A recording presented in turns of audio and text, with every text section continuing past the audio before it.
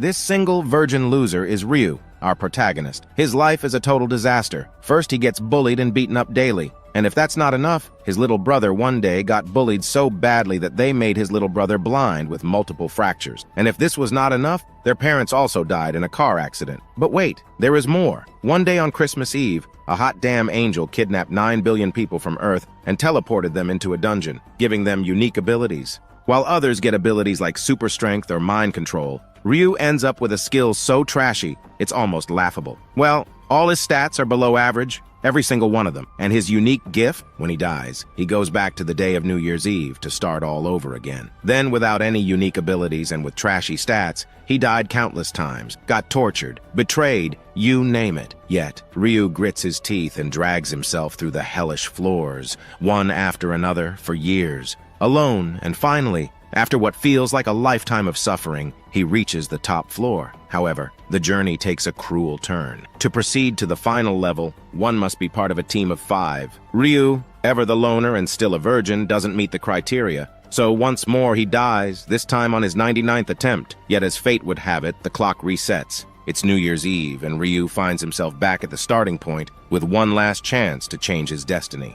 Seeing his hand still trembling, Ryu can't shake off the memory of the unimaginable pain he just went through. He can't believe that he died because he was alone on the last floor. It was almost too much to bear. Frustration kicks in. Clenching his fist and steeling his eyes, he gets ready to give it one more go, one final try. Ryu then yanks off his hoodie, throws it aside, and looks down at the ground. He's deep in thought, thinking about who he could possibly team up with this time around. So guys, today's goal is 2,000 likes. Please like and subscribe to support the channel. Now let's continue. The scene suddenly shifts. Now the spotlight is on this piece of shit, Youngmin, the guy responsible for turning Ryu's life into a complete, living hell. Youngmin and his underlings are all smiles, giddy about the fact that they're about to turn into adults. No more sneaking around with fake IDs to buy alcohol. They're in a chatty mood, talking about the jobs they want in the future. When it's Youngmin's turn, his smile turns darker, more dominating. His buddies ask him what's on his mind for the future. Without missing a beat, Youngmin says he's going to be a gangster. Hearing this, his friends pause. They look concerned, almost freaked out.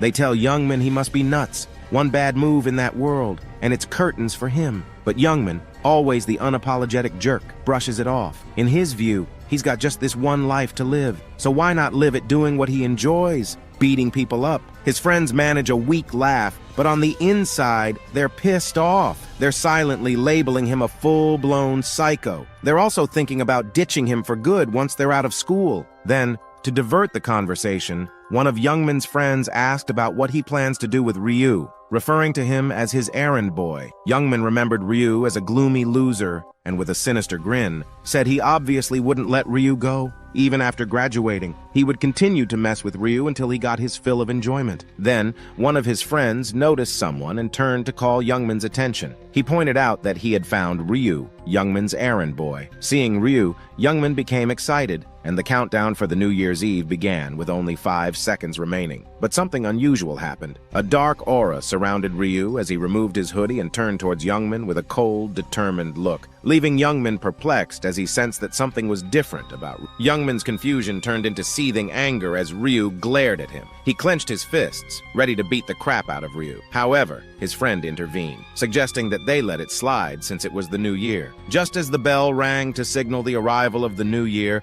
a chilling voice echoed through the area, addressing all the humans as if they were insignificant creatures. This unexpected voice left Youngmin and his friends stunned, wondering where it had come from. From above the sky, the angel descended ever so slowly, dressed in a pristine white gown with enormous wings to match, one eye obscured by a piece of cloth. The angel looked down at the crowd with an amused smile. She commented that watching humans always felt like observing monkeys in a cage. Meanwhile, the crowd below was losing control, some thinking it was an event organized for the new year, while others were taken aback, finding it all too real, and some were already enamored by the angel's beauty, calling her hot and pretty. Ryu, on the other hand, glared up at her. Even though she looked hot, after seeing her for the 99th time, his anger still boiled within him. The angel let out a slight laugh, calling all the humans trash for falling for her beauty. She warned them not to have any naughty thoughts, as she had no intention of mingling with trash like them, and the people just listened to her in utter silence, shocked. With her hand resting on her chin and a look that seemed like she was contemplating something delicious,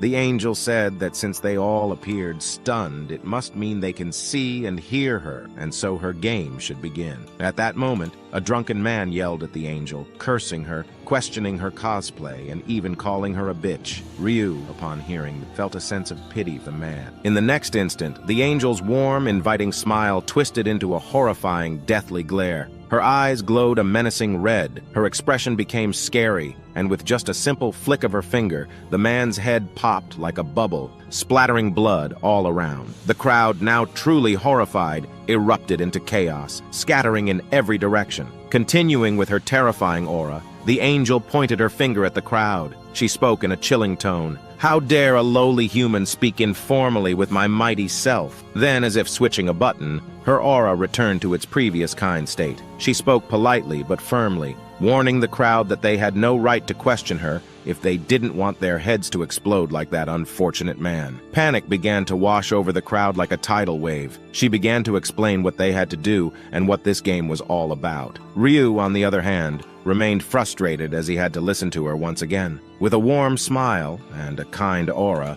she extended her hand forward and stated that they would have to play a simple game. This game would consist of 20 rounds and would start on the first of every month. Their souls would be transported to another world, and after clearing each round, they could return to Earth. It sounded simple enough. Hearing this, the crowd was confused, thinking they could live just by playing a simple game. Even Youngman was a bit panicked. Then, the angel dropped another bombshell, saying, "Who said all humans will live? Even if they complete the quests, only half of the participants will survive." She then proudly declared how kind she was for sparing half of them, and Ryu just stared at her, not uttering a single word. Then, the angel let slip another piece of shocking information, that she wouldn't be taking all the humans. With a naughty smile, she explained that she would only take humans between the ages of 15 to 29. Upon hearing this, one man got incredibly happy, making strange faces and shouting that he was saved and wouldn't have to die. Another young man grabbed the old man's collar in frustration, and they began to fight. Panicked, Youngman stepped in to stop them, warning them to remember what happened to the guy who had shouted, his head popping like a bubble. The angel turned around and began counting.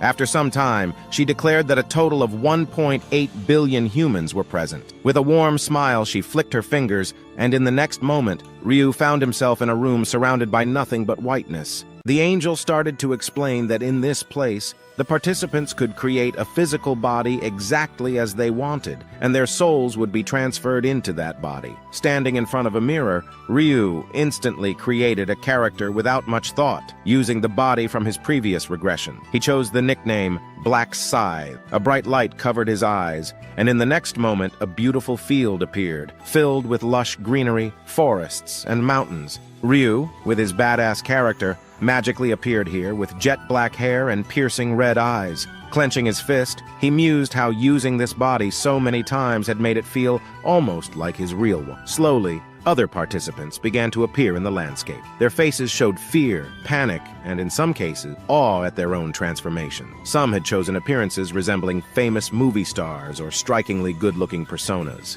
Ryu looked at them and thought back to his own initial choices. He remembered that he too had first opted for a flashy, handsome appearance, but that had drawn too much attention, and because of that, he died pathetically. So now, he chose to keep it as simple as possible, avoiding unnecessary attention. Then Ryu's eyes shifted toward Youngman, that piece of work who always made life miserable for him. In this new world, Youngman looked pretty much like his real-world self, just taller and more muscular. He walked with a proud smile and eyes that sparkled. Ryu couldn't help but flash a grin mixed with sweat, noting that Youngman, true to form, had buffed up his character again. Then the angel congratulated everyone on crafting their desired bodies, mentioning how their fearful expressions delighted her. One man dared to ask, saying, "It doesn't seem like 1.8 billion people are here. Is there an error?" Hearing this laughingly, the angel replied, addressing humans as inferior, and she shouted, saying, "Did she give them permission to speak?" She stated that there were many angels taking care of small groups, and it was none of their business. She warned that if anyone spoke without her permission, she would pop their head like a bubble. Saying this, she started the quest. Then she commanded all the humans to say, "Status window." And as they did, a status window appeared in front of them. Just like always, Ryu's stats were trash, with his strength, intelligence, agility, and luck all at 3, without any normal or skill. The angel continued, saying, "Now that everyone has opened their status window and got familiar with this system, specially designed like a game for trash humans to understand easily," she gave an evil smile and extended her hand forward. She announced that if they increased their levels and cleared the 20 rounds, they would be granted a wish, and they could wish for anything they wanted. Hearing this, everyone, including young men, got stunned. Then, with an amused smile, she announced that now she would give everyone their unique skill. In front of them, a crystal appeared, and when they broke the crystal, they got their unique skill. As young Min broke his crystal, he was shocked, and then the angel said, "Since all of them received their unique skill, let the game begin." With a flick of her finger, a notification appeared in front of everyone, instructing them to kill 100 goblins to survive this round. And just like that, a goblin appeared in front of them. The sight of the goblin approaching them with a dagger sent shivers down the participants' spines. Just when they thought things couldn't get worse, the angel had another surprise. Spreading her hands wide, she summoned a whole army of goblins, amplifying the panic among the participants. The angel couldn't be happier, her mischievous smile reflecting her delight at the prospect of a life-or-death battle between 10,000 humans and 50,000 goblins. Suddenly, a goblin charged at the crowd. The tension was palpable. But then, to everyone's surprise, Ryu stepped forward, unarmed. As he advanced towards the charging goblin, murmurs rippled through the crowd. Everyone tried to warn him, claiming it was too dangerous. However, Ryu seemed to have a different plan in mind. With remarkable force, he delivered a powerful kick, sending the goblin flying backward and shocking the entire crowd. He changed his plans and decided to show his full power to the crowd, as it was part of his future plans. Picking up the goblin's dagger, Ryu fixed his gaze upon the angel, determined to capture her attention. Then, as 2 more goblins charged at him, Ryu got ready with his dagger. In a flash, both were slain. Again, all the people were shocked, saying how cool Ryu was. Then one person started to say that these goblins might be weak, and they too could easily kill them, believing it was not a big deal. But before he could finish their sentence, a goblin jumped at them, grinning, and stabbed them to death. Witnessing this, everyone panicked and started to run. Meanwhile, Ryu effortlessly continued to eliminate the goblins. As they witnessed the horrifying scene of goblins mercilessly killing humans, Ryu knew that now there would be only one thing on the minds of these people: survival. Some might try to run, but the area was protected by a barrier, so escape was impossible. Others might hesitate to kill a living being, but in order to survive, they had no choice but to fight or be killed. Ryu explained how he had once been like them, but after going through this round 99 times, despite being weak, he knew all the movements and weaknesses of the goblins like the back of his hand, making it easy for him to kill them. Watching the scene unfold from above, the angel was having a ball. She was genuinely enjoying the chaos of goblins and humans fighting each other. With a smirk, she commented on how the humans, who she referred to as monkeys, were struggling against the goblin. Even though the goblins had smaller, weaker bodies, when they were armed with daggers, they seemed to have the upper hand. However, her gaze eventually landed on Ryu, who was tearing through the goblins like a whirlwind. She took note of his nickname, Black Scythe, and realized he had already taken down 70 goblins in a short span. A hint of annoyance crossed her face. Ryu's dominance was ruining her entertainment. But, shrugging it off, she said to herself, it can't be helped, and shifted her focus to watch other humans fight for their lives. Ryu, on the other hand, continued his onslaught, becoming a one-man killing machine. The goblins started to fear him. Seizing the moment, Ryu checked his status window. He had leveled up to 4 and had 6 stat points to allocate. Without hesitation, he dumped all his points into agility, explaining that agility not only boosts dodging ability, but also impacts attack and movement speed. At the start, agility's the real MVP, Ryu thought. Looking at his dagger, Ryu said out loud, "This should get that pesky angel's attention." With a swift throw, his dagger found its mark, embedding itself in a goblin's head. With his arm still outstretched from the throw, he confidently declared his intent to wipe out all the goblins that day. The goblins shivered in fear, sensing the resolve in his voice. Ryu, not missing a beat, got back to work, and in no time, he had reached his goal. 100 goblins defeated. After successfully completing the quest, a bright yellow light enveloped Ryu, creating a protective shield that kept the goblins at bay. Standing there with a cool, collected expression, he remarked that the first round was a piece of cake. He'd gone all out, slicing through goblins like a maniac, just to grab that angel's attention. But truth be told, there was another reason too. Then, with a sly grin, Ryu shared that he was also aiming for a secret reward. The system, impressed by his lightning-fast completion time of 10 minutes and 21 seconds, congratulated Ryu for achieving rank 1 in all the zones, setting a new historical record. Feeling pretty pleased with himself, Ryu explained that he had an ace up his sleeve. As a reward, the system granted Ryu a coupon, a real game changer. With it, he could choose any low-rank rare weapon he wanted, absolutely free. Ryu, still sporting a hand stained with goblin blood, eagerly clicked the coupon, and before him materialized an array of weapons. However, there was a tinge of disappointment in his eyes. You see, his trusty main weapon was a scythe, a rare find indeed. So, begrudgingly, he settled for a dagger, tossing aside the measly goblin dagger like it was trash. Meanwhile, the other players were still caught up in a life-and-death struggle. Ryu, though, was in a league of his own. He casually checked his status window, and there was a title that caught his eye, one he'd never encountered in his previous 99 lives, the Last Time Regressor. This was new to him, and he couldn't help but wonder what it meant. The scene shifted to a flashback, giving us a glimpse of how Ryu earned this new title. Ryu, maintaining his poker face, had utilized the Ryun stone, causing it to slowly fade away as he revived his unique skill, regression. However, the system promptly notified him that this marked the 100th time he'd used this skill, and it was now time to bid farewell to it. Now, this wasn't much of a shock to Ryu, who had anticipated that his skill would be removed after the 100th use. Otherwise, he might have regressed infinitely. However, there was a twist in the tale. Another system notification popped up, catching Ryu off guard. It informed him that this 100th regression had earned him a special title, the Last Time Regressor. This news left Ryu genuinely stunned. You see, in this world, titles were exceedingly rare, and each one came with its own set of skills and stat boosts. Intrigued, Ryu examined his new title and what it offered. Upon death, he would be resurrected with full health, and what's more, he could choose the exact location where he'd return to the land of the living. This, however, was a one-time use ability. At this revelation, Ryu broke into a smile, a genuine one. He rested his chin on his hand, realizing he'd just laid his hands on something truly extraordinary. After that, Ryu, feeling a bit restless, stretched out his arms. He was honestly getting bored and wondered how Youngman was faring. After a quick look around, he spotted Youngman. The dude was still kicking. Ryu smirked a bit, thinking, guess he's gonna make it through this mess like before. As time went on, more participants were finishing their quests. But the angel. She looked like she was about to doze off. She even said it was getting boring since there were now as many humans as there were goblins. Down on the ground, it was a completely different story. Humans were in a real mess. Some looked like they were on their last breath, while others were sobbing, holding their loved ones close. Then, out of the blue, that mischievous angel got a wicked idea. She decided to spice things up. As if things weren't bad enough, the terrified black-haired girl watched in horror as her injured hubby started to fade away, like he was just disappearing. And it wasn't just him. All the dead bodies began to vanish. Just as everyone was trying to wrap their heads around what was happening, a massive group of goblins appeared and rushed towards the humans, causing complete mayhem. From a distance,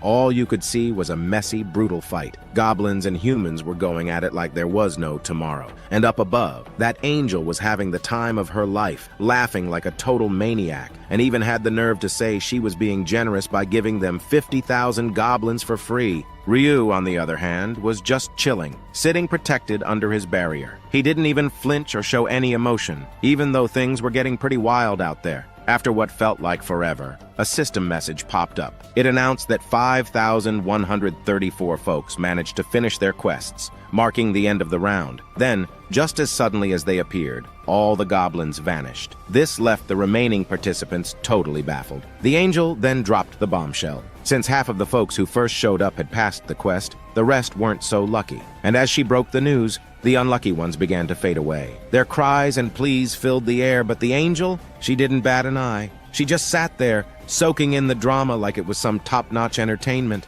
Then the system notification popped up, displaying everyone's rankings, and Ryu was at number 1. He received another reward for being in the top spot, which was 1,000 gold. Meanwhile, everyone stared at Ryu with shocked expressions as they also realized he was ranked number 1. The awaited moment had arrived. The angel took an interest in Ryu, just as he had hoped. Smiling, she praised Ryu, acknowledging that someone being ranked number 1 in the entire world, region, and under her group was an accomplishment to be proud of. The angel called out to Ryu, using his nickname Black Scythe, and asked him how he became so strong. She began to inquire if he had received a special, unique skill, but stopped herself mid-sentence, cursing herself. Ryu replied, asking if she couldn't already tell what unique skill he had since she was an angel. The angel panikedly responded that of course she could, as she was a mighty angel, and she was merely asking. Ryu smiled inwardly, knowing that she couldn't actually discern his unique skill. Then Ryu dropped a bombshell, asking the angel for a favor. That wiped the smile off her face. You could hear a pin drop as everyone's jaws hit the floor. Ryu,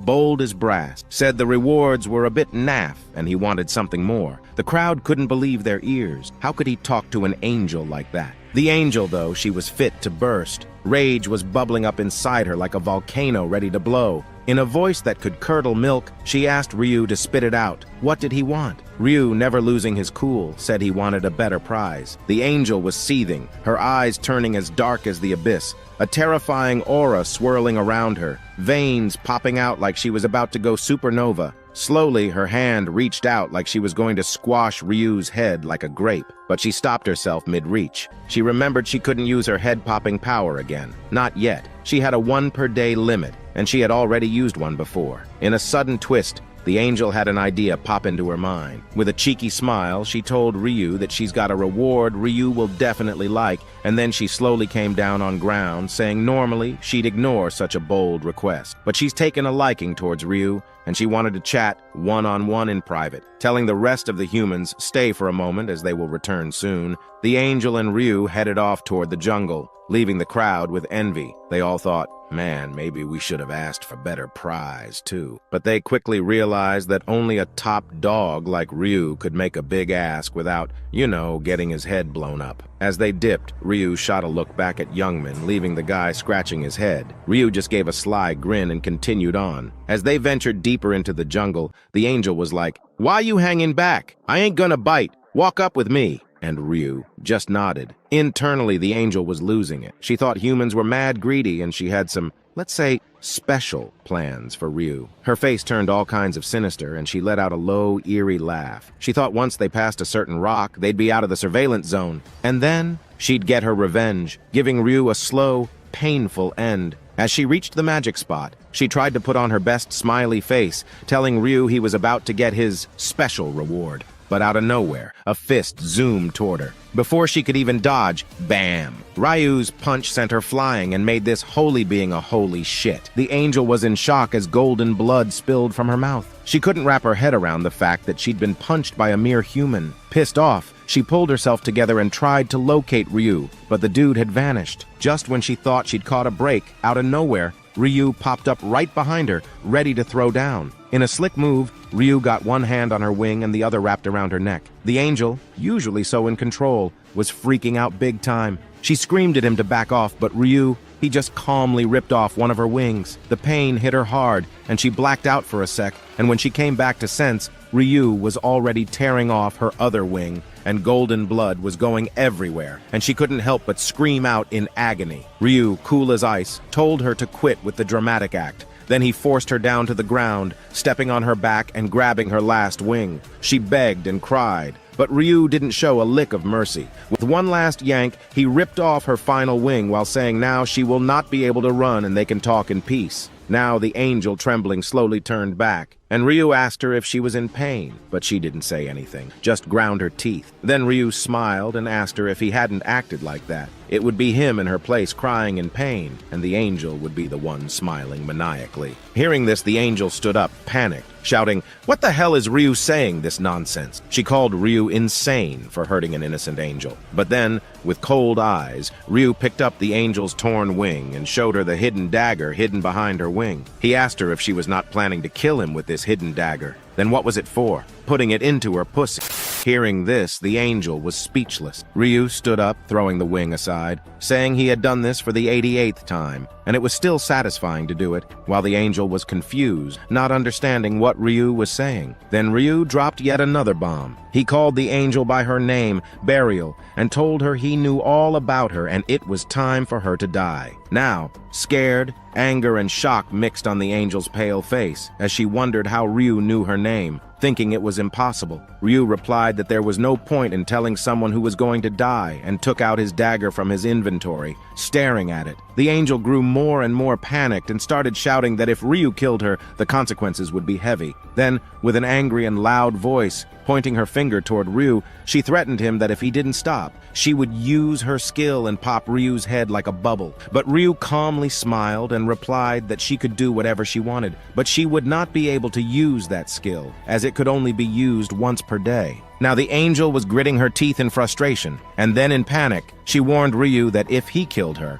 her comrades would not let him go unscathed. But Ryu, with a calm and calculating expression, simply said, "Comrades, my ass." He knew she was a virgin loser with no friends, and no one was going to come to her aid. The other angels didn't care about what happened to their fellow angel. Ryu slowly advanced toward the angel, and she began to utter threats about how he would regret killing her. But before she could finish her sentence, Ryu raised his dagger and thrust it into her chest with great force, ripping her apart. Golden blood splattered all around her, and she screamed in agony. However, Ryu's expression remained cold and calm as he stood over her lifeless form. The system then notified Ryu that he had achieved an unbelievable feat. He had become the first in history to kill an angel. As a reward for this act, he received two rewards. First, he obtained the angel's special essence, her juice, and second, he acquired an ability ruin crystal. This was the entire reason he had killed the angel, and he had succeeded in his goal. The ruin was known as the Ruin of Slaughter, and Ryu wasted no time in utilizing it. As he activated the ruin, it began merging with him, and the system promptly notified him that he had gained a unique skill known as the Butcherer. With this skill, every time he killed his target,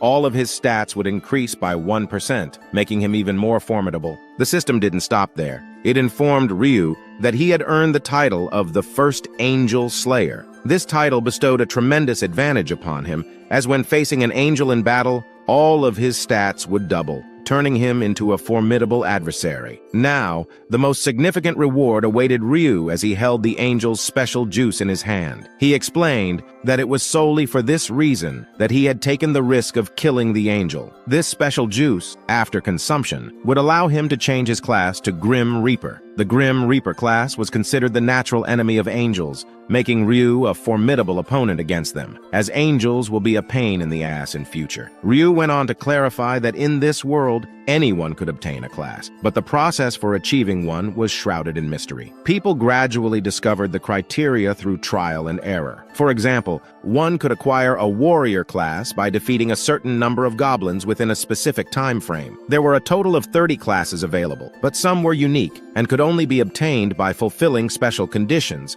such as drinking an angel's special essence. These unique classes were significantly more powerful than the standard ones. Ryu had explored all the classes in his previous 99 lives and found that the Grim Reaper class was the best choice, enabling him to fight angels on equal footing in future. Ryu wasted no time in claiming his rewards for coming in first place in the entire region. He carefully selected a 3x experience buff for 2 rounds, fully aware of its importance. He already possessed valuable information and a good amount of gold, but he needed to level up quickly for his future plans. As Ryu made his choices, the angel's presence began to fade, and a soothing white light enveloped the entire area. The scene then shifted, and we found ourselves back on Earth with Youngman. He was panting and bewildered, slowly raising his head as he wondered if everything that had transpired was merely a bad dream. However, Youngman noticed something odd. He checked his phone and discovered that exactly 5 hours and 20 minutes had passed, precisely the same amount of time as in his dream. Gradually, others around him began to wake up with headaches. Youngman's friend also woke up, confused, and shared that he had experienced a strange dream. But Youngman observed something even more alarming. As he pushed his friend's foot gently, there was no response.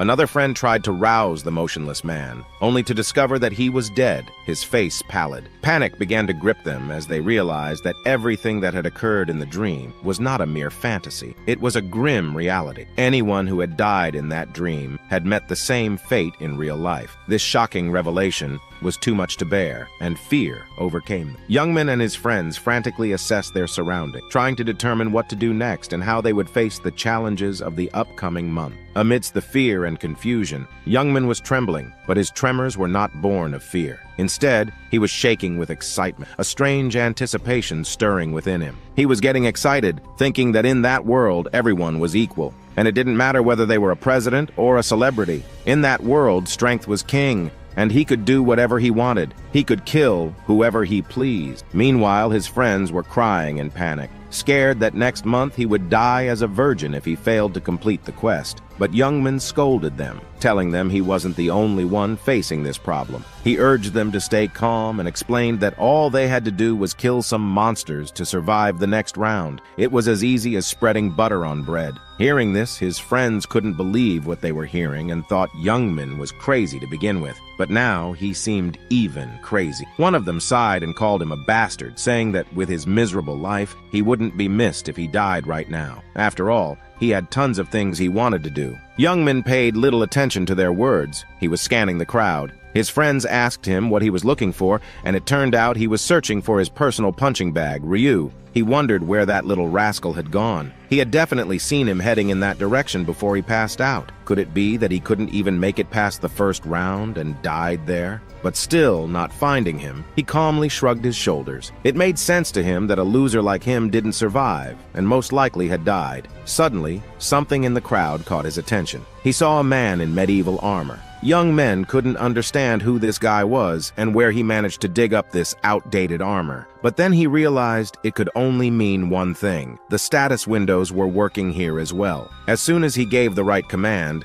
his status window with his characteristics appeared in front of him. He couldn't believe that it had worked. Young men immediately shouted to his friends to all try to turn on their status windows because it worked here too. They were once again shocked that it worked. Seeing their actions, the others also followed suit. But everyone was curious if this meant that they could use all of their stats and items here. A few hours late, to test this, Young Min picked up a small pebble from the ground and squeezed it in his hand. It shattered into small pieces, and the remnants of the stone turned into a saw blade that spilled out through his fingers. Seeing this, he let out an evil smile. A few hours later, the next breaking news was announced on morning news nationwide. Multiple angels were seen worldwide, and 9 billion people died overnight, while another 9 billion people gained mysterious powers, turning the whole world upside down. Ryu Min walked down the street with a serious face, reading the news on his smartphone. He thought to himself, it's just the beginning. The real chaos is about to come. The real problem was now on round 1. People didn't become that strong. They reached just the level of a pro athlete. The real chaos would begin from round 2,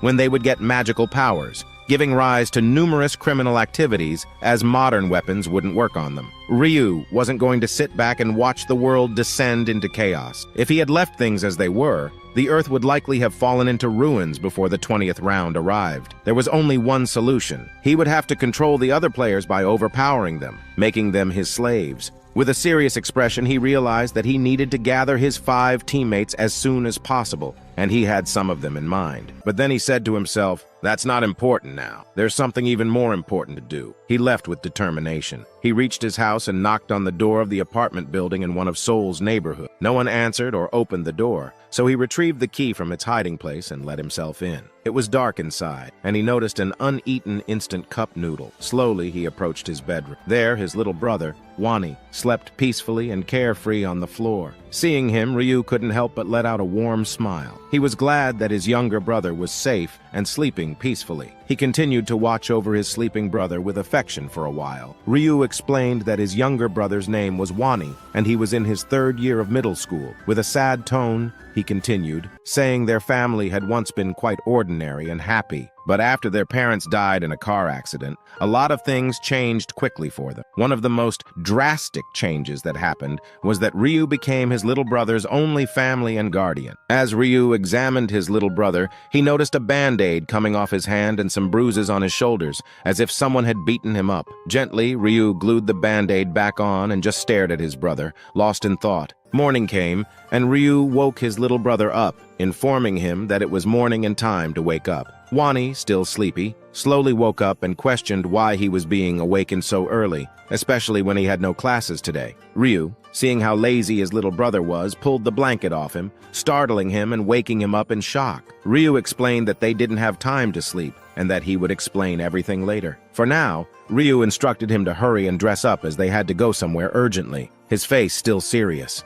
Wani took his time, not fully understanding what was happening. He yawned and asked where they were going, but Ryu, with a serious expression, told him that they didn't have time to relax and the whole world was in chaos. Wani asked if something was wrong with the New Year ceremony he was going to attend, but Ryu urged him to get out of the house first, promising to explain everything later. As they left the house and strolled down the narrow street, Wani couldn't help but notice a significant shift in his brother's demeanor. Ryu, typically carefree and easygoing, appeared unusually serious. Wani sensed that something out of the ordinary had occurred, but he hesitated to inquire, thinking that Ryu would eventually share what was on his mind. Then Ryu turned toward his little brother and inquired if he was aware of what was happening in the world. Hearing this, Wani got confused, thinking about what could have happened while he was asleep in his state of panic. Ryu urged his little brother to check the latest news on his smartphone search feed. Wani quickly scrolled through the updates, trying to comprehend the gravity of the situation. What he read left him in disbelief. Stories of angels kidnapping people's souls and transporting them to another world, where half of them had died with a heart attack mysteriously. Panic surged through Wani as he absorbed the shocking news.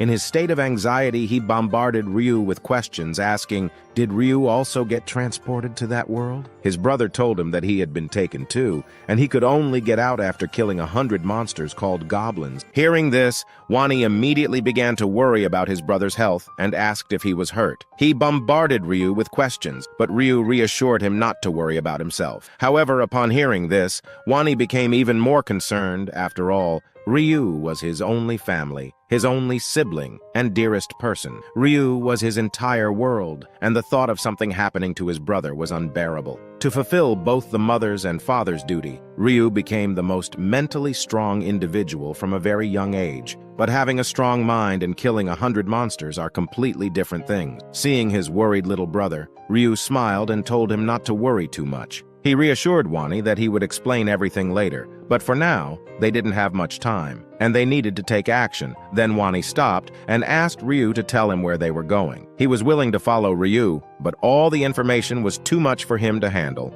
and he would only follow Ryu when he told him where they were going. Seeing his little brother's wounded hand, Ryu turned to Wani and told him in a cold voice that they were going to attack the hideout of Taegyu, who was the leader of the bullies in his class, shocking his little brother. Still not believing that his brother had found out, Wani asked his brother if he really knew about it. Ryu asked back, did you really think I wouldn't find out? Now, Wani bit his lip, realizing that he thought he had hidden his secret well, but it turned out that his brother had known about the bullying all along. Now worried, Wani sat there thinking how he didn't want to get his brother involved in his life when Ryu was himself getting bullied and having a hard time. Ryu, on the other hand, seeing his little brother sad, apologized to him in his thoughts and said to himself that he shouldn't have known this in the first place, but he found this out during the first regression. After returning from the first round, Ryu Min just slept the entire day in depression, and his little brother went somewhere in the morning. After a while, Ryu was awakened by the ringing of the phone. Annoyed at who might be calling him,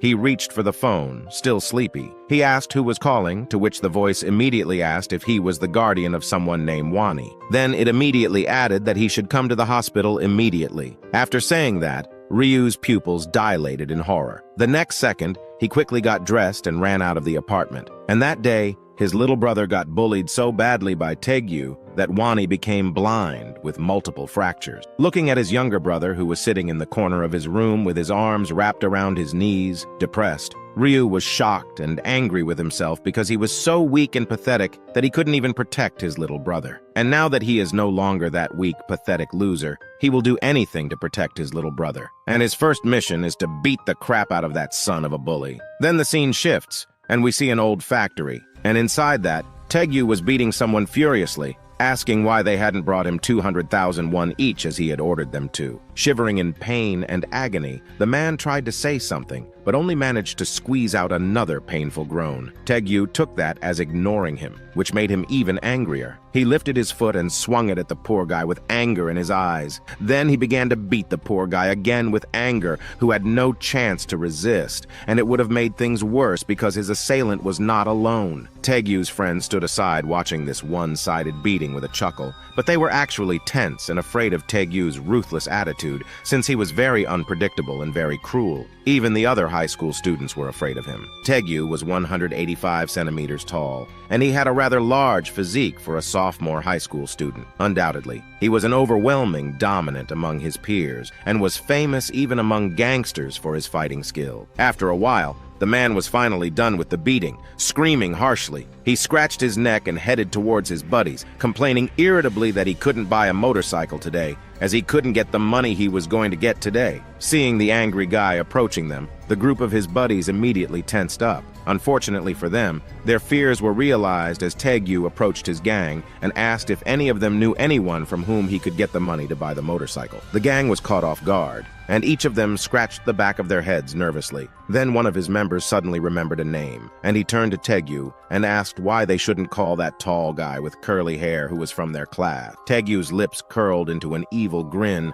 when he realized who he was talking about. Then he added that he planned to call him today anyway, since he thought he deserved a good beating as a New Year's present. They were thinking about how they would beat Ryu-1. Taegyu, with an annoyed face, said that Ryu-1 is basically homeless, and they will not get anything from him. Then he decided that once he comes, he will beat the crap out of him and make him blind for being so poor. Then suddenly, a footstep echoed in the empty factory, and in the entrance, Ryu confidently entered the building, while Wani hesitantly followed behind him. Seeing Wani, the hooligans started laughing, saying they were just going to call him. And here he is. He came on his own. Then, noticing another person beside Wani, standing confidently, Taegyu got annoyed, thinking who he is. Then he shouted loudly, cursing Wani, saying how dare he bring someone without his permission. But Ryu just stood there silently, glaring at them, and Wani started to shiver in fear. Seeing this silent treatment, Taegyu got even more annoyed. Then he angrily, slowly came toward Wani and asked him if he brought another errand boy. But before he could say anything, Ryu stepped forward with a smile on his face and confidently stated that he was his older brother. Taegyu laughed, then turned to Wani, who was standing behind his older brother, and reminded him that he had already told him to watch his language if he didn't want to get beaten up. And now he had come with his older brother to his hideout to get revenge with a mocking smirk on his face. Taegyu clenched his fists and told Wani that he and his brother would die today. Then, turning to one of his minions, he nodded and ordered them to act. The latter, not realizing what he was getting into, nodded in agreement with a happy smile. While Taegyu was standing behind with his arms crossed, his underling slowly walked toward Ryu and started taunting Wani, asking if his brother had ever even killed an ant before. Now, standing face to face with Ryu-min, he compared his height with Ryu, saying how small he was, and how Ryu-min was even smaller than Ryu-wan. But before he could finish his sentence, a heavy fist came flying toward him, and the next thing he knew, he was lying on the ground, blood coming from his face and mouth. Seeing his friend's defeat, the other guy immediately rushed at Ryu, intending to strike him with his fist. However, Ryu-min dodged his attack and struck him in the jaw with his fist. The blow was so strong that the guy let out a painful scream and flew a few meters away, hitting some debris behind him. At the same time, the first guy, who had already recovered from the blow, as well as the remaining bald guy who was shouting angrily for him to die, rushed at Ryu again. However, this joint attack was of no use at all, as all they got was 2 blows to their faces and started crying in pain. At the same time, Taegyu was watching his buddies being beaten up and crawling on the floor with painful groans. Then he walked past the fallen members, came close to Ryu, and with a smirking smile asked Ryu that he must have been acting this confident because he must have some boxing training from somewhere. But it's not enough to defeat him, as, however skilled Ryu is, he will not be able to overcome the difference in weight class. Taegyu was 185 centimeters tall and had a sturdy build, while Ryu-min was 165 centimeters tall and looked frail. The difference in weight classes was obvious,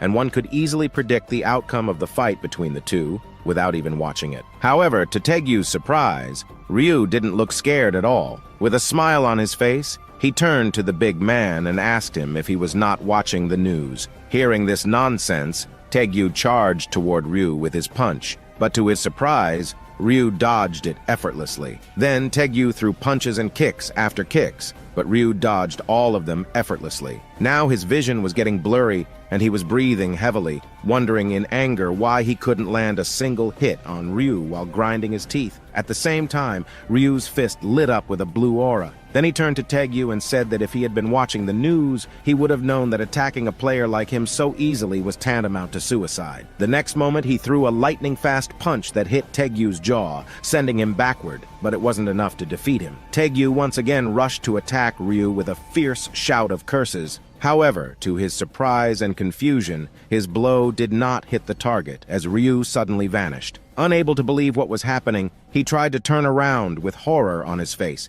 Before he could react, Ryu threw another punch at Taegyu's face. With a painful groan, Taegyu rubbed his nose, and then blood started to come from his mouth and nose with a broken tooth. Seeing his broken teeth, he screamed loudly in anger, declaring that today he would kill Ryu. It would not be a peaceful death. He intended to torture him before delivering the final blow. With determination, he once again threw a punch toward Ryu Min. But this time, Ryu didn't dodge the attack. Instead, he grabbed Taegyu's hand, leaving Taegyu in shock. Ryu Min started throwing a barrage of punches toward Taegyu, and from behind, Taegyu's underlings were left surprised. Taegyu noticed that Ryu was only punching his face, trying to humiliate him in front of his gang. This realization fueled his anger, and he charged toward Ryu again. But this time, Ryu kicked Taegyu with great force. Taegyu went flying and crashed onto the wall. The kick was so strong that Taegyu was holding his neck, struggling to breathe. With broken teeth, shivering from pain, and saliva coming from his mouth, Ryu slowly walked toward Taegyu, and with a cold stare asked, "Does it hurt a lot?"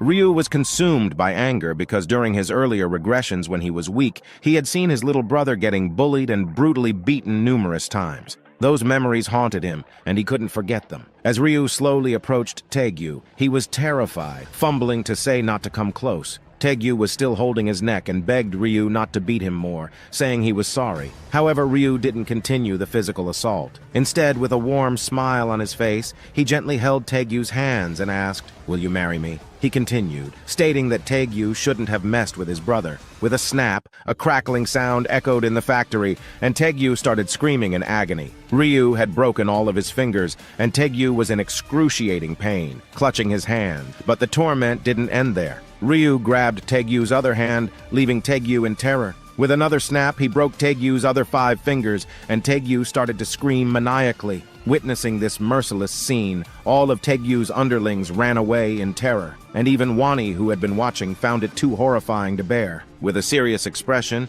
Ryu warned Taegyu not to touch a single hair on Wani's head. Taegyu, crying, promised that he would never do that. But then Ryu began to smile with a very happy expression. He grabbed Taegyu again, stating that Taegyu might change his mind in the future, so he had to ensure Taegyu would never mess with them. With that, he broke Taegyu's wrists as well, and Taegyu screamed in agony for hours. The scene shifted, and we see Ryu walking, his little brother hesitantly calling his name. Ryu stopped, and Wani asked in surprise how Ryu did that, and if he had learned some kind of martial art in another world. Hearing this, Ryu smiled slightly and replied that just like the news said, players could use their abilities in the real world. As an example, he pointed to his hand, which shone with a bright golden light. In the next moment, a black dagger appeared in his hand, causing Wani to gasp in surprise. Seeing the dagger magically appear in Ryu's hand, Wani got very excited and curiously, with sparkling eyes, asked how Ryu did that. Ryu, with a kind smile, replied that this is one of the skills he got from the other world,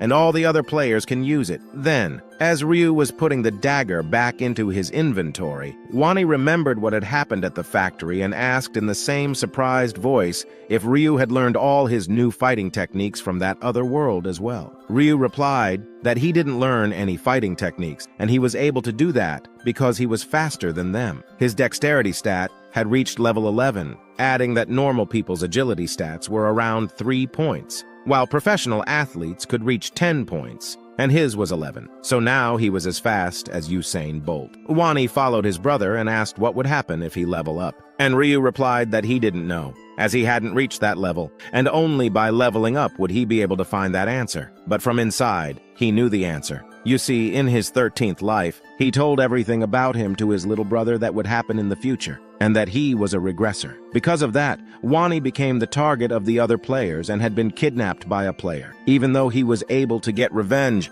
he didn't want to feel those emotions again, much less have his younger brother suffer for it. Turning to look at his little brother who was following him, he told himself that he had to prepare himself to protect him in the upcoming fight between the players. Then Wani's stomach growled, and Ryu asked if he was hungry and suggested they go eat a good breakfast together. Hearing this, Wani happily nodded with shining eyes. Then the two brothers entered the nearest store. Ryu immediately headed towards the ATM. When Wani saw this, he asked where he was going, saying that the noodles were in a different place. But Ryu turned around and told him to wait for a few minutes. He went to the ATM and inserted his card. He looked at the screen and thought to himself that this was all he could save up to that point. His balance was 133,134 won, which was about $100. After selecting a transaction amount of 100,000 won, he pressed the button to confirm the transaction. Seeing the huge bills in his older brother's hands, Wani was surprised and asked why he needed so much money, to which Ryu replied that he needed it for something. Then the two reached an area selling premium foods, and Ryu asked Wani why he didn't choose something from here. Hearing this, Wani got startled, saying everything here is very expensive. Even the cheapest food here is for $20. But Ryu reassured his little brother that it's okay as it's New Year, and they should eat good food to enjoy the day. Hesitantly, Wani asked if they spend money on expensive food, will they have enough money for living expenses? Ryu replied with a smile not to worry about money, and just to buy as he has a way to earn a lot of money. Then, Wani excitedly picked up a packet of pork belly meat, saying he always wanted to taste this, and today finally he will be able to. Ryu from afar was watching his little happy brother with a warm smile. Then, Ryu approached Wani, who was shining with happiness, and suggested that they go to a restaurant together sometime and order some roast beef. But Wani smiled the happiest smile Ryu had ever seen, and replied that there was no need, as he had more than enough of what they had bought today. Seeing how happy his brother was, Ryu told himself to wait for only 5 days, after which he could give his little adorable brother as much food as he wanted. He will give his little brother so much meat that he will get tired of eating it. Then the scene shifts, and we see Wani took a piece of meat with his chopsticks and put it on a spoonful of rice. As he took a bite and chewed it, he happily said with a happy face that it was delicious, really delicious. Ryu was really happy seeing his little brother happy. Then suddenly, Ryu stood up from his seat and told Wani to wait here as he had a very important thing to do. Wani asked him where he was going, but Ryu told Wani that he will know in a second. Then Ryu returned after a while, and he loudly slammed his hand on the table, placing his pen on it. Confused, Wani then noticed many lottery tickets and asked Ryu in an uncertain voice if all these are lottery tickets. Ryu replied, yes, they are. As he was opening his pen's cap, Wani, with a worried voice, asked how many tickets Ryu bought, and Ryu replied, 20. Hearing this, Wani got panicked, realizing his big bro just spent his entire savings on some lottery tickets, and he asked Ryu in concern how he could do that, and if this was the way of earning money Ryu was talking about, as he should know that it was almost impossible to win them. However, his older brother calmly told him to trust him and just watch. Then he took a pen and began to circle the numbers on the lottery tickets. Wani was puzzled when he saw Ryu circling numbers on all the lottery tickets. Worried, Wani asked Ryu why did he circle the numbers on each ticket, and Ryu replied with a smile on his face that he did it because those numbers were the winning ones. Then the scene shifts, and we see the brothers sitting in their house with lottery tickets on the table. Ryu was calmly flipping through his phone, while his brother nervously held the phone in one hand and propped his head up with the other. The announcement of the lottery draw was made from his phone. Wani was biting his fingernails with worry, staring at the screen of his phone with the live broadcast. He thought they were in trouble if they didn't win a single lottery because they had wasted all their money. As the live broadcast began, Wani became more nervous and Ryu scolded him not to be so nervous and to stop biting his nails. Wani said that they would have been better off buying better food with that much money. Then the hosts announced that the first lucky number was 3, and Wani stopped biting his nails. The second number was 18, and the third was 9. Wani was shocked as he saw the numbers matching the numbers on the lottery ticket that Ryu had bought. As all the numbers got revealed, Ryu matched the numbers on the lottery ticket with the phone screen. He was overwhelmed with emotion, looking from the phone to the ticket and back again. With happiness, he asked Ryu if this was all a dream. Ryu replied it's not a dream and told Wani that he told him he had a way to earn money. Realizing it's not a dream, Wani raised his hand high, holding the lottery ticket, and happily shouted that they won the first prize. Ryu then told Wani to stop shouting, as if the neighbors heard them. They might get into trouble, and Wani stopped shouting midway. Then Ryu warmly asked Wani if he's happy, and Wani replied, of course he is happy, and asked Ryu if he's not happy. Ryu, with a smile, replied that he is, but he was not looking excited at all. He explained that he was also like Wani when he first won the lottery in his 15th regression, but after repeating it for multiple times, it became more like a mandatory process or an annual event. Then Ryu said to himself that he has to earn money quickly, as after the death of 9 billion people, and the item trading among the players will crash the economy like crazy. But it was not the end of the surprise. Ryu won first prize for all the 20 tickets. Now holding all 20 winning tickets, Wani was in shock, asking Ryu that this still doesn't feel real, and how much is the total amount will be. Ryu replied he doesn't know, but then with a smile, he said the amount is so large that it will shake the entire world. Ryu got off the bus and walked down the street. He soon saw a tall building in front of him. It was the main branch of Non-Hyeop Bank where he was to receive his prize. Normally, he would have been nervous before entering, but maybe it's because this is the 85th time he is receiving the grand prize. He is not nervous at all. The bank was crowded with customers, but none of them were lottery winners. Ryu went to the front desk in the lobby of the new building, and then he approached the employee on duty, telling him he is here to collect his lottery winning amount for the first place. Hearing this, the employee smiled and congratulated him on his winnings. At the same time, he wondered to himself how the guy standing in front of him, who looked like a student, was able to get the prize for the first place. Pushing his thoughts away and searching for something on the computer, then the employee asked Ryu where he had purchased his ticket, to which he replied that it was at the Yeonwi branch. Hearing the guy's words, the employee exclaimed in shock, unable to believe what he had said. His mind immediately went back to a conversation with his colleague who told him that this time, someone won the first prize for 115 games and all first prize. However, and his senior strictly commanded him whenever that customer will come, he has to treat him like a VIP guest. The employee's thoughts were interrupted by the voice of Ryu, asking him if he is okay, and the employee panickedly replied he is, and told Ryu to just wait for a minute. A few minutes later, a middle-aged man appeared in front of Ryu, who smiled and thanked him for waiting. After shaking hands with Ryu, he introduced himself as Guan Juno, saying that he was the president of the bank. Ryu simply replied that his name was Ryu. The president said that since he had won the first place prize, he had to congratulate him personally. Ryu smilingly thanked the man for congratulating him. Afterwards, the man offered to escort him to the place where he could collect his winnings, telling him to follow him. As they approached the door with a sign that read, "Lottery Ticket Sales Team," the president announced that they had arrived at the place. As soon as they stepped inside, they were immediately greeted by one of the female employees who stood up and bowed to greet the president. Noticing some young man next to the president, she couldn't help but wonder who it could be. But she didn't have to speculate because the next moment, the president himself introduced the guy, saying that he was the first place winner and that he had come to collect his prize. Then he told them to make sure that their guest felt comfortable. Surprised to see the guy who was talking casually with the president, the woman could hardly believe that in front of her was a man who had won first place for 115 games. Having recovered from her excitement and doubts, she told herself that she should calm down and do her best to satisfy the customer. After greeting him, she invited Ryu to sit down with a smile on her face. He did so, sitting comfortably on the chair right in front of her. She then asked him if he would like a drink, but Ryu simply replied that he would not, adding that he would like to get right down to business and take his prize. After hearing Ryu's answer, the employee didn't take any more time and asked him to provide her with the tickets so she could confirm that he was the winner. Ryu immediately handed her a stack of winning tickets that he had brought with him. Looking through the tickets, the woman couldn't believe that he had bet everything on one combination. It could only mean one thing. Either the guy had decided to risk everything, or he could see the future. Having finished with the confirmation, the employee said that everything was in order and that he could take the prize for the first place. However, Ryu's next question about how much he would receive made the girl freeze, as even just naming such numbers was absurd. After a second of silence, she replied in a trembling voice that his prize is 22.5 billion won, which is equal to $16 million.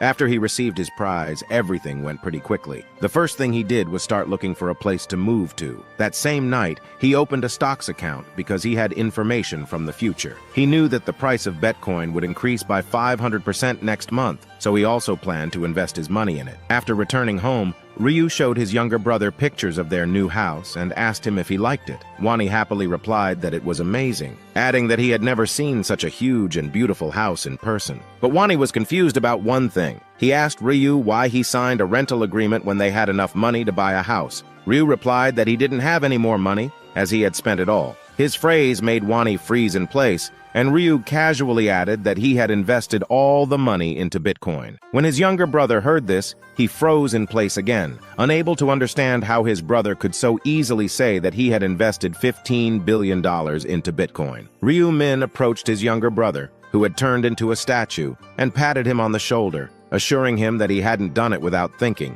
and he knew the price of Bitcoin was going to rise. He told Wani not to worry. Then, hugging Wani, he added that not to worry, as he had seen a dream, and in that dream, he saw new numbers of lottery tickets, and they could always earn money through the lottery. After his older brother's words, the eyes of the naive Wani shone with admiration, believing everything Ryu said. Realizing this, he immediately grabbed Ryu by the shoulders and began to shake him excitedly, asking him never to forget them. Ryu somehow broke free from his little brother's grip, thinking to himself that he couldn't forget them, even if he wanted to, after repeating it countless times. Then Ryu turned to his brother and suggested that they eat outside before heading out. Wani asked in confusion where they were going, and Ryu replied with a smile on his face that they were moving to their new house today. At the same time, at some unknown location, Youngmin was punching and made a big hole in the wall, and then with a villainous smile. He said to himself that pumping all the points into strength was the right decision. Swinging his fist at the end wall again, he added to himself that he was even able to get a power rune that doubled his strength. As he continued to strike the wall, he started to laugh maniacally, saying that now with this powerful fist, no one will be able to stop him, and veins started to foam in his hand as he clenched his fist, ready to go another round of punching the wall. Then the scene shifted, and we see Youngmin now in front of Ryu's door, slamming the door and shouting Ryu's name. When he didn't get an answer, he said first he thought Ryu died in the first round, but later he found his name was not in the list of the dead people, and Ryu was even ignoring all his calls. Then Youngmin's face became furious, thinking the way Ryu glared at him before the angel kidnapped him. He can never forget them, and he will only get satisfaction when he will beat him to death with his own hands. Then Youngmin started to slam Ryu's door continuously, saying if he is hiding inside, he will now come inside after breaking the door. However, a voice stopped Youngmin, and it was an old man standing on the stairs who turned to him and asked him what he was doing at that door. Youngmin asked the old man if he should mind his own business, since Youngmin is not slamming the old man's door. Hearing this, the old man, adjusting his glasses, replied that he was indeed the owner of the house, startling Youngmin. Then he asked Youngmin again if he had come to meet a friend. For a second he froze, not knowing what to say. He quickly adjusted himself to the situation, smiled, and said that he had indeed come to see his friend. Then he asked the old man if he could open the door for him. Youngmin added that he had suddenly lost contact with his friend, and now he didn't know how to get in touch with him. Hearing this, the old man was shocked. Then he told Youngmin that it was now an empty apartment as the student who lived there had moved out. Hearing this, Youngmin immediately asked the owner of the house if he knew when and where the student had moved to. But the old man replied that he had moved today, but he didn't know where he had moved to. Hearing the old man's answer, Youngmin was furious, and he clenched his fists in anger, wondering how he could have left without telling anyone. Then the scene shifts, and we see the duo arriving at the huge glass building, which was the size of a skyscraper. Wani exclaimed in surprise and admiration. Covering his eyes with his hand to keep the sun from shining, he said with shining eyes and amazement that the building was very tall. He was so innocent that he was even surprised that the door at the entrance was revolving. He didn't stop being amazed even when the female employee simply handed them entrance cards while his older brother confirmed their identities. Wani continued to be surprised that there was even a security guard here. Pushing himself up in the elevator to his room, he turned to Ryu and said admiringly that this place was really amazing. Stepping out of the elevator, they headed to their room. When they got to their room, Wani exclaimed again in surprise, wondering how big it was. His brother replied with a nonchalant face that it was about 330 square meters. Such a figure shocked his younger brother, as their previous apartment was dozens of times smaller. Looking at the apartment, Wani, still in disbelief that they were going to live here, asked, "Isn't it too big just for the two of them?" Ryu replied that they have a lot of money and that they should enjoy their life. Then Wani asked Ryu how much the rent had cost him, and Ryu said that it had cost about 22 million won a month, which is about $17,000 a month. The rent alone made his younger brother's head spin. He thought to himself that not so long ago, he was still concerned about the price of meat, which at that time seemed very expensive to him, and now they are spending so much just for rent. Following his older brother, who was still looking at the apartment they would be living in, Wani asked him if they could have chosen something cheaper. Hearing this, Ryu shook his head negatively and replied that the more expensive the services were, the higher the security, which was their priority after all. On the first of every month, all players will fall unconscious as their souls will get transported to another world, leaving their real bodies unprotected, and it was the period that was the most vulnerable for all players. During this time, they became vulnerable to disasters such as fire or earthquakes. But the biggest danger was not the cataclysms, but the assassins hired by other players. And so, when the time came, players would need to prepare to have their bodies in as protected a place as possible. After finishing his thoughts, Ryu turned to his brother, who had already settled in a bit, and asked if he liked the house. Wani enthusiastically replied that it was beautiful, and it still felt like he was dreaming. Then Ryu kindly said he is glad Wani is happy and that he liked it. Suddenly, Wani's face became a little sad. He then apologized to his older brother in an uncertain and worried voice. Ryu looked at him in confusion, not understanding what he was apologizing for. Wani continued in an upset voice, saying that Ryu would be transferred to another world next month, and he'd have to fight for his life. Knowing this, how could Wani enjoy and be happy? But this sad atmosphere was broken by Ryu, who patted his brother on the shoulder, asking him why he was so sad. He added, "Do you think I won't be able to come back from the next round?" But Wani didn't say anything, and Ryu jokingly told him to stop thinking about nonsense and follow him. He had heard that the shopping hall on the second floor sells really delicious food, so they should go and enjoy.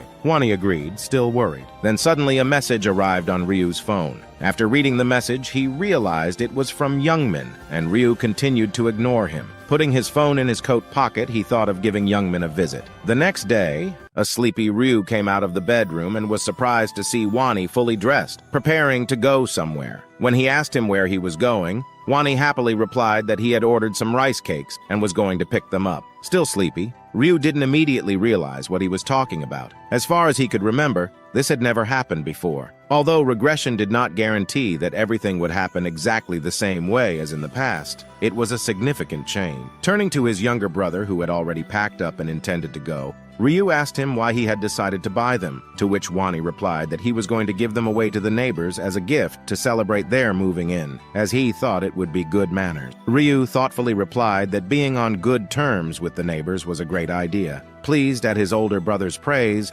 Wani said that he could distribute them himself, adding that Ryu could stay here and rest. However, Ryu disagreed, replying that they should distribute the gifts together. He then told Wani to wait for a while he went to change his clothes. After a while, they rang the bell of the first apartment, from which a voice came out seconds later asking who it was. Wani, with a smile on his face and a cake in his hands, good-naturedly informed them that they were their neighbors who had just moved in and now came to greet them. Opening the door, a middle-aged woman with a smile also greeted them. Then noticing that the two looked very similar, she asked if they were brothers, to which Wani smilingly replied that they were. Handing the woman a rice cake, he advised her to eat them while they were still warm. She happily received the cake and thanked the brothers. Then, after some more time, they continued to greet their neighbors, continuing to give them gifts, and after an hour they were almost done with greeting the neighbors and heading to the last place. This was the top floor, and the most expensive and the most secure one. While Wani was ringing the doorbell,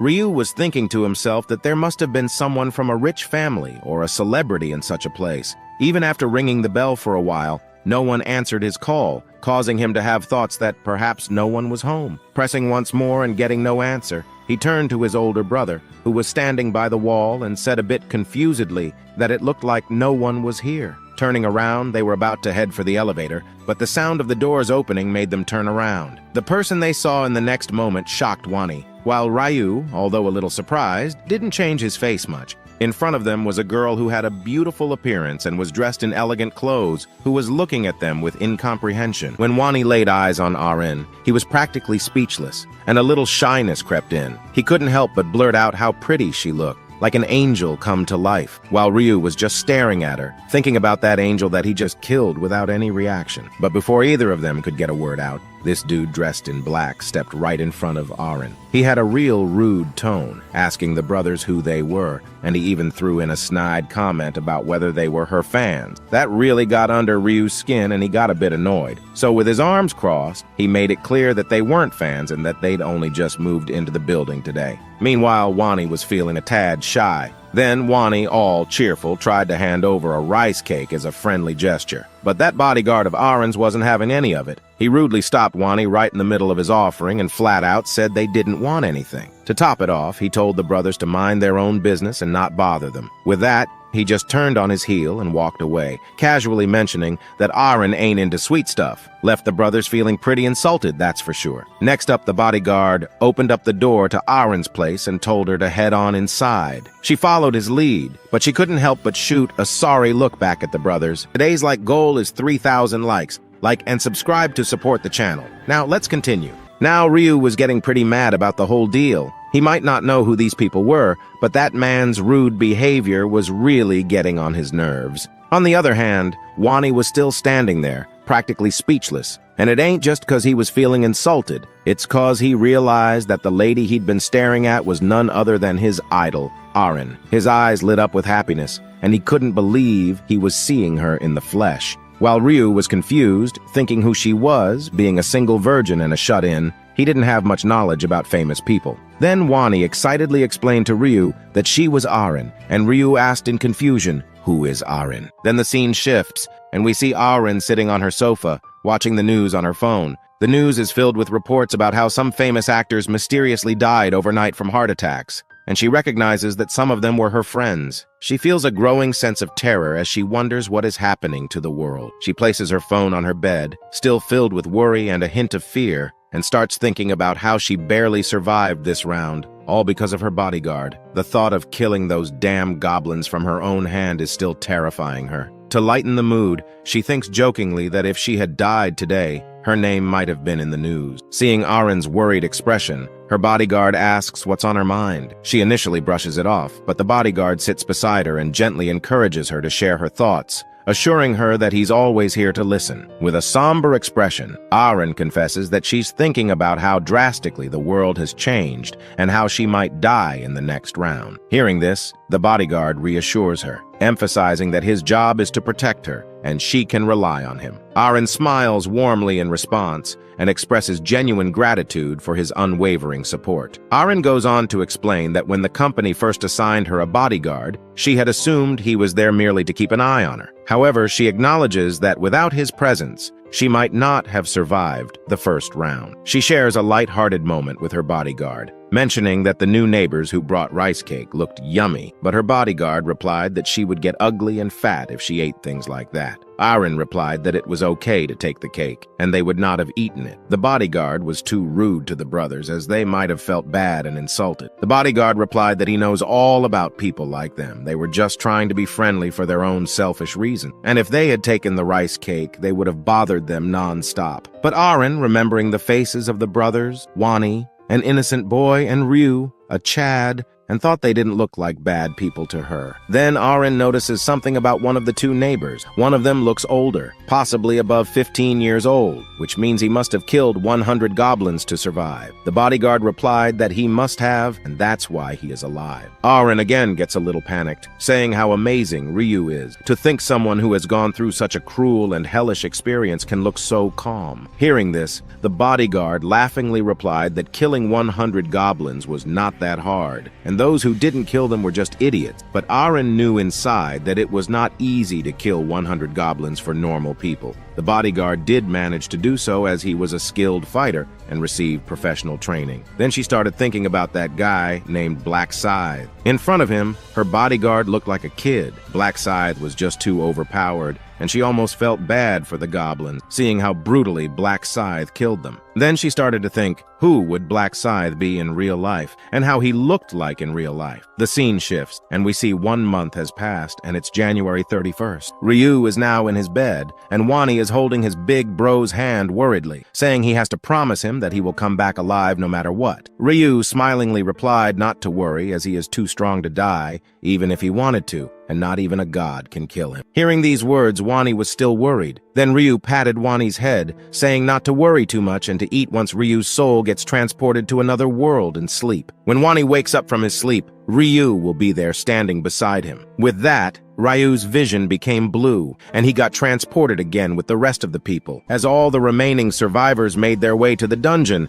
they were hit with a wave of panic. Some let out screams of pure fear, while others just looked around, trying to wrap their heads around the place that looked more like a jungle than anything else. Then, one of the girls in the group spotted Ryu and called him out as the guy who ranked #1 in the last round. Ryu stood tall, soaking in the attention, and noticed whispers about him starting to spread, a good sign for the plans he had in mind. He wanted everyone to recognize who was running the show. Ryu's eyes briefly met Youngman's, but before he could dwell on that, a voice filled the area. Yep, it was another angel, and man, she was a looker. But this was a different one, and questions buzzed through the crowd about what happened to the last one. The new angel flashed a friendly smile and explained that the previous angel had gone missing for reasons unknown, and she was here to take over. Seeing her smile, the crowd's nerves started to calm. Maybe this angel wasn't going to be as much of a nightmare as the last one, they thought. But that hope was short-lived. Her smile twisted into something sinister, and with a hand delicately touching her lips, she let out a creepy laugh. She was stoked, ready for some fun after a long time. With a casual flick, she handed down the new quest. They had to pick a zone leader in 3 hours. Seeing this, everyone got confused, but then they noticed that all the people in this round can pass, unlike the previous round where half of them died. The angel noticed the confused looks on the players' faces and with a smile, decided to break down the quest for them. She explained that this round wasn't about fighting. Everyone could make it through just by picking a zone leader. The chosen leader would have the power to command anyone in their zone to do anything they wanted, from crawling on the ground to dropping dead. "Isn't that an awesome skill?" she asked, looking around at the player. As she laid out the details, a guy with green hair listened intently, and another dude, all muscles and a tattoo on his neck, seemed pretty annoyed. The angel wrapped up, saying that in 3 hours, she'd be back for the vote to decide the leader. The green-haired guy, a little shaky, raised his hand and asked if it was really that simple. Just vote for a leader, and they all get to live. The angel's grin went a bit wicked as she confirmed it. Just a vote, and then bam, they'd all be back on Earth, safe and sound. Now, hearing this, everyone got happy and started to celebrate, saying this time no one is going to die. Ryu, from behind, remained with a serious face. Then the angel bid them good luck, and then she vanished, and the timer of 3 hours began. In the next moment, the remaining players were still happy, as no one will die today, except for Youngman. He was not. He was damn angry, and while grinding his teeth, he said he was ready to fight and kill some monsters. Seeing Youngman angry, his buddy panically said to him that just to let it go, as the angel will let them live if they just vote. So, why is Youngman complaining so much? Youngman, still angry, replied that he has used all his points to strengthen, and now he can't even beat the crap out of someone, and he is just too frustrated. Ryu watched Youngman from a distance, thinking to himself that in all his 99 lives, Youngman was always the same hothead. Ryu turned away, muttering that he'd sort out Youngman when the time was right. Then Ryu noticed everyone's discussion about whom to vote for and what to do, but Ryu said that is not important to him. Then, while walking toward the forest, he continued, saying he has an even more important thing to do, which is selecting a class, the class of a Grim Reaper, the god of death. And in order to do that, he has to reach level 10 in 3 hours. Just then, a goblin sporting a red hoodie appeared. Ryu's grip on his dagger tightened. He taunted the goblin, daring it to come closer. The goblin charged, and Ryu, with an emotionless face, cut through its neck as easily as a hot knife through butter. Then the system notified that he gained experience points with 15 gold, and all his stats increased by 1% because of the ruin of slaughter. Now, standing beside the fallen goblin, Ryu knew what he had to do. He had 3 hours to reach level 10 and choose his class. That was the only way his plan would work out. As another gang of goblins neared, Ryu readied his dagger. He couldn't help but smile, seeing the goblins approach like a kid waiting for a slice of delicious cake. And the next moment, Ryu started the one-sided slaughter of the goblin. Then, after an hour of bullying the goblin, Ryu wiped the blood off his face and checked the time. 1 hour down. He muttered to himself, and flicked open his status window. He was surprised to see he had hit level 9 and racked up 8 stat points already, way quicker than he'd expected. Without a second thought, he chucked all his points into agility, given his base stats were pretty much rubbish, and after living for 99 lives, his battle sense became so sharp that his body moves on its own during battle. To support his body, he needs agility. That's when Ryu noticed something and turned back with a serious look. Someone had been following him for a long time while he was caught up in the fight. Normally, he wouldn't bother with distractions since he was so focused on battling, but this was new. This hadn't happened in his lives, so he figured he better check it out. Then, with a serious look, pointing his bloody dagger toward the bush, Ryu said that he didn't know who they were, but now they had to show themselves. If they didn't come out, they better prepare for a painful death. As Ryu finished his sentence, a beautiful woman with messy brown hair panikedly came, both her arms raised up, saying she was here. Seeing her, Ryu realized she was none other than the actress he had met on the first floor, the one whose his little brother is a fan of, and Ryu started thinking why she was following him. Arin was just about to apologize and explain why she was following Ryu when suddenly someone else jumped into the conversation. It was a familiar figure, and it turned out to be that rude bodyguard from before. He quickly chimed in, apologizing and making it clear they hadn't been tailing Ryu for any bad reasons. He just wanted Ryu to take it easy. Ryu caught a glimpse of the bodyguard's nickname, Sang-cheol, and his reaction was immediate. His eyes went wide as he recognized the name. Sang-cheol was the trusted right-hand man of Gyunrok, the eldest son of Korea's largest corporation, who was also known by the fearsome nickname Heavenly Demon. He is one of the people Ryu wants to recruit into his team, along with a priest who was rumored to have the power to bring the dead back to life. Ryu hadn't expected to bump into Gyunrok's right-hand man so soon,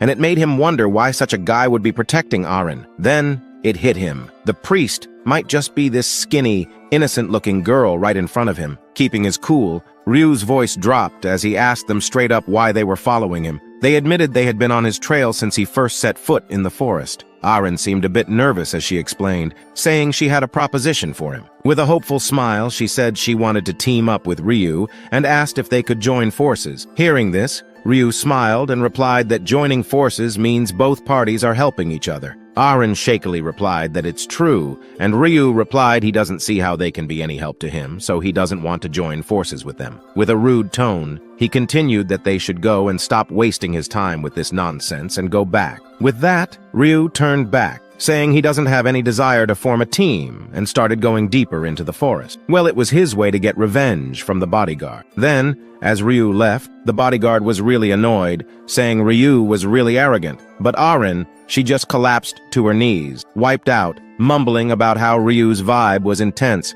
like he could take a bite out of her at any second. Then she continued, saying she really wanted to be on the same team as Ryu from the first time she saw him fight, but it didn't work out well. The bodyguard, still annoyed, said he already told Arin that strong people like him always have big egos, and they like to act alone, and they hate to work on a team. Now standing beside the goblin corpses, they thought about what to do in the remaining time before the vote, and they decided to hunt some goblins like Ryu to level up. Then, as they started to go deep inside the forest, we see someone following them from the bushes. Then the scene shifts, and we see Ryu mercilessly continuing to kill the goblins while the goblins try to run for their lives. After killing goblins for an hour, a group of gnolls approached Ryu, and seeing them, Ryu gave a big, bright smile, saying, "Looks like something delicious came on its own." Then, as the group of wolfmen attacked Ryu all at once, Ryu, with a single swing, slaughtered them like vegetables, and their torn body parts fell from the sky like rain. With that, Ryu finally reached level 10. The system notified Ryu that as he reached level 10, he could access the shop. Then, a hidden quest appeared, to change class before the voting begins. If Ryu changed his class today, he would get a 50% discount on today's items in the shop. Ryu explained that everyone could choose what class they wanted after reaching level 10, but no one knew how to choose a class. For a warrior, one had to kill 30 monsters in under 1 hour, and one could become a berserker after battling monsters for 1 hour while constantly bleeding, and so on. And after continuously grinding for God knows how much time, Ryu gathered this knowledge. After that, Ryu held the angel's special juice in his hand. He started to absorb it, and a bright yellow light surrounded Ryu. The system notified Ryu that he had changed his class to Grim Reaper, and he got 3 unique abilities. First, when he is wielding a scythe, his attack increased by 2. Second, when he is fighting at night, his speed will increase by 50%. And lastly, at night, all his senses will increase greatly. But it was not enough, so the system gave Ryu a Grim Reaper scythe to change his class, making him the first in the entire world. Then the system notified Ryu that he had reached the apprentice rank from beginner rank. Ryu explained that there are 6 ranks in total, starting with beginner, then apprentice, then regular, then expert, then master, then grandmaster. And with each rank comes a unique skill related to the class. As Ryu reached the apprentice rank, he acquired the skill Seal of Death. Using this, he can cast a seal on a target and deal double the damage. After merging it with the 2x damage of his weapon, the Grim Reaper Scythe, he can inflict 4x damage. He also gained the skill Tracking, which enables him to find anyone's location as long as he remembers that person's face or nickname. Oh boy, I wish I had this skill to track my crush. Now fully equipped, the first person Ryu thought to use his skill on was Youngmin. He used his skill to track him, and the system notified him that Youngmin was 190 meters away, with an arrow indicating the direction. So Ryu started to follow the arrow with an amused smile. The scene changes, and we see a tired Arin struggling to stay on her feet. She collapses to the ground, and when she tries to stand up, her whole body shakes. She's hurting bad and tells her bodyguard she can't run anymore. The bodyguard, who's hurt himself and freaking out, helps her to her feet. She's standing there saying the arrow wounds are killing her. The bodyguard, still scared, throws out a guess, saying maybe if they can just last this 1 hour without dying, their real bodies won't be hurt. But before Arin can reply, they hear a voice that makes them freeze. It's Youngmin and his crew. Youngmin's grinning like he's got the upper hand, telling them they're not getting away today. The bodyguard looks like he's ready to give up, thinking he can't die over this damn woman. He gets his dagger ready, though, because it looks like there's no choice left but to fight. Youngmin sees the dagger and calls the bodyguard, an old man, asking if he really wants to go at it with them. He then points behind him, showing off how many buddies he's got, and asking the bodyguard if he's blind not to see them all. The bodyguard yells out, full of anger, wanting to know why Youngmin's doing this and what he's gonna get from it. Youngmin just smiles that creepy smile and says he's gonna get something really good, leaving them both shocked. Youngmin continues, saying that he will take the woman behind him. As he's not interested in men, he can leave, and he won't do anything to the bodyguard. Youngmin only wants that woman who looks like Arin, the actress. Then, Youngmin's buddies, eyeing the woman who looks just like Arin, didn't care whether she was the real deal or not. In this world, where they can feel pain, they figured they could also feel pleasure, so they wanted to have some fun with Arin. Hearing this, Arin was struck with fear. Then Youngmin tried to make a deal with the bodyguard, saying if he handed over Arin, he could walk away without a scratch, and they'd return Arin unharmed after they had their fun. That way everyone's happy, he said. The bodyguard was torn. If he'd known they were after Arin from the get-go, he would have ditched her and saved his own skin. He was in this for the money after all, and his life was worth more than any job. But the fear of the heavenly demon being angry if he failed his duty to protect her made up his mind. He squared up, ready to throw down. Seeing this, Youngmin got a kick out of the old man gearing up for a fight. The bodyguard tried to reason, saying that what they were planning was a crime, but Youngmin just laughed it off. "Who's gonna punish us?" he jeered. "No one knows what we really look like or who we are in real life." With their backs against the wall, the bodyguard and Arin braced themselves, trying to figure out their next move. Then, out of nowhere, someone else shows up, and it's none other than the god of death, Ryu, just chilling under a tree, watching the whole showdown unfold. Youngmin saw Ryu, and panic flickered across his face, wondering what he was doing there. Then Ryu asked Arin what they were doing there. But before they could answer, Youngmin tried to tell Ryu, with his same attitude, to mind his own business. Ryu cut him off midway, asking, "Did I ask you?" The bodyguard hurriedly told Ryu everything, how Youngmin attacked them, and that they wanted to have some fun with Arin. Hearing this, Ryu glared at Youngmin and asked if this was true. Youngmin, with his rude attitude, replied that whether it's true or not, Ryu should just mind his own business. Ryu had had enough of Youngmin's nonsense. With a deep voice, Ryu said whether it's his business or not is none of Youngmin's business, and he should mind his own business. With that, he summoned his red, bloody scythe with a terrifying aura, shocking everyone. Now, with one hand in his pocket and the other gripping his sizable scythe, emitting a bloody red aura, Ryu spoke in a deep voice. He made it clear that he wouldn't let Youngmin go unscathed, especially when he knew Youngmin's intent to harm someone. Arin and her bodyguard were left speechless, standing behind Ryu. Youngmin, grinding his teeth, witnessed Ryu coming to Arin's aid. Arin and her bodyguard expressed their gratitude to Ryu for saving them. However,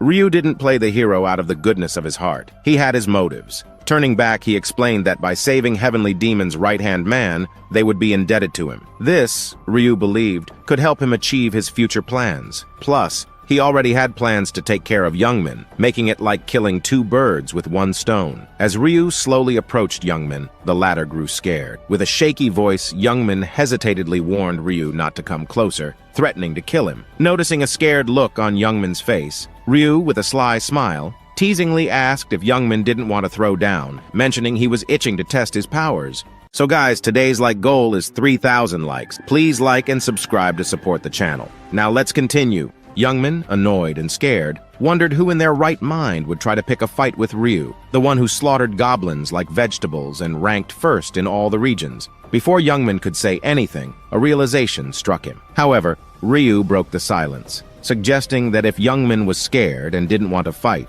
there was one thing he could do. Youngmin, confused, asked what, and Ryu, arms crossed and a smirk on his face, replied that he should get down on his knees, beg for mercy, and bark like a dog. Only then would Ryu consider letting him go. Youngmin, bewildered, thought Ryu wanted to humiliate him in front of everyone. Turning back to glare at his buddies, he realized he couldn't do this. He couldn't beg in front of them. Now, Youngmin was really pissed, seeing Ryu's smiling face. Although he wanted to avoid fighting Ryu at all costs, for some reason, just looking at Ryu made him increasingly furious. Then he got an idea. Recognizing that he was no longer his previous self, he remembered how he punched the wall and destroyed it, showcasing his superhuman strength. Youngmin, thinking he could land a punch on Ryu if he tried and then mercilessly kill him. Then he started to laugh arrogantly, addressing Ryu as a bastard. He prepared his fist to strike Ryu, leaving his buddies wondering what was about to happen. Now Youngmin slowly approached Ryu while stretching his arms, saying Ryu shouldn't have messed with him, and now Ryu will die because of his arrogance. Then we see Youngmin getting happy with a sweet face, thinking he is slowly coming toward Ryu, and just like this, he will land a punch to Ryu's face, and then he will make Ryu's face his punching bag. Then suddenly the red scythe from Ryu's hand disappeared, startling everyone. Again, with a confident look, Ryu explained that as Youngmin is fighting bare-handed, so he will also fight without any weapon, as people might think Ryu is bullying the weak, and the fight will be no fun. Now, hearing this,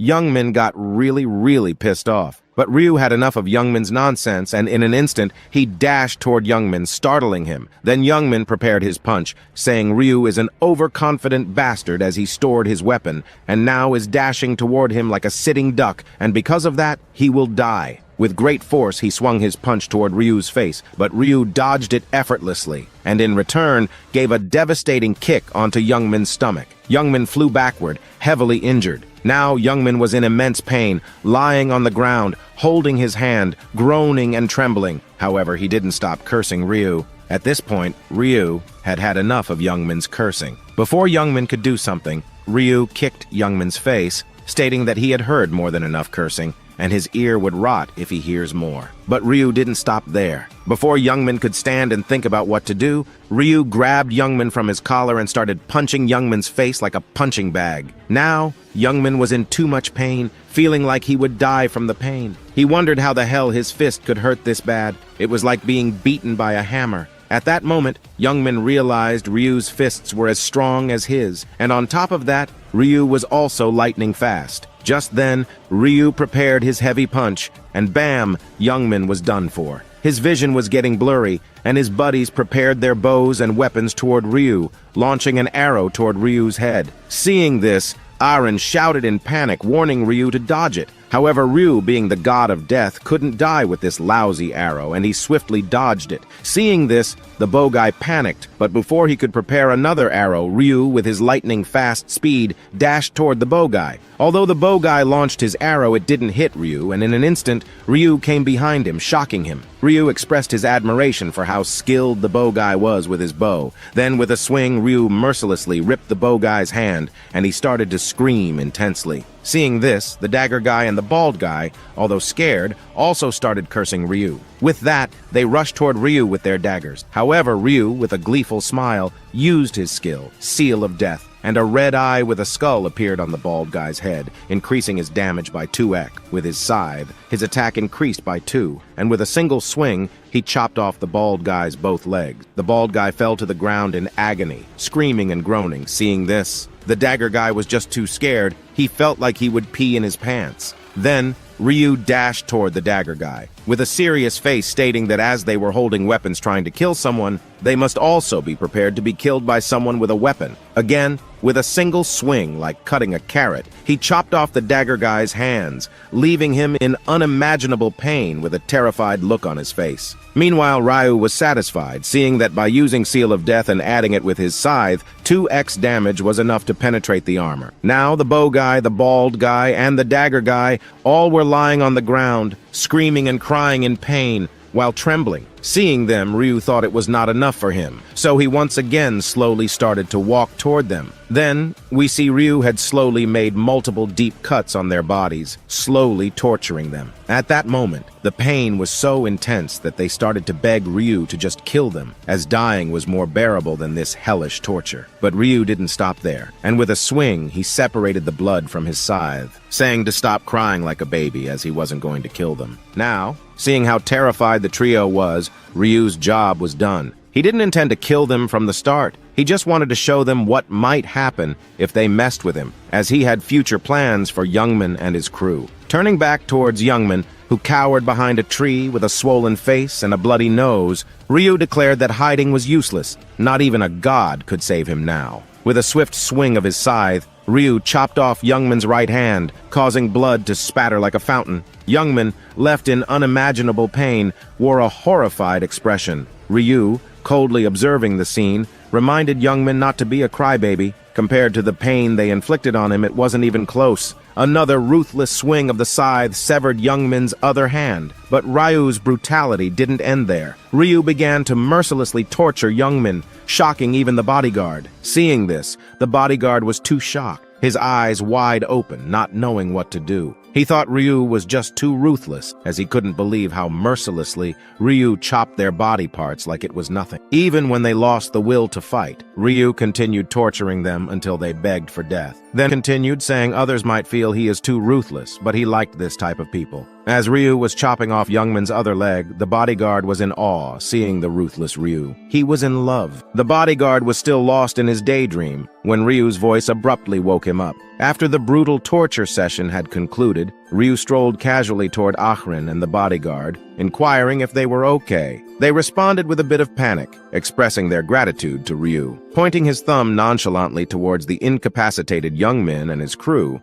Ryu remarked that they didn't need to worry about them. They were in a condition where they couldn't even masturbate. Ahrin and her bodyguard bowed their heads once again, thanking Ryu for his intervention. Curious, Ahrin asked what would happen if Youngman and his men died due to excessive bleeding. Ryu bluntly stated that if they died, they die, comparing them to wind beasts. Observing Ahrin's compassionate nature, Ryu realized she might struggle in this harsh world. However, the bodyguard interrupted Ryu's thoughts, questioning why he let Youngman and his men live. He argued that killing enemies was better to prevent potential future problems. Hearing this, Youngman grew terrified, but Ryu, with a knowing smile, found the bodyguard intriguing, as he knows exactly what type of world it is turning into, and only these types of people will survive longer in the future. Then, Ryu said the reason he didn't kill those guys was simple. Killing them would not bring any benefit to him. The bodyguard was a bit confused and asked if they might seek revenge in the future if left alive. Ryu glaring at them,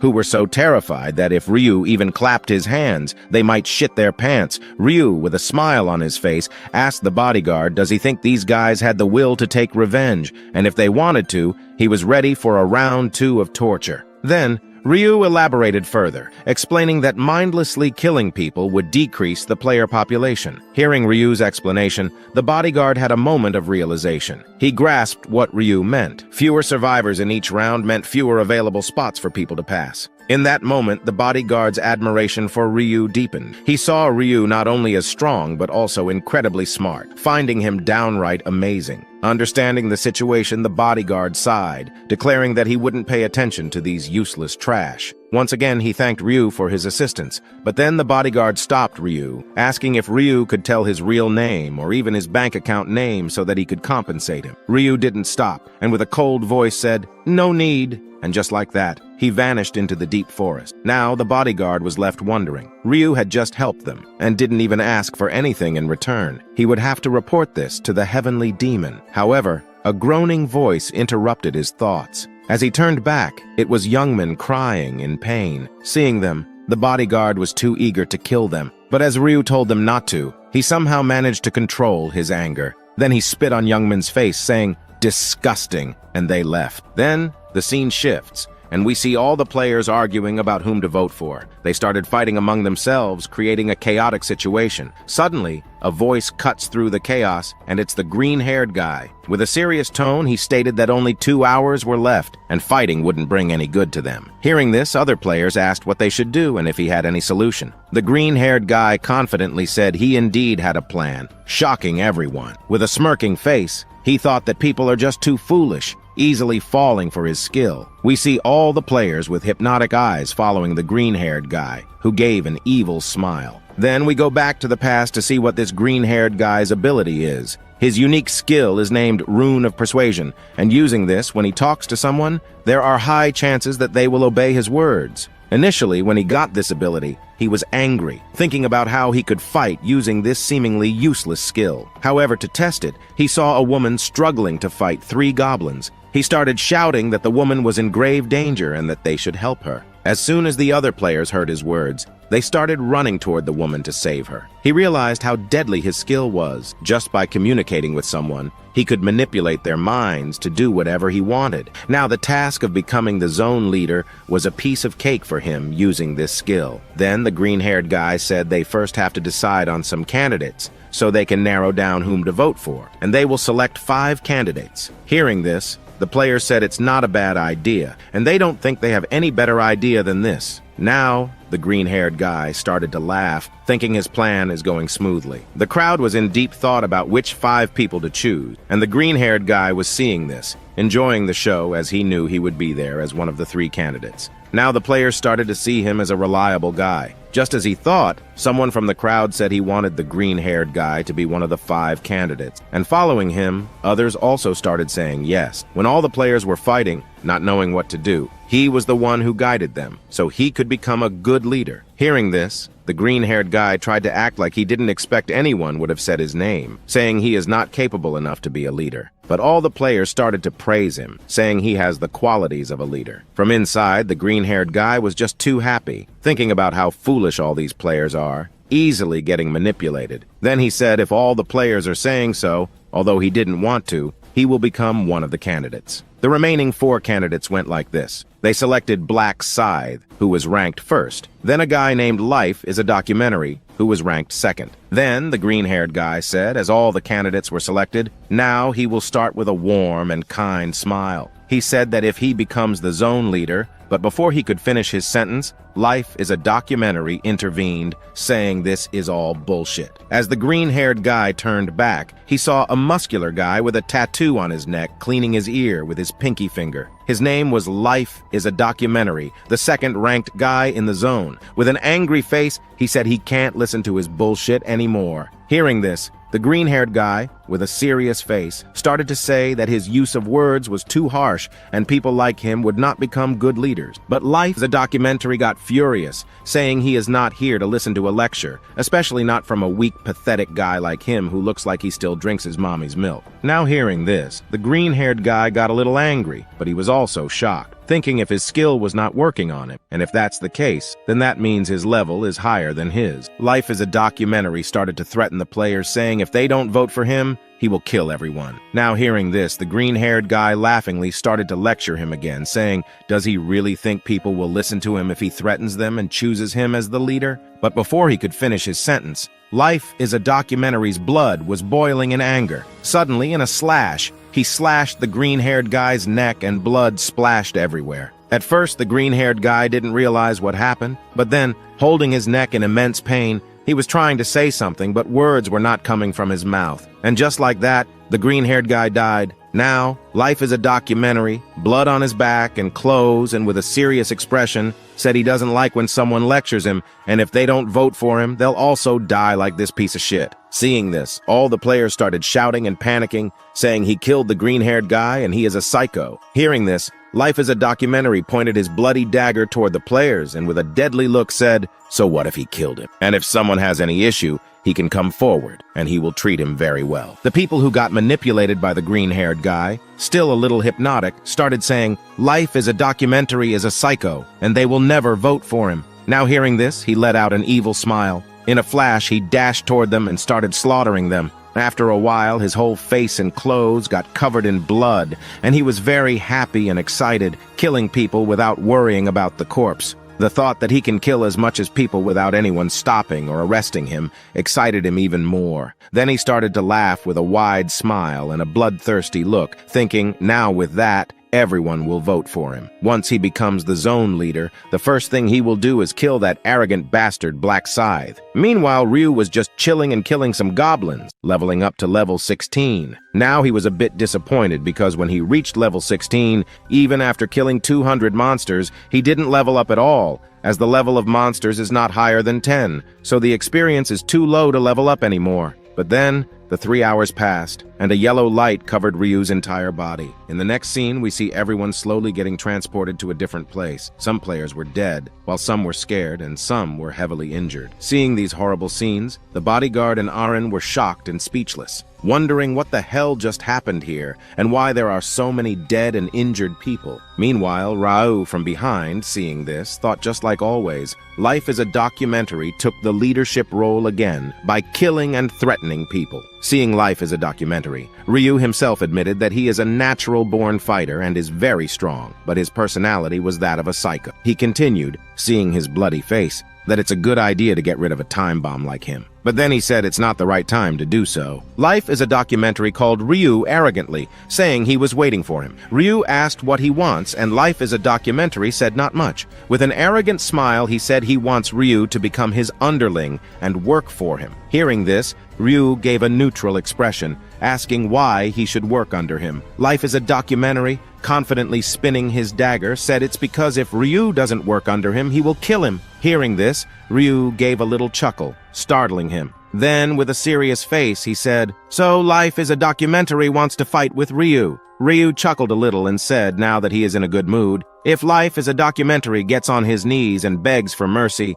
Ryu might let it slide. Whatever he said. The musclehead got a little confused, saying he is the one who is going to kill Ryu, so why should he beg for mercy? He started to threaten Ryu again, but Ryu had enough of this, cutting him midway and asking if Life is a Documentary doesn't understand Korean. With a terrifying red aura, Ryu summoned his black scythe and said he thinks once he chops off 1 or 2 of his limbs, then he will understand what he is saying. Seeing Ryu and his terrifying aura, the musclehead got scared and panicked, realizing he messed up with the wrong guy. Ryu, on the other hand, tauntingly asked the musclehead why he's not answering, or if he forgot how to talk. Hearing this, the musclehead gritted his teeth and introduced himself as the gang leader of Jungsik. Shouting, he said he's not scared because of some toy Ryu was holding and that he's ready for a fight. Ryu, with a small smile, explained that he's brave for sure, but he can't kill him here. He wants the musclehead to become the zone leader because he plans to use him in the 3rd round. As the musclehead was ready to attack with a sparkling sound, the angel appeared from the sky. Ryu said the musclehead is lucky, turned back, and advised him to pick his opponents carefully next time if he wants to live a longer life. With that, he took back his scythe and left the insulted musclehead behind. Feeling a bit relieved, the musclehead explained that the pressure from Ryu was too enormous. He felt like he could just die from fear. Then, grinding his teeth in anger, he vowed that once he becomes the zone leader, he will kill Ryu mercilessly, slowly torturing him. Now the angel noticed that the humans killed each other and died, but said it's none of her business. With a flick of her finger, she started the voting quest. The timer started at 5 minutes, and they could vote for whoever they wanted by looking at the person for a while. They had to say the word "vote" in their minds, and whoever didn't vote in this 5 minutes would die. As soon as the timer started, the musclehead stood proudly, thinking about what he would do once he became the zone leader. However, his pride took a hit when he noticed a girl not looking toward him. He threatened her, saying he would kill her if she voted for anyone else. She retorted, saying she already voted for him and didn't want to stare at some musclehead with blood on his face. The musclehead, true to form, shouted that anyone not looking at him would die. When the 5 minutes were over, the angel with a kind smile announced that it was time to reveal the results. A big screen appeared with the names, and although the musclehead was in the first rank, he only won by a few hundred votes. Ryu, on the other hand, got a whopping 2077 votes. Furious, the musclehead started searching for people who didn't vote for him. However, the angel announced that Life as a Documentary was ranked #1, making him the zone leader. With a clap, the angel handed over the position to the musclehead, who smirked, thinking that a little longer, and he would make Ryu regret. But before he could dwell on it, something caught his attention. Checking his skill window, he noticed that he could only command 10 people in total, and it was a one-time use skill. After he used it on 10 people to follow his command, he would no longer be able to use this skill, and it wouldn't work on players with classes. This revelation left him devastated. The angel, with a mischievous smile, continued, saying the round was not over yet. There was a hidden quest, and hearing this, everyone started to panic. Then, a quest window popped up, explaining that they could obtain a class after acquiring a class-related item, leaving everyone confused about what this meant. The angel then explained that they would have completed this quest if they had reached level 10 before the vote began. Hearing this, a man scratching his head asked how he could kill monsters when there were no monsters around. The angel's facial expression became a little intense and angry as she said, "There were monsters everywhere. It's just that they were too lazy and scared to find them." The angel continued, revealing that a total of 80,000 people worldwide had acquired a class in the second round before the vote. She also mentioned that someone from their zone had achieved this feat. Everyone was shocked and asked who it was. With a flicker of her hand, the angel displayed a big system window with all the information. There, Ryu was ranked 1 in the entire world and was the first to acquire a class, followed by Heavenly Demon. As everyone stared in amazement, not only did Ryu get a class, but he was the first in the world to do so. On top of that, his class name was Grim Reaper, the god of death. While whispers circulated about Ryu, he stood casually with his hands in his pockets, just chilling. Now, upon seeing the words, Grim Reaper, the god of death, everyone was shocked and began gossiping about what kind of class that could be. Some commented that just the name itself sounded incredibly powerful, and they wondered if that's why Ryu was wielding that massive scythe. Amidst the gossip, the musclehead was getting annoyed because his plan was to use his zone leader skill to control Ryu and beat him into a pulp. But who would have known that Ryu had obtained a class from who knows where? So guys, today we have 4,500 likes. Please like and subscribe to support the channel. Now, let's continue. The angel explained that this ranking was based on who changed their class first. When the angel saw the system window and noticed that Ryu was not only the first in her zone to change his class, but also the first in the entire world, she praised him. Ryu had obtained his class in only 39 minutes and 42 seconds, which was remarkable. The angel mentioned that the Grim Reaper class was a hidden class,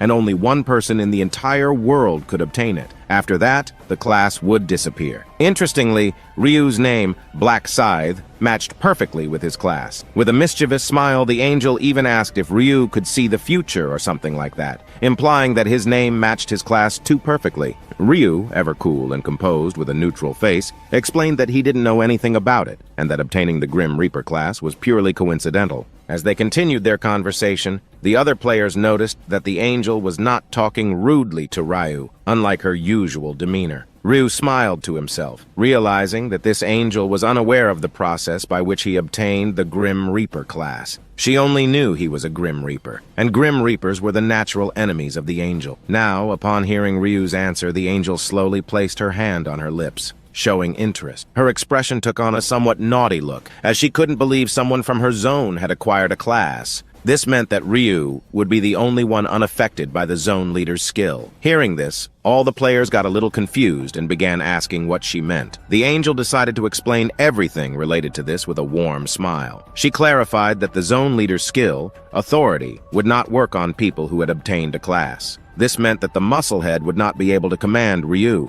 She also added that she forgot to mention the most important information. The zone leader could only use their skill on 10 people, and it was a one-time use skill, not an unlimited one. After hearing this information, a chilling silence fell among the players. Meanwhile, the musclehead was greatly annoyed and he cursed the angel, wondering why she had revealed this to everyone. He even muttered, "Is she a bitch?" The angel responded by saying that the fastest player to receive a class should receive a deserving reward. With a flick of her finger, she granted Ryu 2 rewards. The first was a low-rank armor selection coupon, and the second was a mysterious chest. Ryu wasted no time and immediately opened the armor selection. In front of Ryu, 3 different armors appeared: a plate armor, a leather armor, and a mage's robe. Without hesitation, Ryu selected the leather armor, as it would provide some durability without hindering his agility. Next, Ryu opened the mysterious chest, revealing 3 options: 3x experience boost for the round, 3,000 gold, and some information related to round 3. Ryu contemplated his choices, considering that in round 3, monsters would rain from the sky. Therefore, he decided that the 3x experience boost would be the best choice to help him level up. The angel announced that the round had ended, and they would reconvene for round 3 next month. As everyone slowly began to vanish in a bright yellow light, the angel's tone turned creepy as she expressed her anticipation for the next round and the expressions on their faces. With that, the round came to a close, and the system notified that a total of 873,500,205 people had survived this round. In the next moment, we see Youngman panicking, waking up with heavy breathing and drenched in sweat. He first checked his trembling hand, which seemed to be fine, and then his other hand and legs, confirming that they were all intact. This gave him some relief, realizing that as long as he didn't die in that world, no harm would be caused to his real body.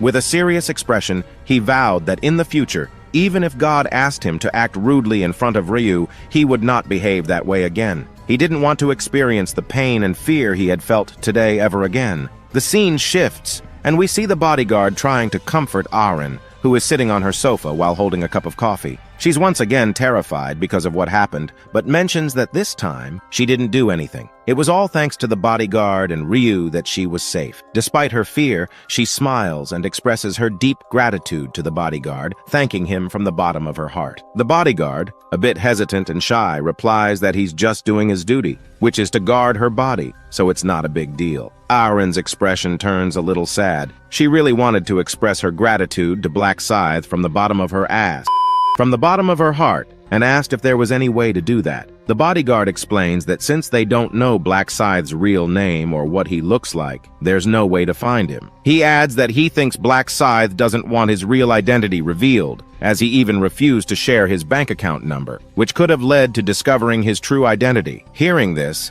Aren becomes genuinely sad, realizing there's not much they can do, even though she desperately wants to meet him. The bodyguard suggests an idea. If Aren really wants to show her appreciation to Black Scythe, she could consider giving him a meaningful present when they meet in the 3rd round. Aren agrees that it sounds like a good plan and promises to think of something that Black Scythe will definitely like. The bodyguard advised Aren to eat, get some rest, and relax, assuring her that he would see her the next morning. With that, he left her place. As he was about to step into the elevator, his phone rang, and to his surprise, it was none other than the Heavenly Demon on the line. The bodyguard congratulated the Heavenly Demon on obtaining the Dark Knight class. The Heavenly Demon downplayed it, asking about how the bodyguard and Aren were doing. The bodyguard, a bit hesitantly, explained that due to an unfortunate incident, he and Aren had only managed to reach level 8. Fortunately, no one had suffered serious injuries. Upon hearing this, the Heavenly Demon's tone became more serious. The bodyguard, while heading towards his car, mentioned that he was on his way to meet the Heavenly Demon and would provide a detailed report in person, as it was a long story. In a deep voice, the Heavenly Demon inquired if it was related to Black Scythe, to which the bodyguard affirmed. The Heavenly Demon instructed the bodyguard to come to his hotel, expressing a strong desire to hear every detail related to Black Scythe. As the bodyguard entered his car, someone was observing him from a distance, and that someone was none other than Ryu. Rewinding time by 10 minutes, We find Ryu waking up from the dungeon, with Wani sound asleep beside him. Ryu wasted no time and immediately activated his tracking skill, anticipating that the first thing the bodyguard would do was report everything to the heavenly demon. Ryu prepared himself to follow the bodyguard's trail, taking advantage of Wani's deep slumber. Returning to the present, Ryu sported a satisfied smile, knowing that his hunch had been correct, as the bodyguard was indeed heading straight to the heavenly demon. The scene shifts to a dimly lit night under the full moon, where the heavenly demon stands on his balcony, gazing at the city below. He's enjoying the peaceful moment and remarks that nights like this are perfect for work. With that thought, he turns away, knowing that he will soon receive a report about Black Scythe and then get to work. After a while, he sits down on his sofa, waiting for the bodyguard to arrive. He can't help but wonder about this mysterious figure, Black Scythe, who holds the #1 ranking in the entire world. Anxious thoughts occupy his mind, and he begins tapping his fingers on the table, contemplating whether Black Scythe had attacked the bodyguard and Aaron. In the midst of his anxiety, he slowly raises his hand and declares that if Black Scythe dared to harm his people, he wouldn't let him go unpunished, no matter his world ranking. At this moment, we finally get a glimpse of the heavenly demon's face. He sits with a dead serious expression, clad in a black suit, holding a glass of wine in one hand, the other on his cheek, and his legs elegantly crossed. He means business and won't take any threats lightly, even from the top-ranked player in the world.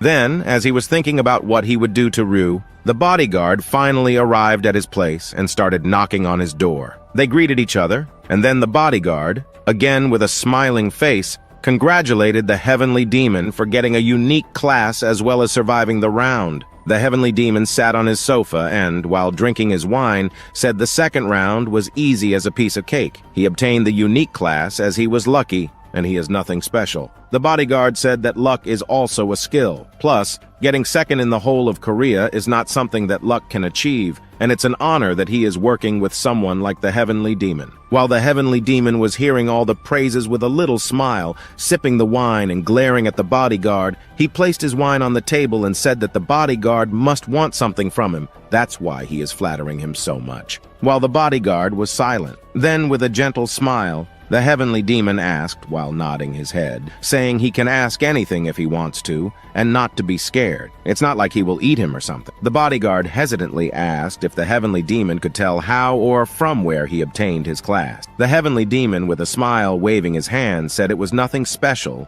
as he was just killing some monsters. And suddenly the system notified him that he obtained a class. That's all. Now let's take a closer look at the heavenly demon, grinning mischievously. He's got a little secret up his sleeve. You see, it's not because he battled some monsters that he landed himself a new class. Nope, he was just plain lucky. When that angel handed out unique classes to everyone, he didn't score any regular old skills. Instead, he got his hands on a nifty item that lets him switch classes. All he needs to do is reach level 10, and bam, he'll automatically become a Dark Knight. So when he bragged about his class, he wasn't fibbing. Luck was on his side big time. But here's the kicker. He can't spill the beans about this vital piece of info to just anyone, not even his closest comrade. You see, people can change their tune at the drop of a hat, and he's not about to trust anyone but himself. He's playing his cards close to his chest. Now our heavenly demon gets down to business, his tone serious as a heart attack. He's eager to hear how they got banged up during the second round. His eyes turn icy as he asks,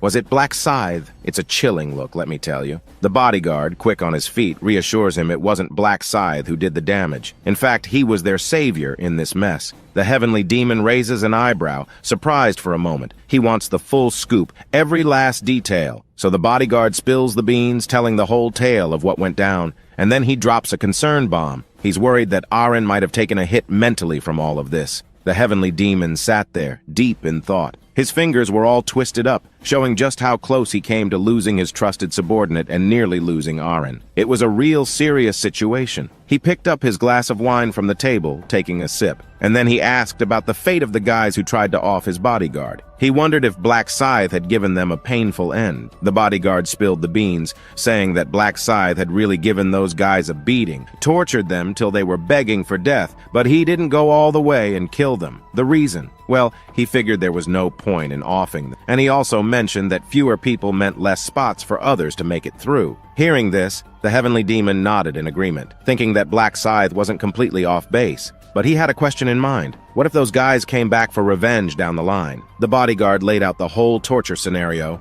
and the heavenly demon sipped his wine, going deep into thought. It seemed like Black Scythe wasn't exactly a do-gooder. He probably had his own motives for helping the subordinate. And our heavenly demon didn't like being in anyone's debt. So he decided that he had to meet this Black Scythe character soon. He stood up from his seat, thinking that when he did meet Black Scythe, he'd have to thank him from the bottom of his ass.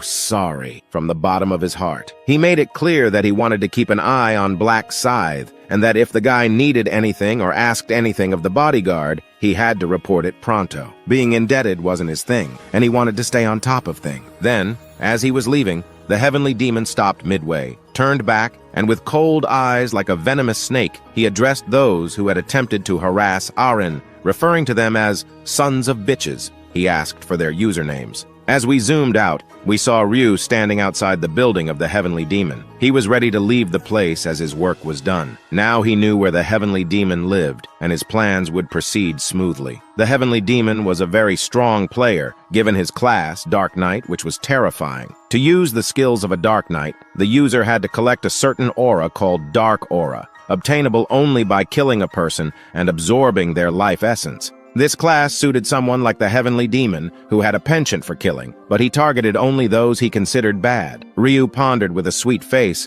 whether having someone like him on his team would be too dangerous. He decided he would manage it when the time came. For now, he had to go somewhere important. He hailed a cab and began to think about recruiting her. The scene shifted to the store where Ryu had bought the lottery tickets. Inside the store, the owner was holding his head, clearly upset and frustrated. He expressed his despair, not knowing what to do. Just then, someone entered the store. It was Juri, the store owner's daughter. Seeing her father in distress, Juri approached him and asked what was wrong. Her father hesitated at first, saying it was nothing, but Juri persisted in her questioning. Finally, he admitted that the government had banned lottery tickets. This sudden turn of events had left him in a difficult situation. He explained that a player had recently won multiple lottery tickets, each worth millions of dollars, and the government suspected it was due to some player skill or related issue. As a result, they had banned lotteries all over Korea, and since their store primarily relied on selling lottery tickets, they were now struggling with very few customers.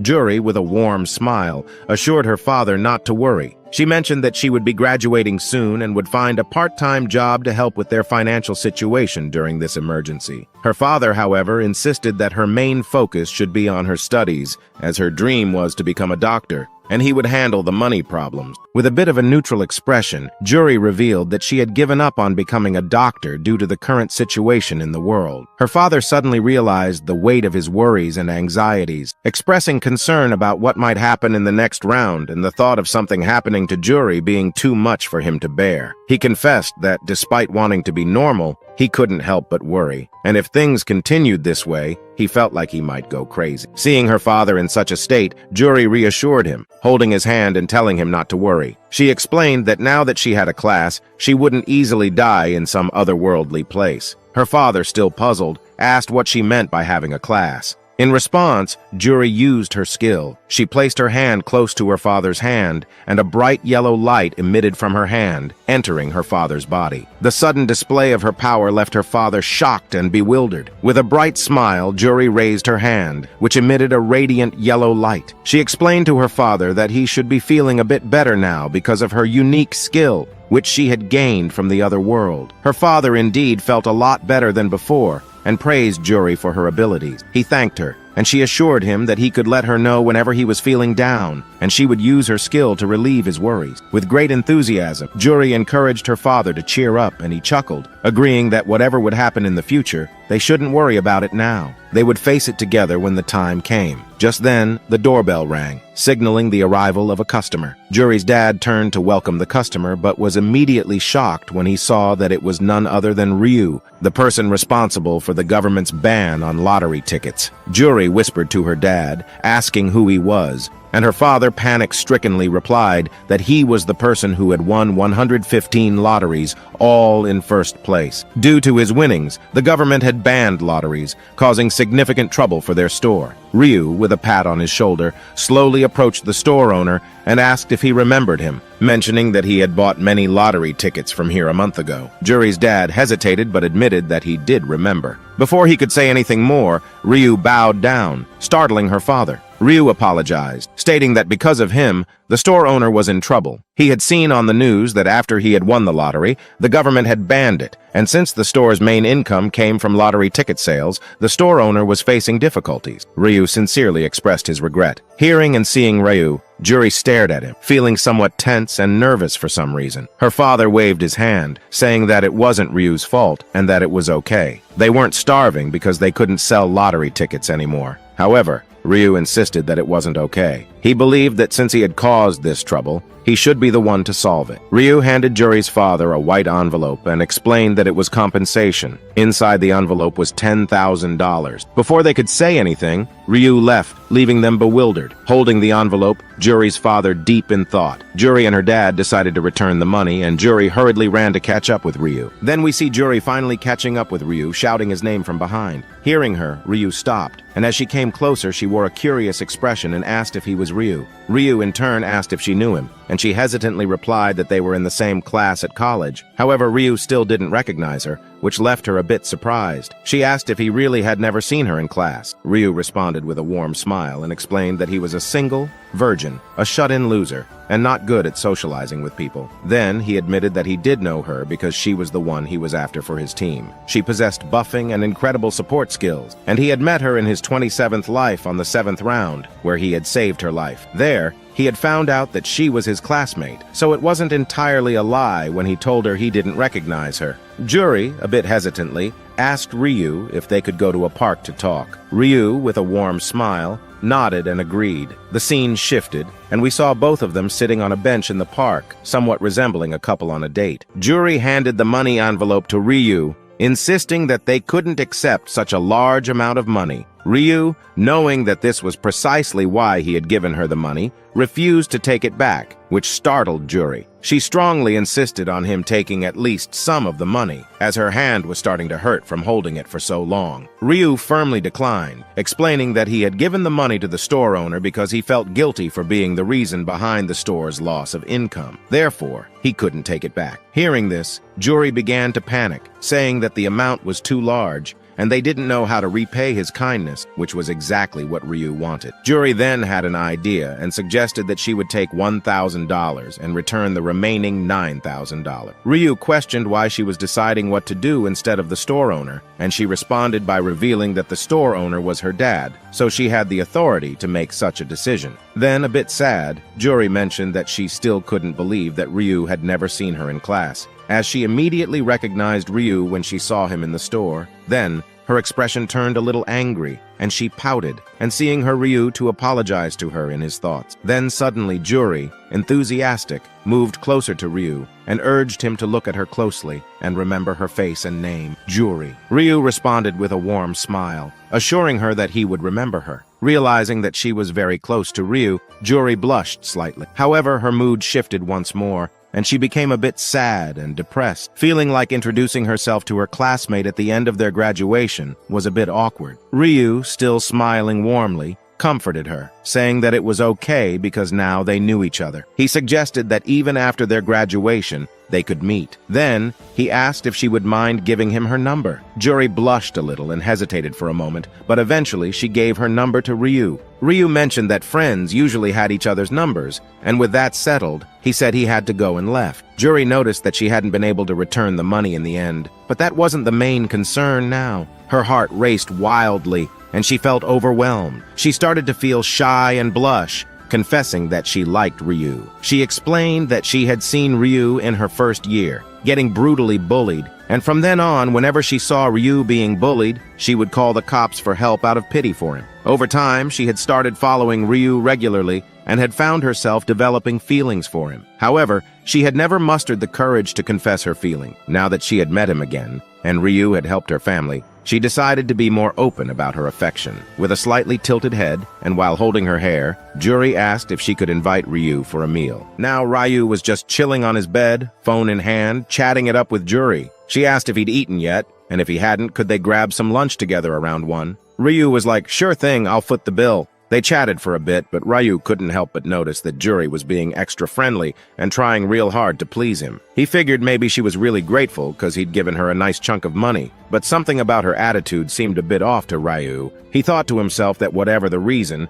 getting closer to Juri like this might mean he could recruit her into his team down the line. So he put on this serious face, got up from his bed, and made a declaration that he'd do whatever it takes to keep Juri alive until the last round. So guys, today's like goal is 4,200. Please like and subscribe to the channel. I thank you all from the bottom of my ass, bottom of my heart, for supporting the channel. Now let's continue. A little while later, Ryu was all dressed up in a black shirt and black pants. Wani, his little bro, saw him like that and got a bit puzzled. He asked Ryu where he was off to. Ryu simply said he was meeting a friend. Now that threw Wani for a loop, because you see, Ryu's a single virgin loser with no friends. Plus, he hardly ever dresses up and takes showers, so it was a shocker. So, Wani got straight to the point and asked, "Is it a friend or a girl?" Hearing that, Ryu didn't see any issue and asked if he couldn't have female friends. Then he hit Wani with a warm smile and told him to go ahead and have lunch without waiting for him. With that, he left to meet up with Juri, leaving Wani in a state of shock. It was a lot to take in, and he had to process it all. Finally, it hit him. Is Ryu really going on a date with a girl? The scene changed, and we found ourselves at a fancy restaurant called Steakhouse. It was one of those really, really expensive joints. Inside, Ryu and Juri were having lunch. Ryu had this warm smile on his face as he asked Juri if she liked the juicy steak they were having. Juri, still kinda lost in her daydream, only caught the word "like" and blushed a bit, asking, "Do I like what?" Ryu clarified, saying he meant the steak, and Juri finally replied that yes, the steaks were absolutely delicious. Ryu told her to go ahead and enjoy as much juicy steak as she wanted, but you could feel the awkwardness settling in. They both sat there, not saying much, and the atmosphere got a bit uncomfortable. Juri was getting more and more shy, not sure how to break the silence. She told herself to be brave and muster up the courage to say something. Finally, she asked Ryu how he managed to win first place in the lottery 115 times. Ryu, with that same warm smile, replied that an old man with a pig on his head came to him in a dream and gave him the winning numbers. Hearing this, Juri tried to picture that old man with a pig on his head and asked Ryu how much he'd won from all those lottery wins. She made it clear that if Ryu didn't want to share, it was totally fine. Ryu, still with that gentle smile, told her that he'd won enough money that he never had to worry about finances for the rest of his life. But to use that money, he'd have to be alive in the next round. Hearing this, Juri hurriedly inquired about Ryu's experience in the first round of the tower. She shared that it felt like being thrown into hell for her, as she had never even killed an ant before, let alone facing the terrifying challenge of taking down 100 goblins. Ryu, with a neutral expression, admitted that it had been quite a challenging experience for him too. Juri then asked Ryu about the zone he was in. Ryu casually sipped his water and replied that he couldn't remember the exact zone number, but the last digit was a 5. Juri, feeling a bit shy, shared that her zone number ended with 7, so it was a shame that they wouldn't be able to meet in the dungeons. She had hoped their zones would be the same. Ryu, with a reassuring smile, thought to himself that she shouldn't be disappointed because in the future, all the zones would merge into one, and they would definitely meet. Juri then inquired about Ryu's level, to which he replied that he was at level 10. She excitedly shared that she was also level 10 and had acquired a class called Supporter. Ryu, intrigued, asked if that meant she could buff other people's stats like in-game. Juri, now more confident, explained that her skill was called Bless, and by using it, she could enhance all the stats of whoever received her blessing. She activated her skill, and a green light emanated from her hand as she placed it close to Ryu's head. A magical pattern formed, and the system notified Ryu that all his stats had been increased by 50%, an effect that would last for 3 hours. Impressed, Ryu complimented Juri, calling her skill cool. Deep down, he already knew about her skill from his previous life, but the feeling of sharing a meal with a friend was new to him, and he genuinely enjoyed it. The awkwardness that had initially hung in the air had dissipated, and they both continued to enjoy their meal with smiles on their faces. Then, Ryu expressed his gratitude to Juri for the buff, feeling invigorated by the enhancement. Juri, however, gave him a playful glare before breaking into a joyful smile. She assured Ryu that it was no big deal, and that if he ever needed anything from her in the future, he could call her any time, and she would be there with her thing. Ryu simply nodded in agreement, saying, "Okay." Then Ryu inquired about what Juri wanted to tell him on the phone, and Juri seemed a bit startled, realizing she should have mentioned it earlier. She playfully scolded herself for being a bit slow. However, with a gentle and warm smile, she began expressing her gratitude to Ryu for the money he had given them. She explained that the money had been a tremendous help, as her family was in debt, and they had managed to repay all their loans thanks to Ryu's assistance. Her father was now happy, all thanks to Ryu's generosity. She also promised that she would find a way to repay the money in the future. Ryu was a bit surprised by this expression of gratitude and told Juri that she didn't need to repay him. He reminded her that he had already acknowledged that he was responsible for her father losing customers, so it was only fair for him to compensate for it. Hearing this, Juri stood up, clapping her hands, and excitedly mentioned that if Ryu didn't want money, she could offer him something else. Then, her hand started to emit a bright yellow light, and she took out an item from her inventory. Curious, Ryu asked her what it was, and Juri extended her hand, revealing a purple crystal with unusual patterns. She admitted that she didn't know what it was, but she had obtained it while killing goblins. She insisted that Ryu take it, and said he couldn't refuse. The scene then shifted to outside the restaurant where Juri bid farewell to Ryu. Ryu, in return, wished her to take care and not to die in the next round. After Juri left the park, Ryu wore a serious expression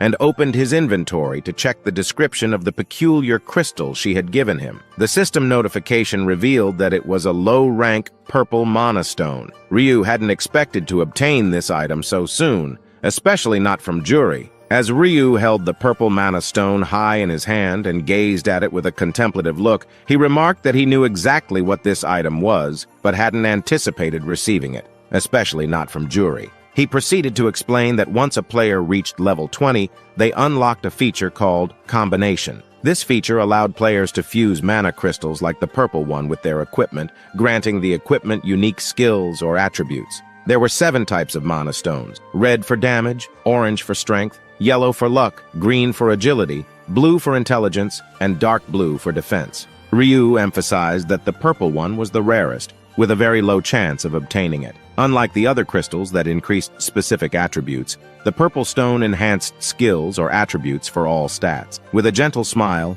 Ryu expressed his luck at receiving the purple mana stone for free, considering it a fortunate turn of events. He then realized that his luck stat was doubled due to the Bless skill. Was that the reason he was having such a lucky day? However, Ryu's meeting with Juri was primarily thanks to her Bless skill. With only 30 minutes left until the buff expired, Ryu wanted to open the golden mysterious pouch he had acquired in round 2, capitalizing on his doubled luck stat. But before that, Ryu reached into his pocket and pulled out a packet full of small mealworms. Still holding the worms with a serious expression, Ryu proceeded to explain that his slaughterer skill increased all his stats by 1% for each opponent he killed, and this applied to bugs as well. With that, he threw the packet full of bugs onto the ground and, with a solemn face, offered his apology. Then, he began stomping on the bugs. As he continued to stomp, the system notified him of his progress. 45 opponents killed, then 67, until he finally reached his 100th kill,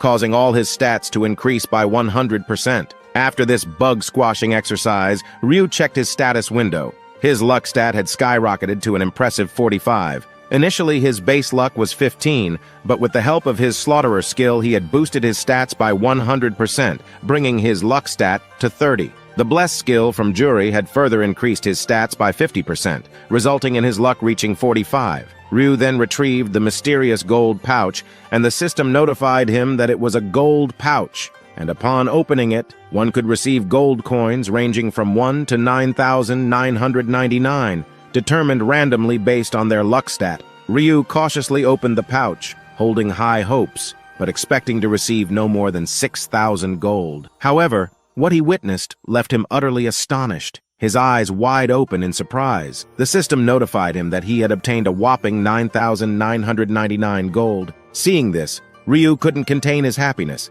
exclaiming that today, the god of luck was truly on his side. With this newfound wealth, He now had a total of 16,249 gold. Ryu added that he could buy an epic item with this amount and still have money left over. However, he had no plans to spend any money at the moment, as the item he desired would become available in the shop after 2 weeks. With that decision made, Ryu closed his status window and inventory. The scene then shifted back to Ryu's building. As Ryu entered the room, he greeted Wani, who was sipping hot chocolate. Seeing Ryu, Wani's eyes sparkled with excitement as he eagerly asked how Ryu's date had gone. Ryu, on the other hand, was momentarily taken aback by the question and paused. Without offering any details about the date, Ryu simply sat on the sofa. Wani, sensing his brother's reluctance to discuss it, asked if Ryu wasn't coming home after a date with the girl he had feelings for. Ryu, feeling a bit awkward, replied, dismissing the question and redirecting the conversation by asking what Wani had eaten for lunch.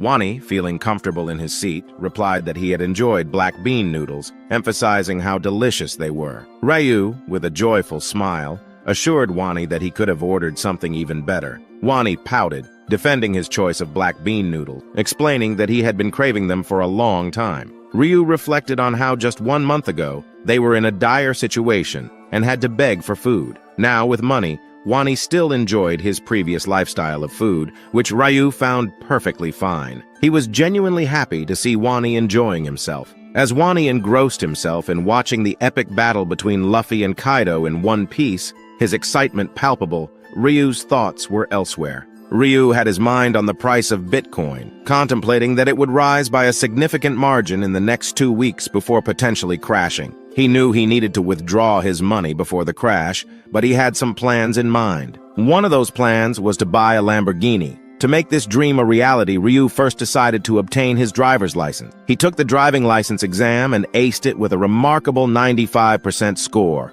leaving everyone astonished. With his license secured, Ryu wasted no time and placed an order for a Lamborghini. Finally, the day arrived when the price of Bitcoin increased by a factor of 10, prompting Ryu to swiftly withdraw all his Bitcoin holdings. Now, with a devilish grin on his face, Ryu was visibly pleased with his actions. Seeing him smile like that, Wani couldn't contain his curiosity and asked if something good had happened. Ryu explained that he had just sold all his Bitcoin and made a massive profit. When Ryu asked how much he had earned, he revealed that he had made 300 billion won, equivalent to a staggering $222,662,700. Wani was utterly shocked by the astronomical amount, and he started to shake with disbelief. Ryu casually mentioned that they had multiplied their initial investment by 20-fold and sat back on the sofa, relaxed. Now, Wani, still in disbelief, said when Ryu first told Wani he invested all their money into Bitcoin, Wani wanted to stop Ryu, but now to think they hit the mega jackpot. Ryu, with a warm smile, replied that he was just lucky as he himself didn't know they would have won that big.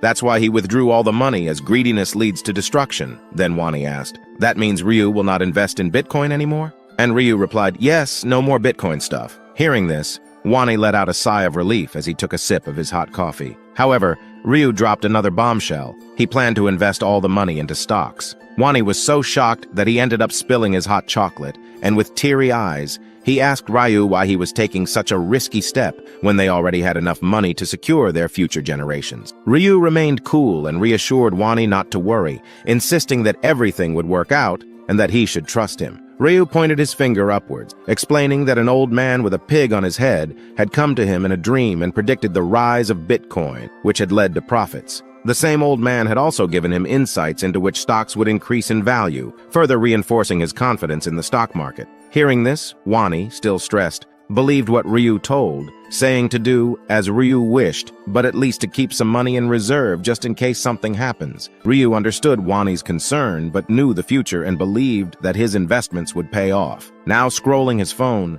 searching multiple companies, Ryu wanted to invest in the company named Heavenly Demon Consulting. This is a no-name company now, but in the future this will become the #1 in Korea and dominate everyone. Ryu purchased a 31% share of the company, ensuring that he would have some influence as it grew. Then a murmur broke Ryu's attention, and as he turned back, he saw Wani intensely praying to the old man with a pin in his head, saying, "Please make the company that Ryu is investing in grow." Seeing this, Ryu let out a joyful smile. Then, the night had arrived, and Ryu lay on his bed, eagerly anticipating this day. He opened the store window, revealing a list of various items. Among the options was one called Today's Item. Clicking this option allowed you to obtain a random item ranging from normal rank to high rank. To unlock this chest, you had to pay 4,600 gold. It might seem foolish to open a random chest at such a high price, risking getting a common rank item worth only a few gold. But Ryu knew the future. He had opened this chest 99 times, every other day,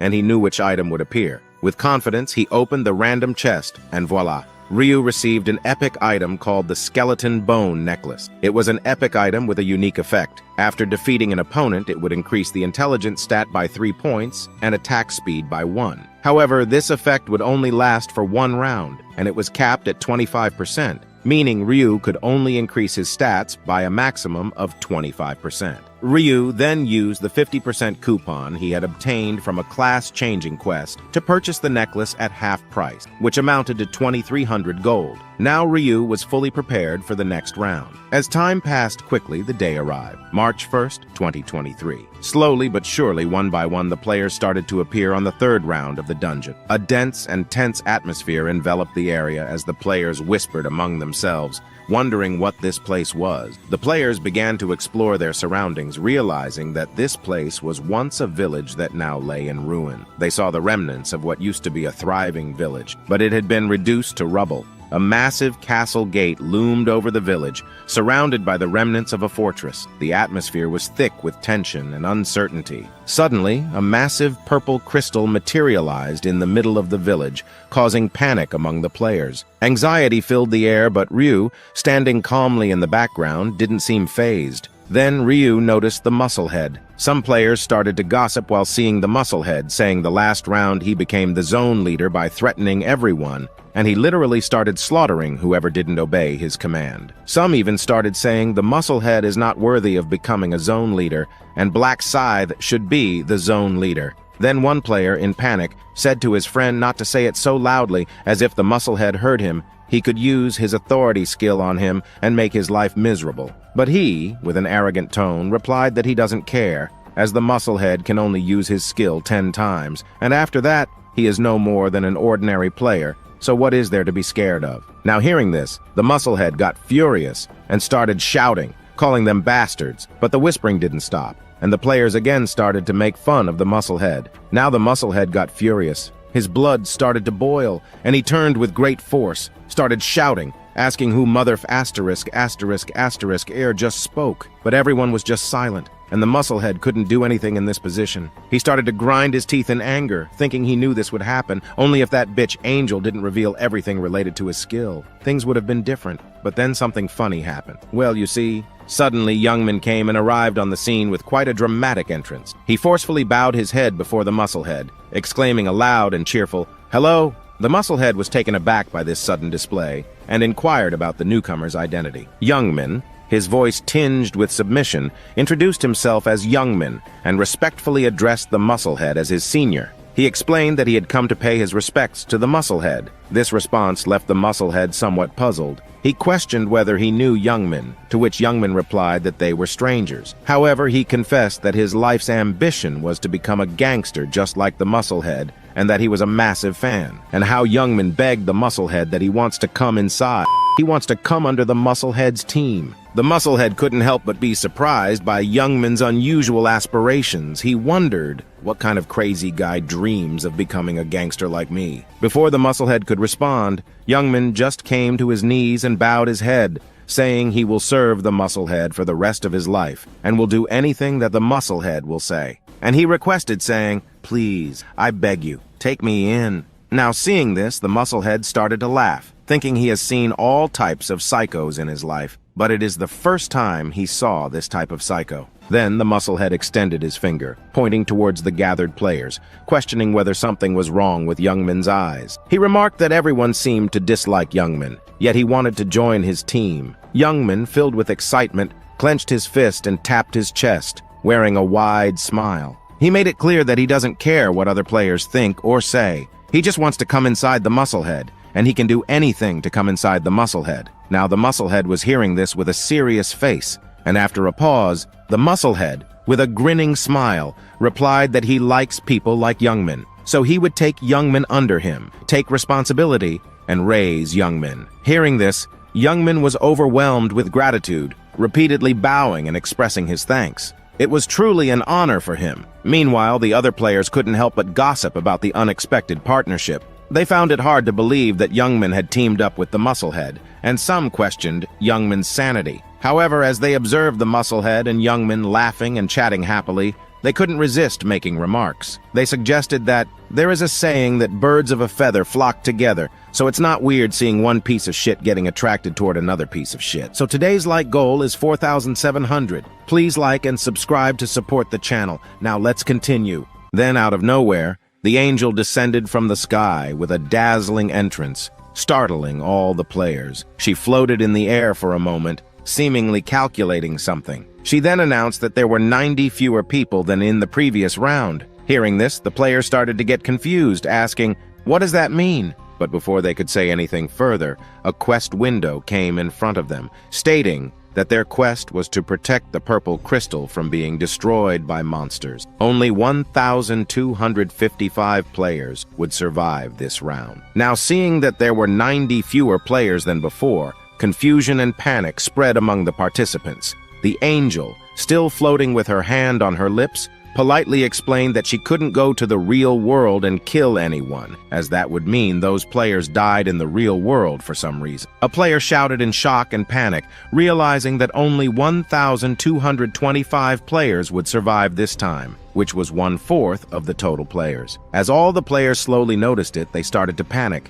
and some started to scream. A player asked the angel, "Is there an error? In every round, only half of the players survive. So how?" But before he could finish his sentence, the angel burst into laughter. She started to laugh loudly while holding her stomach, her laughter echoing throughout the entire area. So there they were, the whole gang of players listening to that angel with their eyes wide in horror and panic. She fired back at him, calling them filthy monkeys and saying angels ain't no dummies. She made it clear there was no error in the rules. With a point of her finger in a cheerful tone, she dropped a bombshell on him. She reminded him that everyone had survived the last round, so it was only natural that only a quarter of them would make it through this time. That sent the already freaked-out players into an even deeper panic. The angel's look turned deadly serious as she laid out the quest details. In this village, there were 4 castle gates, and every 30 minutes, monsters would start pouring out of them. Their mission? Protect the purple crystal from getting wrecked by these beasties. There were going to be 4 waves of monsters, and if they couldn't keep that relic safe,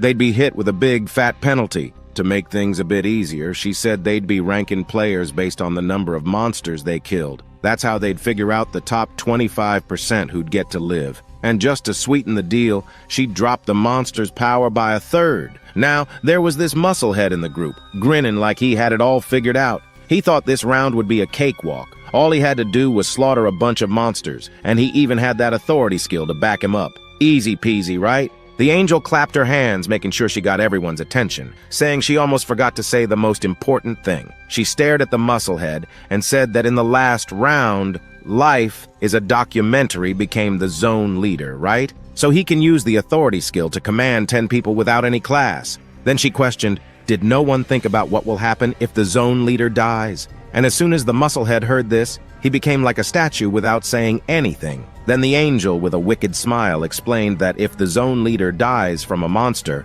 or any natural cause, like if he killed himself or fell down on a dagger and died, the zone leader's position will remain empty, and they will have to vote again to decide who will become the next zone leader. But what if the zone leader got killed by another player? The musclehead was still frozen in his position in shock when the angel continued that if a player kills the zone leader, then the one who will kill him will automatically become the zone leader, and he can also use 10 authority commands regardless of what the previous zone leader had used. As soon as she said this, all the players turned their gaze toward the musclehead with a deadly look, like they would eat the musclehead alive. Then the angel clapped her hands again, saying the monsters will appear in 10 minutes, and she hopes everyone will work together and survive. But then she smiled, looking like she was too happy, enjoying the moment and glaring at the musclehead, saying that she hopes everyone works together, but she is not sure if he will be able to. With those last words, she vanished, leaving the musclehead shaking in anger. Then the musclehead started to scream in anger, cursing the angel and calling her a bitch. However, a whisper caught his attention, and when he turned around, he noticed the players were ready with their weapon, ready to attack. Seeing this, the musclehead also took out his dagger in anger and started to shout, saying if they want to die this badly, they can come and he will fulfill their wishes. But the players didn't back down, explaining that the musclehead could only use his authority 10 times, and if they all attacked him together, he wouldn't be able to defend himself. Just when tensions were escalating, an unexpected turn of events occurred. A heavy, commanding footstep echoed, drawing everyone's attention. It was none other than Ryu, who walked past the players with a majestic aura. They made way for him as he approached the musclehead. Noticing Ryu coming toward the musclehead, he started to panic and asked, "Why is Ryu coming close toward me?" But Ryu didn't say anything, and he just walked close to the musclehead, and with a chilling cold tone said, "Don't be afraid. I'm not here to kill you. If I wanted to kill you, you wouldn't be alive in the first place. I'm here to say something to you." The musclehead just stood there with a sweaty face. Then the musclehead, still scared but not showing it to everyone, replied that he's not scared at all and he's listening, so Ryu can say whatever he wants. With a touch of arrogance, the musclehead added that although Ryu was strong, if they were to fight, he would make sure to at least chop off one or both of Ryu's hands. He declared that he wasn't scared of Ryu's threats. However, before he could finish his sentence, Ryu began to smile wickedly. This sent shivers down the musclehead's spine. Then Ryu, with a cold expression and a cool pose, hand in his pocket, and the other holding his black scythe, suggested that the musclehead seemed to be in a tight spot. He proposed an offer. How about he protect the musclehead? The musclehead was left utterly bewildered and stood there in confusion as Ryu explained that he will stand behind the mushhead and protect his ass so that no one can fuck his ass up. Now hearing this, all the players got shocked, saying, "Why is Black Scythe protecting the musclehead? So if they want to kill the musclehead, they have to fight Black Scythe too. And if it is, they will not be able to face two strong opponents." This declaration sent shockwaves through all the players. They couldn't understand why Black Scythe, Ryu, would protect the musclehead ass. They realized that if they wanted to kill the musclehead, they'd have to face off against Black Scythe too, and that it's impossible to fight against Black Scythe. Meanwhile, the musclehead was listening to the whispers, thinking that just the name of Black Scythe was enough to strike fear into the players. With a somewhat unsure and cautious tone, the musclehead asked what Black Scythe wanted in return for his protection. Ryu, always cool and collected, casually replied that he didn't want much. Then, his expression turned serious as he stated that the only condition was for the musclehead to follow his orders. This condition seemed to take the musclehead by surprise, as he realized that Black Scythe was essentially offering him a subordinate role. Curious and cautious, the musclehead inquired why Black Scythe was making such a kind offer. Ryu cryptically replied that he couldn't tell him. When the musclehead asked about the nature of the orders he'd have to follow, Ryu gave a similar response, saying he couldn't reveal that either. He advised the musclehead not to talk too much and simply follow his commands. He doesn't have the entire day here. The musclehead found himself in deep thought. He didn't want to become Black Scythe's subordinate, but he feared what might happen if he rejected the offer. Would Black Scythe come after him? In a state of panic, he nervously gulped, feeling the pressure of the decision weighing on him. Ryu urged him to give his response quickly, as the other players were eagerly waiting for his answer. Hesitantly, the musclehead declined Black Scythe's offer, stating that he wouldn't come under his command. Ryu fixed him with a cold, deadly look, and the other players started to get happy, saying, "Is the musclehead dumb?" If he had accepted the offer, Ryu would have protected his ass, but no, because of his ego, he rejected the offer. The atmosphere grew tense as a girl prepared her long sword and her friend readied his spear. Slowly, everyone geared up to attack the musclehead. Ryu, on the other hand, distanced himself from the scene, stating that he no longer cared about what happened to the musclehead. Whether he lived or died was none of his concern. Just as the players were about to make their move, the system sent out a notification. The first wave of monsters would arrive in a minute, catching everyone off guard. Their priorities shifted instantly, and protecting the crystal became their top concern. The players abandoned the idea of attacking the musclehead. Seeing an opportunity, the musclehead decided to follow Ryu, thinking that whatever Ryu was up to might be a better option. As he trailed Ryu, he noticed that Ryu was heading toward the third castle entrance, which was unguarded. Suddenly, a loud sound signaled the start of the first wave of monsters, startling everyone. Slowly, the massive castle gates began to creak open, and a chilling wind swept through, making everyone shiver. The system then delivered a grim notification. 9,800 weakened goblins were approaching, intent on destroying the crystal. Panic and fear washed over the players as they stood, clutching their weapons tightly. With creepy smiles and eerie noises, the bloodthirsty goblin horde emerged from behind the gates. They looked as if they hadn't eaten in 1,000 years, their hungry eyes fixed on the defenseless players. Even the musclehead got panicked, as he himself didn't expect 9,800 goblins to come. Without wasting any time, the musclehead started to run, finding a hiding position and started thinking, "Why isn't Black Scythe running? Is he planning to fight against all the goblins alone?" Then the musclehead started climbing a staircase, trying to go to a higher ground, saying, "Even if it's Black Scythe, he will not be able to face against thousands of goblins at a time." As the musclehead reached the top of the building, he noticed hundreds of goblins marching toward Ryu, and Ryu just standing there. He said, "Now Ryu will run with his tail between his legs, and this scene will be a sight to see." Then the horde of bloodthirsty goblins dashed toward Ryu, screaming, and Ryu prepared his black scythe. A group of goblins jumped toward Ryu, and Ryu, as cool as ever, without breaking a sweat, in a flash, chopped all the goblins. He didn't stop there. Like a killing machine, he continued to chop each and every goblin into small pieces with great force, displaying tremendous strength and precision. The musclehead, on the other hand, was left speechless. Seeing this, he couldn't believe what he was seeing. Then he thought, as Ryu got a class, that's why he must be so strong. After he obtains his class, then he will beat the crap out of that arrogant bastard. With that, the musclehead left to kill some goblins to level up and obtain a class. He also started to kill a single goblin at a time without any issue, thinking that in no time, he will obtain a class. Suddenly, an arrow whizzed through the air, narrowly missing the musclehead's face. He managed to dodge most of it, but the arrow grazed a small part of his ear. Angrily, he began searching for the person responsible, but in the chaotic crowd of players, it was impossible to identify the shooter. Fuming with rage, the musclehead declared that he didn't know who had attacked him, but once he found the culprit, he would peel his skin off. Before he could finish his sentence, he felt a piercing pain. As he looked back, the spear guy had already thrust his spear into the musclehead's stomach. The musclehead was really angry, so he grabbed the spear stuck in his stomach and with his dagger thrust it into the spear guy, killing him instantly. However, that was just the beginning. One by one, other players began to attack him, and he found himself desperately defending against their relentless onslaught. Even if he managed to survive this battle, he hadn't killed enough monsters to avoid automatic death when the round ended. Amidst the chaos, he spotted a barbarian-like player, Black Flame Dragon, ranked third in the zone. With a cunning grin, the musclehead used his command skill on him, instructing him to protect him at all costs. Meanwhile, Ryu was doing his favorite thing, yes, bullying the goblins. At this point, Ryu had slaughtered 502 goblins, and all his stats had increased by 100% because of the rain of slaughter. And because of the skeleton bone necklace, his stats further increased by 25%. On the other hand, the other players were barely defending themselves against the goblin, and finally, after a hellish battle,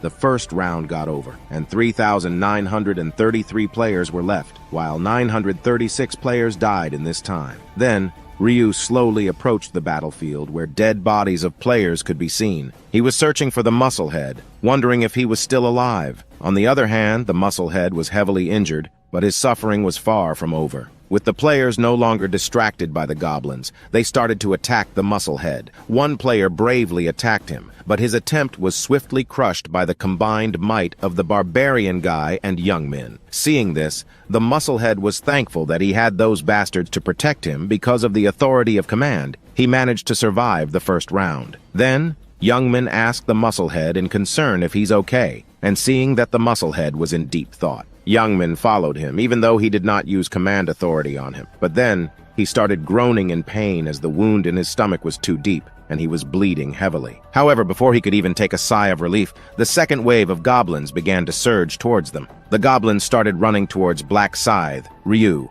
With a serious expression, he did not hesitate to slice the goblins with his scythe. He continued to attack multiple goblins at the same time. The bodies of the dead goblins were piling up on the ground. Then the system notified him that he had reached level 20. His rank had risen from apprentice to regular. He could now use the combination function. He wiped his sweat as he rejoiced in reaching level 20, saying that now he could use the combination function to create unique items that can't be obtained in the store. Then, another window screen appeared before him, displaying important information. The first announcement was about the strengthening of the Death Seal due to his rank increase, now boosted from 100 to 120%. Additionally, he had unlocked a Reaper-exclusive skill called Night of Death, which could create an artificial night within a 500-meter radius. Combining this skill with his Grim Reaper's abilities would double his attack power and increase his attack speed by 50% during the night. This was indeed a formidable combination. After quickly reviewing the screen, the goblins came charging towards him, driven by their bloodthirsty instincts. He welcomed their approach with a confident smile, eager to put his new skill to the test. With a swift activation, Night of Death shrouded the area in impenetrable darkness. The goblins, unable to see through this pitch-black veil, were disoriented and panicked. In the midst of this darkness, Ryu became a reaper of death, precision, and swiftness personified. He systematically beheaded the goblins, causing chaos among their ranks. Their panic escalated as they tried to flee, but in a single sweeping motion of his scythe, Ryu carved through them like a hot knife through butter. When he turned around, a gruesome pile of goblin corpses bore witness to his deadly efficiency. The system chimed in to announce the end of the second wave, giving Ryu a moment of respite. Seizing the opportunity, he opened his in-game shop, eager to spend the gold he had earned from his goblin-slaying spree. He invested in the precise location skill, which granted him the ability to sense every particle within a 30-meter radius. With this newfound skill, he was well prepared for the arrival of the third wave of goblins. As the third wave approached, Ryu remained unfazed. With eyes closed, he moved effortlessly through the goblins, slicing them down as if he were casually sipping his morning coffee. Meanwhile, the musclehead found himself in a dire situation, forced to fend off the goblins while protecting himself despite his severe injuries. The musclehead had been intensely focused on the front, engrossed in the battle before him. However, a sudden eruption of screams from behind shattered his concentration. When he turned around, a horrifying sight awaited him. His subordinates were being mercilessly slaughtered, and a group of aggressive players was advancing, determined to end his life. Arrows rained down upon him, and in a desperate bid to shield himself, he grabbed two of his subordinates and used them as human shields, blocking the deadly projectiles. Now only he and 3 others were left, facing a larger group of players ready to kill them. Realizing that he couldn't win this battle, the musclehead made a quick decision to flee. He started running from the scene, with the players hot on his heels. His only goal was to survive for 1 more hour. If he could do that, he would make it to the next round, as he was already among the top 25%. However, the relentless players chasing him had other plans, and they were determined not to let him live. In his desperate flight, the musclehead encountered Ryu up ahead. Panic overcame him, and he rushed toward Ryu, offering to accept any deal Ryu proposed. He was ready to do anything, from licking Ryu's feet to killing anyone for him. But Ryu merely glared at the musclehead with a cold, deadly look, and firmly stated that he refused to accept the musclehead. As shock registered on the musclehead's face, Ryu went on to explain that he had already made it clear earlier that he didn't care whether the musclehead lived or died. It was none of his business. As Ryu prepared for another round of bullying the goblins, the musclehead couldn't contain his desperation any longer. He started screaming, begging Ryu to save him. In response, Ryu calmly stated that he would have considered taking the musclehead under his wing if he hadn't already used all his authority skill charges. But now, in Ryu's eyes, the musclehead was nothing more than trash. Hearing this, the musclehead felt a surge of frustration and helplessness, not knowing what to do. Meanwhile, the other players behind them began to laugh gleefully, relieved that Black Scythe hadn't intervened to save the musclehead. In a fit of intense rage and determination, the musclehead drew his dagger, clutching his wounded stomach with his other hand. He screamed, vowing to take at least 10 people down with him before he met his end. However, at that moment, Youngman appeared from behind, and in a concerned tone, assured the musclehead that he was there to help. Seeing Youngman, the musclehead's face lit up with happiness, and he gave a wide smile. He expressed his confidence that Youngman would come to his rescue and promised to reward him generously once he survived this round. And when he was too weak to fight back, instead of protecting the musclehead, Youngman, being an even bigger piece of shit than the musclehead, delivered a heavy, skull-crushing blow to him, causing him to fly backward with his nose broken. Then, Youngman grabbed the musclehead by his collar while the musclehead was in pain, grinding his teeth. Youngman gave yet another heavy punch to the musclehead's face, causing him to start coughing up blood. But Youngman was even more of a bigger piece of shit than the musclehead. So, Youngman started a barrage of heavy punches all into the musclehead's face. After a few hundred punches, the musclehead was now lying on the floor, blood coming from his nose, ears, and mouth. His one eye got injured, and slowly his vision was going blurry as Youngman glared at the musclehead with a wicked smile. But wait, it was not enough. So today's goal is 4,900 likes. Please like and subscribe to support the channel from the bottom of your ass. Then Youngman lifted his foot high, and with all his might, bam! He smashed the musclehead's head. The system notified Youngman that he had killed the zone leader. So now he became the new zone leader with the authority skill. Now, seeing Youngman all covered in the musclehead's blood, he shouted in excitement, saying he is the king of this zone now. Then,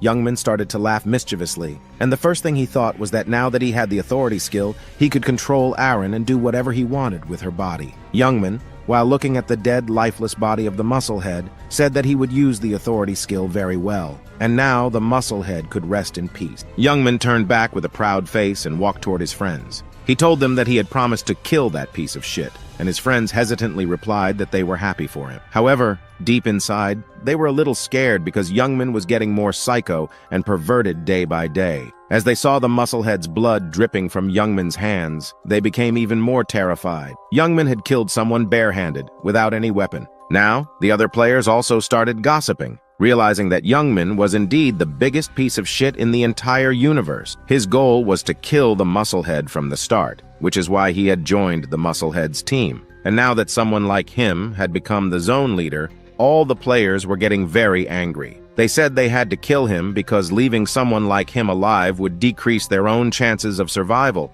But Youngman, for some reason, was not scared at all. He was just laughing with an arrogant smile. Seeing his arrogant smile, all the players prepared to attack Youngman. Then, Youngman suddenly, still with a confident smile, started running somewhere, shocking everyone. And guess what? He went running toward Ryu, shouting his name, and hurriedly asked Ryu if he saw how he killed the musclehead. And now he became the zone leader, and he even had the authority skill. Then Ryu asked, "So what?" Youngman, tapping his chest confidently, asked Ryu if he had made an offer to protect the musclehead because of his authority skill. He explained that he had the authority skill and then promised Ryu that he would do whatever Ryu asked. If needed, he could even wipe Ryu's ass if necessary. Then, Youngman, after saying this, was just very happy, thinking Ryu would accept his offer because he had the authority skill. But Ryu, with an annoyed face, replied that he didn't like Youngman's attitude, which startled Youngman. Ryu continued, saying that if Youngman got on his knees and begged, then Ryu could think about it.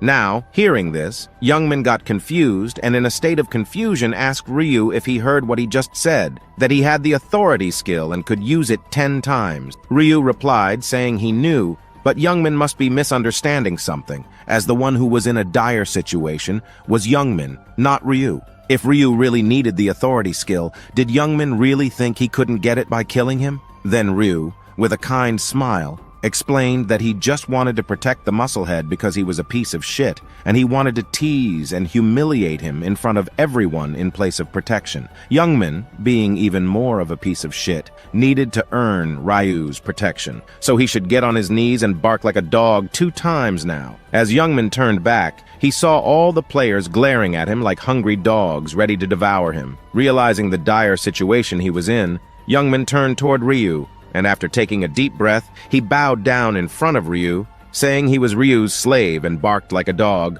"Ruff! Ruff! Ruff!" Then Ryu just stared at him as he barked like a dog for a while with a satisfying look, thinking that he really didn't care about the musclehead. But unlike the musclehead, Youngman did have some value, and he had future plans for him. But before that, he wanted to bully him to his heart's satisfaction. And after begging like a dog, Ryu finally accepted Youngman to come under him. Hearing this, Youngman started bowing heavily with a surprised face, thanking Ryu continuously. Seeing this, Ryu, with an annoyed and disgusted look, said that if Youngman ever even thinks of betraying him like what he did to the musclehead, he will chop Youngman into small pieces and feed it to dogs. With that, Ryu, with a majestic aura, started walking toward the players, leaving them in a state of confusion, wondering what was happening and whether Ryu would really protect Youngmin. Some foolish individuals even contemplated attacking Ryu and Youngmin together. However, one wise person panicked, warning others not to even think about attacking Ryu. He recounted how Ryu had slaughtered 100 goblins at once and emphasized that they couldn't possibly challenge such a formidable opponent. Before the wise man could finish his sentence, Ryu spoke loudly, asking if some of them wanted to attack him. This sent shivers down their spines, and Ryu continued with a serious expression, presenting them with two options. First, they could go and kill goblins to reach the top 25% and survive this round. Then, with great force, he pointed his black scythe toward the players, and with a deadly stare, announced that they could choose to die, and he wouldn't mind. He even jokingly mentioned that it would give him a good warm-up before the next wave of goblins arrived. After hearing Ryu's command, all the players immediately hid their weapons and panicked in a state of fear. They started running away from Ryu as if their lives depended on it. Meanwhile, Youngmin was simply amazed. He couldn't help but marvel at how just a single word from Ryu could send all the players into a state of terror, causing them to flee like frightened rats. Youngmin started laughing and gave Ryu a knowing look, realizing that when he used to be Ryu's enemy, he had also witnessed just how terrifying Ryu could be. Now, he felt safe with Ryu on his side. As Ryu observed the players battling the Wolfmen, he couldn't help but smile to himself. He thought that now that he had everything he wanted, he could finally begin his grand plan. Ryu called Youngmin over, and Youngmin happily approached him, addressing him as Sir. Ryu spoke in a deep voice and made a serious request. He asked Youngmin to use all his 10 authorities to break the purple relic that all the players were protecting. Youngmin was shocked by this command. He remembered that the angel had instructed them to protect the relic at all costs, and failure to do so would result in a heavy penalty. Youngmin was frustrated and puzzled, wondering why Ryu was ordering him to break the relic. Using all his 10 authorities would also mean he couldn't control Aren and engage in any lewd activities with her. Youngmin hesitated, scratching his head, as he asked Ryu why he had to break the relic. Ryu's response was stern, telling Youngmin to shut up and obey his orders. Youngmin then made a request, asking if he could please use only 9 of his authorities and save 1, as he had other plans for it. But Ryu replied in a cold tone, making it clear that he wouldn't repeat himself and that Youngmin had to do as he was told to if he don't want to die. With a sad expression, Youngmin agreed and assured Ryu that he understood. Then Ryu dropped yet another bombshell, revealing that he would now dictate whom Youngmin had to use the authority skill on. As Ryu began reciting the names, Youngmin realized that these were all the names of his friends. He couldn't help but wonder why all of his friends were on the list of people he had to use his command skill on. Youngmin apologized to his friends, explaining that he couldn't deny Ryu's command. He used his authority skill, uttering his friends' names one by one. A strange purple symbol appeared on the heads of his friends, and they started to get mind-controlled. With the final command, break the relic, they succumbed to the mind control. Suddenly, a system notification appeared in front of all the players, stating that the relic was being attacked. Shocked and panicked, the players turned toward the relic and saw 10 people breaking it. In a state of panic, they rushed toward them to stop the destruction. Some players managed to trap a few of the culprits, while others were killed in the chaos. However, before the players could take further action, a crack formed in the crystal, and with a resounding crash, it shattered into small pieces. A massive system window appeared, announcing that the relic had been broken and that they had failed the main quest. As a penalty, the agent of divine punishment would be summoned, attempting to kill everyone for 30 minutes. After that, the round would be over. A sense of horror and panic enveloped the area as players grappled with the gravity of the situation. They questioned who this divine punisher was and what they should do next. Meanwhile, Ryu stood holding his black scythe with a slight smile, confident that everything was going according to his plan. A system window appeared in front of everyone, announcing that a sub-quest would begin, and upon completing it, all players would receive 3,000 gold. As players contemplated this offer, they realized that getting 3,000 gold for surviving the 30-minute punishment was a better deal than the 2,000 gold they were receiving for protecting the relic. This realization led to some optimism among the players. However, Ryu noticed the naive players getting happy and started thinking that the larger reward indicated a more significant threat was coming to attack them. He also considered the reason he didn't break the relic himself, but before he could finish his thoughts, a big system notification appeared in the sky, stating that the 10 players who attacked the relic would receive a substantial penalty, which was a 50% reduction in all stats for those players. Hearing this, Youngman's friends were left speechless. Some felt depressed, while others were angry, and they started cursing Youngman, blaming him for their predicament. Youngman could only reply with a simple sorry, as he didn't know about this penalty. However, deep down, he felt a little relieved as nothing penalty had been applied to him. But before he could finish processing this information, a system notification appeared in front of him, stating that since the zone leader couldn't protect the relic from being destroyed, the zone leader's stats would also be permanently decreased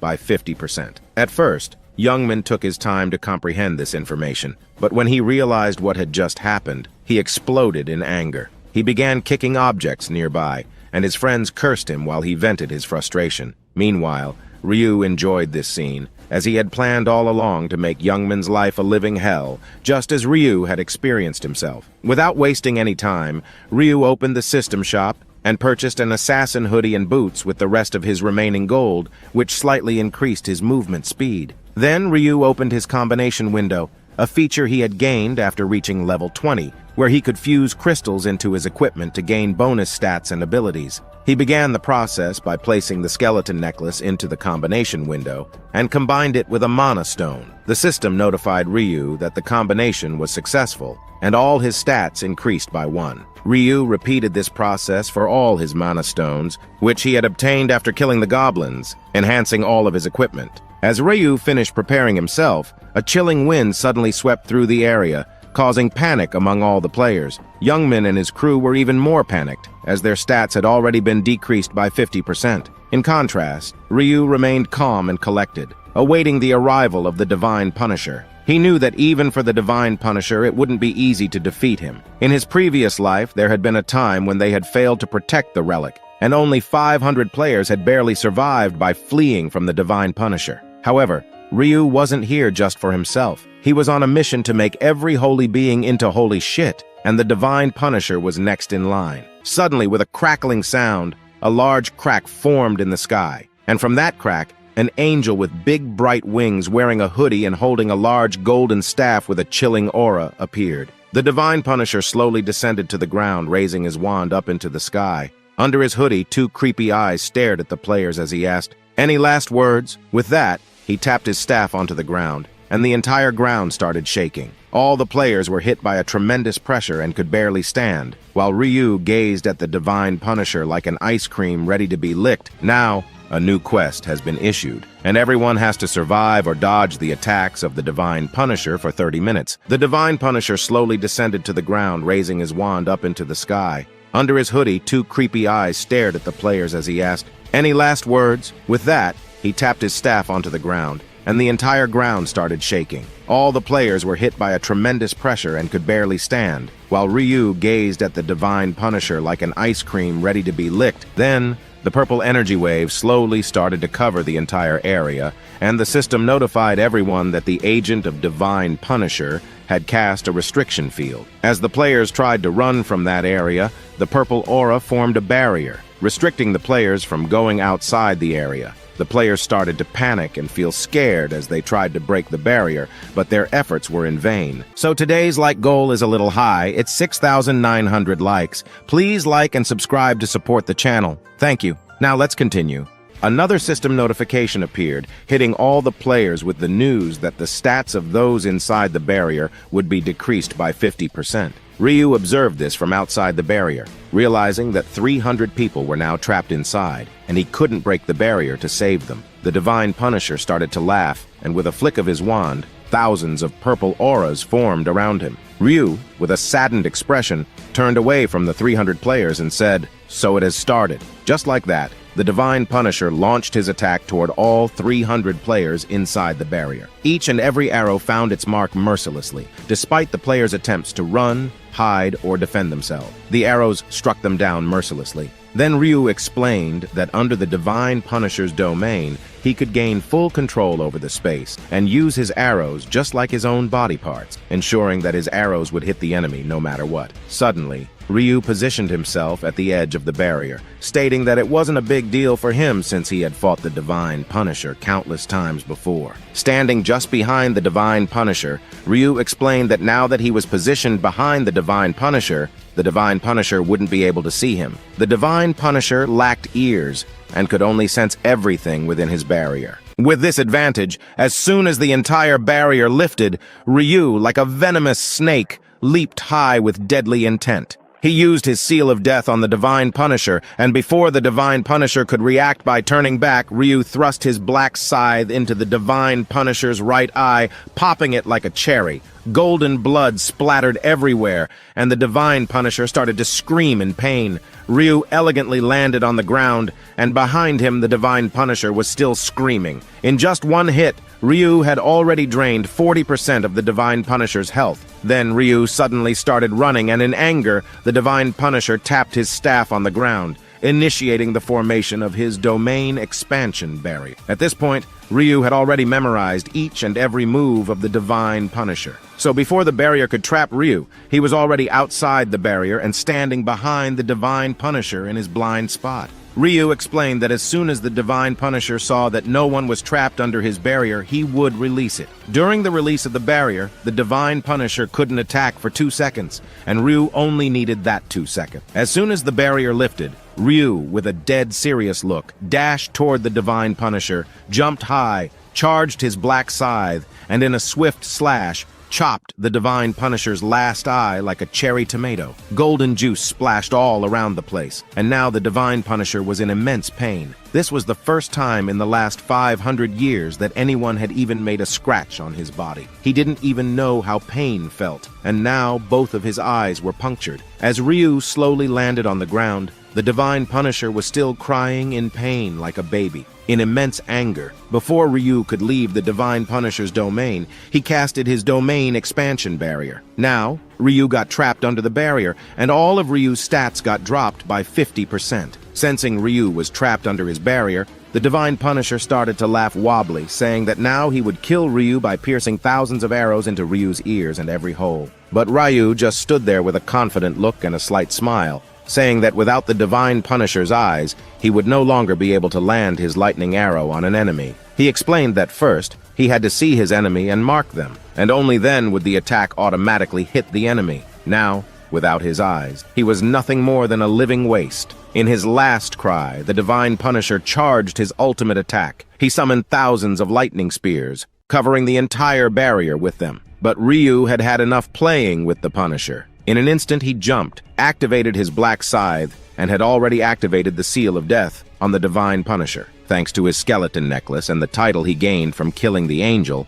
his stats were now 7.5 times more potent, and with a single slash, Ryu chopped the Divine Punisher left wing. Then, the Divine Protector, still blind, tried to counterattack, but Ryu swiftly, using the staff of the Divine Punisher, jumped even higher into the sky, dodging the attack. Once again, with a swift slash, he chopped off the last wing of the Divine Punisher. As Ryu swiftly landed on the ground, the Divine Punisher was already in immense pain. With this, the Divine Punisher was left standing in silence, wondering what was happening. His job was supposed to be slaughtering players for 30 minutes, and torturing them as much as his heart desired. But this was out of script. Suddenly, the Divine Punisher began to tremble and mutter something. Ryu immediately started running away from him. Now, the Divine Punisher was furious, and in a deep voice, he threatened Ryu, saying he didn't know who Ryu was, but now he would chop him into pieces and feed them to holy dogs. Ryu would not have a peaceful death. A system notification then informed everyone that the Divine Punisher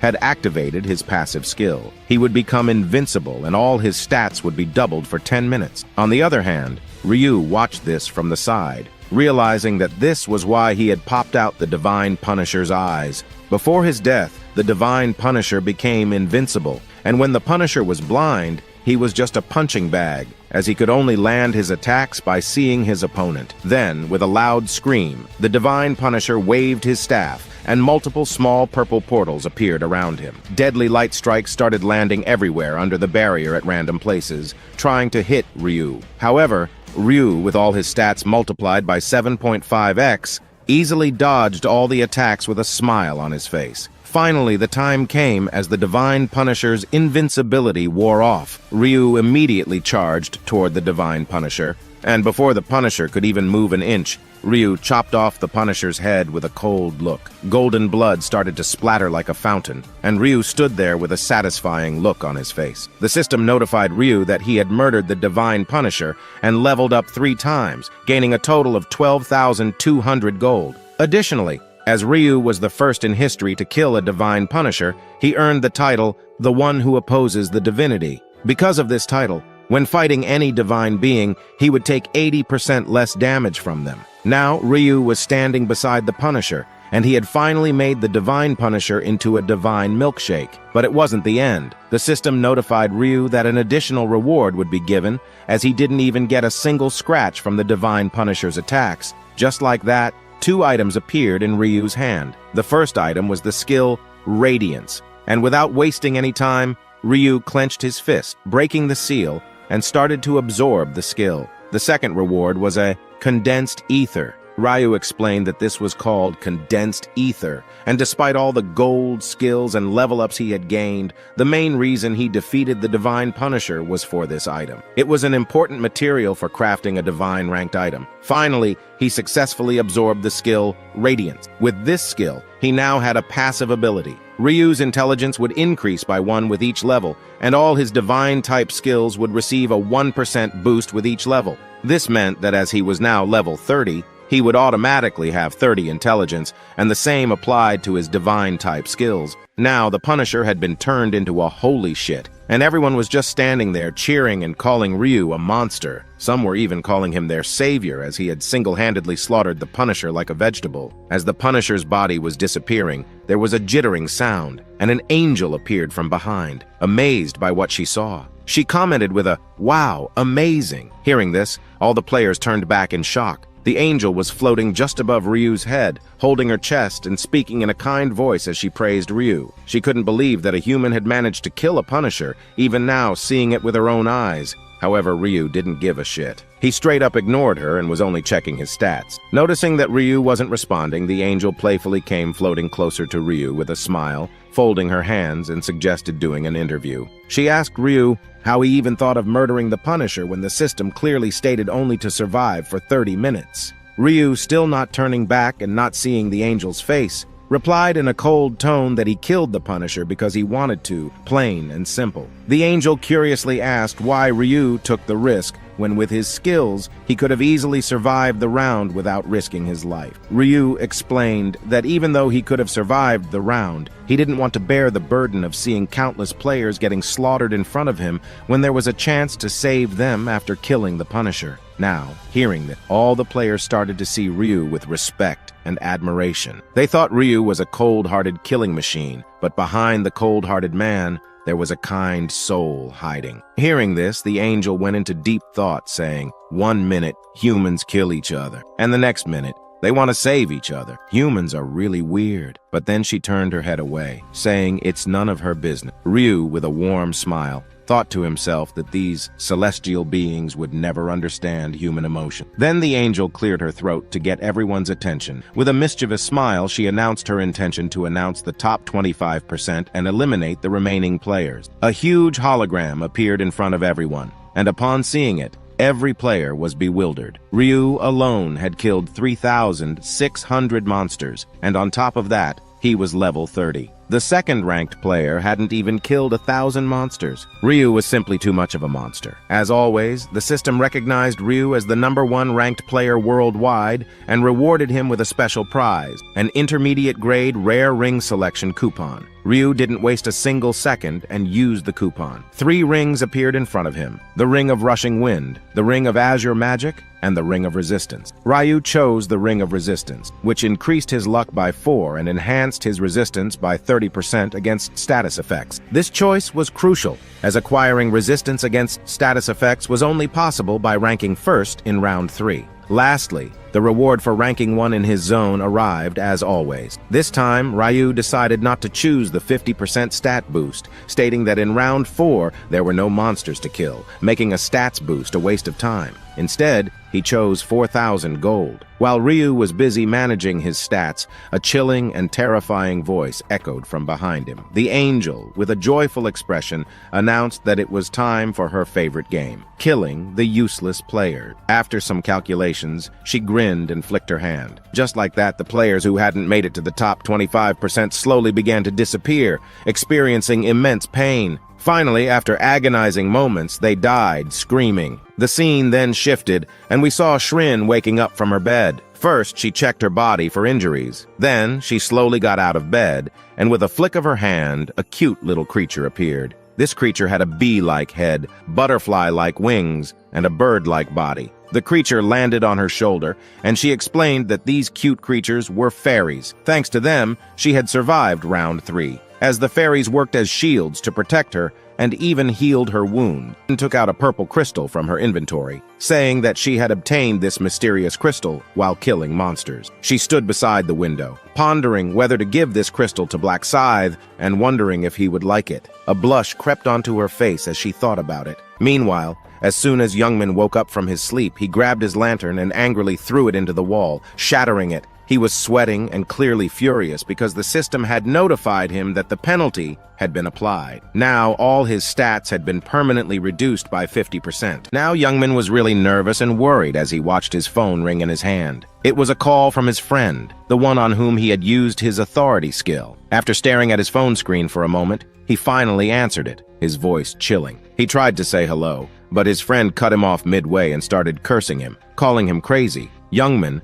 still attempting to act like he didn't know what was going on, asked his friend what he was talking about. On the other side of the phone, his friend was becoming increasingly frustrated. He couldn't hold back any longer and burst into anger, shouting furiously and continuing to curse Youngman. He accused Youngman of playing the innocent card after ruining his entire life. So guys, today's goal is 9,000 likes, and I thank you all from the bottom of my ass, from the bottom of my heart for supporting this channel. Now let's continue. He asked how Youngman could use the authority skill on his own friends, causing all their stats to decrease by 50%. Now, how would they survive in future rounds? Youngman, attempting to justify himself, replied that he didn't have a choice. Black Scythe himself had given him the order, and if he hadn't followed Black Scythe's command, he would have been killed. So, he claimed he had no choice in the matter. His friend, annoyed and still furious, retorted that Youngman should have chosen to die rather than harm his friends. He said that someone who, just because they were at risk of dying, would harm their friends was no true friend. Youngman hadn't even tried to find a way to convince Black Scythe otherwise or explore alternative options. Instead, he had blindly followed Black Scythe's orders and used the authority skill, indicating that he didn't care about what happened to his crew members and friends. His friend told Youngman that if he wanted to learn about true friendship, he should watch One Piece, and now Youngman could go and die in a gutter because they were no longer friends. Youngman listened to this in silence, but then Youngman, also shouting and tapping his chest while addressing his friend angrily, replied that he was also affected, as his stats got decreased by 50% because he was the zone leader and failed to protect the Crystal Ruin. However, his friend cut him off mid-sentence and started shouting at Youngman again, accusing him of playing the I am also a victim card. His friend emphasized that all of this had happened because Youngman was greedy. Youngman had been obsessed with getting the authority skill to confront Aaron, and this was all he used to talk about. His friend continued to curse Youngman, while Youngman could do nothing but listen with an annoyed and frustrated expression. Then, Youngman tried to say something about figuring out how to get their stats back, but his friend cut him off once more. His friend stated that, as he had mentioned before, Youngman could go and die in a gutter, and from that day on, they were no longer friends. His friend made it clear that Youngman should not call or try to contact him. He warned Youngman that if they ever met in the real world or the other world, he might be tempted to kill Youngman out of anger. With that final warning, his friend ended the call, leaving Youngman standing there silently, glaring at his phone screen. Then, in frustration, Youngman immediately started dialing his other friend's number, stating that he would command all his other buddies to crush the friend who had just called him. However, each and every one of his friends had already blocked his number, and he was unable to contact a single friend. Frustrated, Youngman threw his phone onto his bed and glared at it in anger. He said he didn't need anyone to live his life, as only pigs and sheep roam in groups, and tigers move alone. He considered himself a tiger, even though his stats had decreased by 50%. Grinding his teeth, Youngman vowed to rip each of their body parts one by one, torture them until they begged to die, and then kill each and every one of his buddies, reducing them to pieces of shit. The scene then shifts back to the Imperial Hotel, where the Heavenly Demon is staying. We see the bodyguard bowing his head politely, and the Heavenly Demon, casually dressed in his usual black t-shirt and pants, sitting in his office chair. He complimented the bodyguard for passing the third round and expressed relief that he was alive. However, the bodyguard, maintaining his polite tone, replied that he was just lucky and that he had passed the third round because the monsters were weakened, making it easier to deal with them. The Heavenly Demon then asked the bodyguard about his current level and whether he had managed to obtain a class. The bodyguard replied, still maintaining his polite tone, that he had reached level 11 and had been fortunate enough to acquire the class of Knight. Then the bodyguard said that Aaron had also reached level 11, but she got a rather unique class called Summoner. Hearing the term Summoner, the Heavenly Demon became curious and asked the bodyguard to explain this in detail. The bodyguard raised his hand and, with a serious face, started explaining that, at first, he himself had been surprised. Now, Aaron can summon little creatures called fairies who can cast magical spells. These spells can do things like using skills such as Protection Shield, or even healing minor injuries. Thanks to Aaron's ability, he had been able to successfully hunt and survive the third round. The Heavenly Demon listened in silence. After thinking for some time, the Heavenly Demon, with a smiling face, said to the bodyguard that he should maintain a close relationship with Aaron because she seemed to have a really interesting class. In the future, she might become a very strong and important person. The Heavenly Demon also suggested that if the bodyguard wanted to, he could even date Aaron, as she was actually quite a gorgeous lady. So if the bodyguard managed to become affectionate with Aaron, she would always be with them, and their team or forces would grow stronger because they needed more powerful awakeners, as Earth would no longer be peaceful in the future. Upon hearing this, the bodyguard became a little flustered, saying he couldn't do it because he was a virgin and didn't have the courage to be romantic, especially with Aaron. He just lacked the confidence. However, Heavenly Demon, with a chuckle, told him he was just teasing about the dating part, as he hadn't seen the bodyguard laugh in a long time. But seeing the bodyguard getting shy indicated that he had feelings for Aaron. Heavenly Demon suggested that the bodyguard could try dating Aaron. Hearing this, the bodyguard grew a bit worried, realizing that even if he tried, Aaron would likely reject him outright. He was certain of it. Heavenly Demon then asked if the bodyguard was still a man, to which the bodyguard replied that he was, but the problem was different. Aaron still addressed him with a formal tone, calling him Mr. Bodyguard. Heavenly Demon decided to put an end to the playful banter and urged them to discuss the serious matters at hand. The bodyguard bowed his head and began explaining. He first apologized, stating that he had failed to carry out the Heavenly Demon's order to help and approach Black Scythe. Additionally, he hadn't been able to deliver the message that the Heavenly Demon had intended for Black Scythe. The bodyguard took a seat on a sofa and proceeded to recount everything that had occurred in round 3, starting from the death of the Musclehead and covering all the events. The Heavenly Demon listened attentively with a serious expression, maintaining silence throughout the narration. After the bodyguard had explained everything, the Heavenly Demon sat in contemplation, placing his hand on his chin. He remarked that based on the description of the bodyguard, the Divine Punisher seemed like a powerful entity, and even he, the Heavenly Demon, wouldn't have been confident enough to face it alone. The atmosphere turned gloomy. Hesitantly, the bodyguard continued, suggesting that individuals like Black Scythe, who were exceptionally strong and self-reliant, often had significant egos, making it nearly impossible to work together with them. The Heavenly Demon remained silent,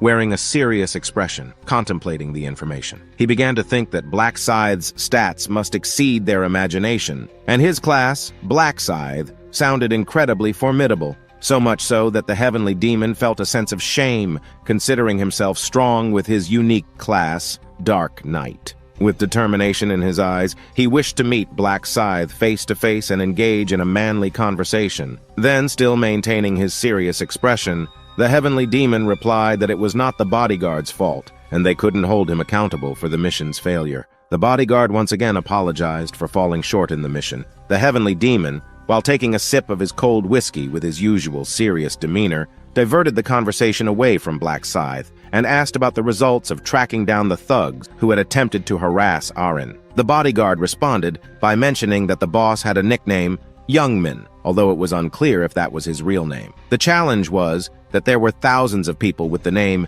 Youngman worldwide, making it nearly impossible to track them all down. However, assuming he was in his 20s and looked identical to his real-life self, they narrowed the search to Koreans, reducing the pool of suspects to 5 individuals. Upon hearing this, the heavenly demon inquired about the current locations of these 5 people. The bodyguard, still a bit nervous, explained that it would take some time to pinpoint their exact home addresses due to the world's current situation, causing delays in the investigation process. Holding his whiskey with a disappointed expression, the heavenly demon remarked that he wouldn't be able to locate that individual before round 4, even though he was eager to confront them. The bodyguard refilled the heavenly demon's glass with more whiskey and reassured him that there was no need to rush and they could take their time. The heavenly demon then asked the bodyguard about his gold reserves, and the bodyguard mentioned that he had 10,000 gold. The heavenly demon deemed it sufficient and explained that there was a skill called tracking available in the shop for 20,000 gold,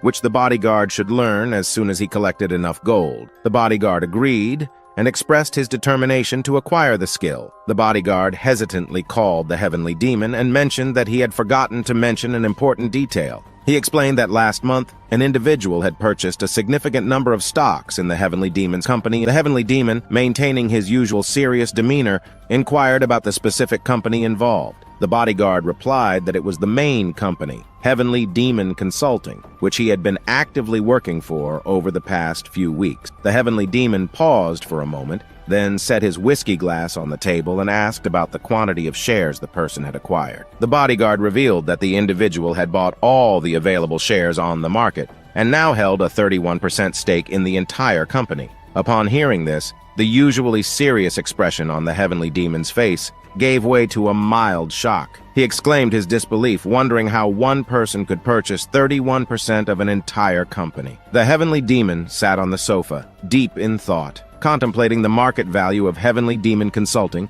which stood at 720 million United States dollars. To acquire 31% of the company, someone had invested a staggering 212.8 million United States dollars. He pondered who this wealthy individual could be, and whether it might be one of his brother's actions. After reflecting for some time, his expression turned serious once more, and he concluded that someone who bought such a significant stake likely intended to become directly involved in the company's management. He picked up his phone and instructed his department head to gather information about the person who had acquired the 31% stake in the company. Meanwhile, Ryu lay on his bed, holding his phone, eagerly awaiting a phone call. He knew that even though he wanted to meet the heavenly demon, he couldn't contact them first. He had to demonstrate that he was the real deal. Ryu was confident that the heavenly demon would contact him any moment now, especially after discovering that someone had bought a 31% stake in his company, which had only started a few months ago and wasn't particularly big or well known. Suddenly, Woonie burst into Ryu's room, shouting loudly,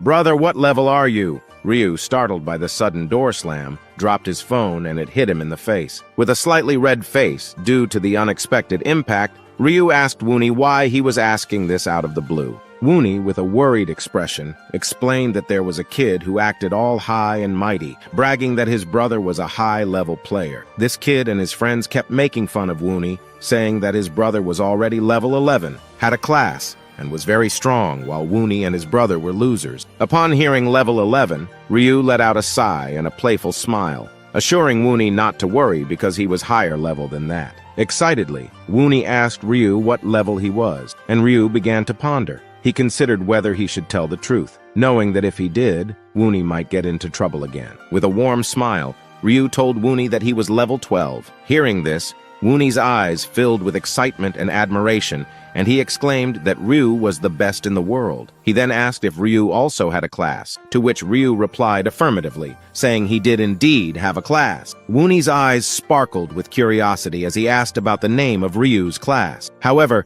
Ryu simply lied down on his bed, going under the blanket, and playfully mentioned that it was a secret. He added that he would tell Woonie everything when the right time came. Frustrated, Woonie insisted that there should be no secrets between brothers, but Ryu, claiming fatigue, said he needed to sleep and promised to tell Woonie later. Annoyed, Woonie left the room, stating that he would definitely find out Ryu's class when he woke up, and he closed the door in frustration. Then, as Ryu was about to sleep, his phone started to ring, and it was the call of the Heavenly Demon. Ryu picked up the call, and the Heavenly Demon introduced himself as the CEO of the company. He inquired if it was a suitable time to talk. Ryu, with a slight smile, decided to play the role of a naive beginner who had just started investing in the stock market. He thought that the more he appeared like a pushover, the more the Heavenly Demon would let his guard down, making his plan go smoothly. So Ryu replied that it was indeed the right time to talk. The Heavenly Demon, with a polite tone, asked if Ryu had purchased a large amount of stock in his company, and Ryu pretended to be startled and nervous as he confirmed that he had. The Heavenly Demon then informed Ryu that, with his recent purchase, he now owned 31% of the company. He expressed his desire to meet Ryu and suggested going for a meal. He proposed a lunch meeting on Friday. Ryu, after a moment of thinking, remembered that on Friday he had an important task. He was planning to make the person who kidnapped Wani on his 7th life regret it, so he politely declined the offer for Friday, citing his prior commitments. Instead, he suggested Saturday, which the Heavenly Demon agreed to. With that, the phone call ended. Ryu, now wearing a confident smile, muttered to himself, "Tomorrow is Friday, and it's the day when Wani's kidnapper will face justice. I'll make so many holes in that bastard's body that he won't know from where to fart and from where to take a breath." The next day, he went into a deserted factory at night. As Ryu walked, he explained that there are many ways to obtain a skill rune. Until now, people believed that skill runes could only be found inside dungeons after fulfilling special conditions, such as killing the Divine Punisher. In extremely rare cases, one could get a skill rune by killing normal mobs under certain conditions, like killing 100 virgin goblins while still being a virgin on a full moon night. However, this wasn't the only way. Skill runes could also be obtained in the real world. Ryu reached a deserted factory as he continued to explain. He secretly entered the factory and clarified that the time had finally come for him to confront the person who had kidnapped Wani in his previous life. Ryu went inside the factory and sat beside some boxes, waiting patiently. He explained that a person named Jang would come there, a morally corrupt man who had killed Wani 9 times. Ryu couldn't do anything but cry in pain in those past lives. Now, Ryu intended to torture him in such a way that he would beg to be killed. Ryu was determined that anyone in the world who even thought of harming Wani would face his wrath, even if they were a god.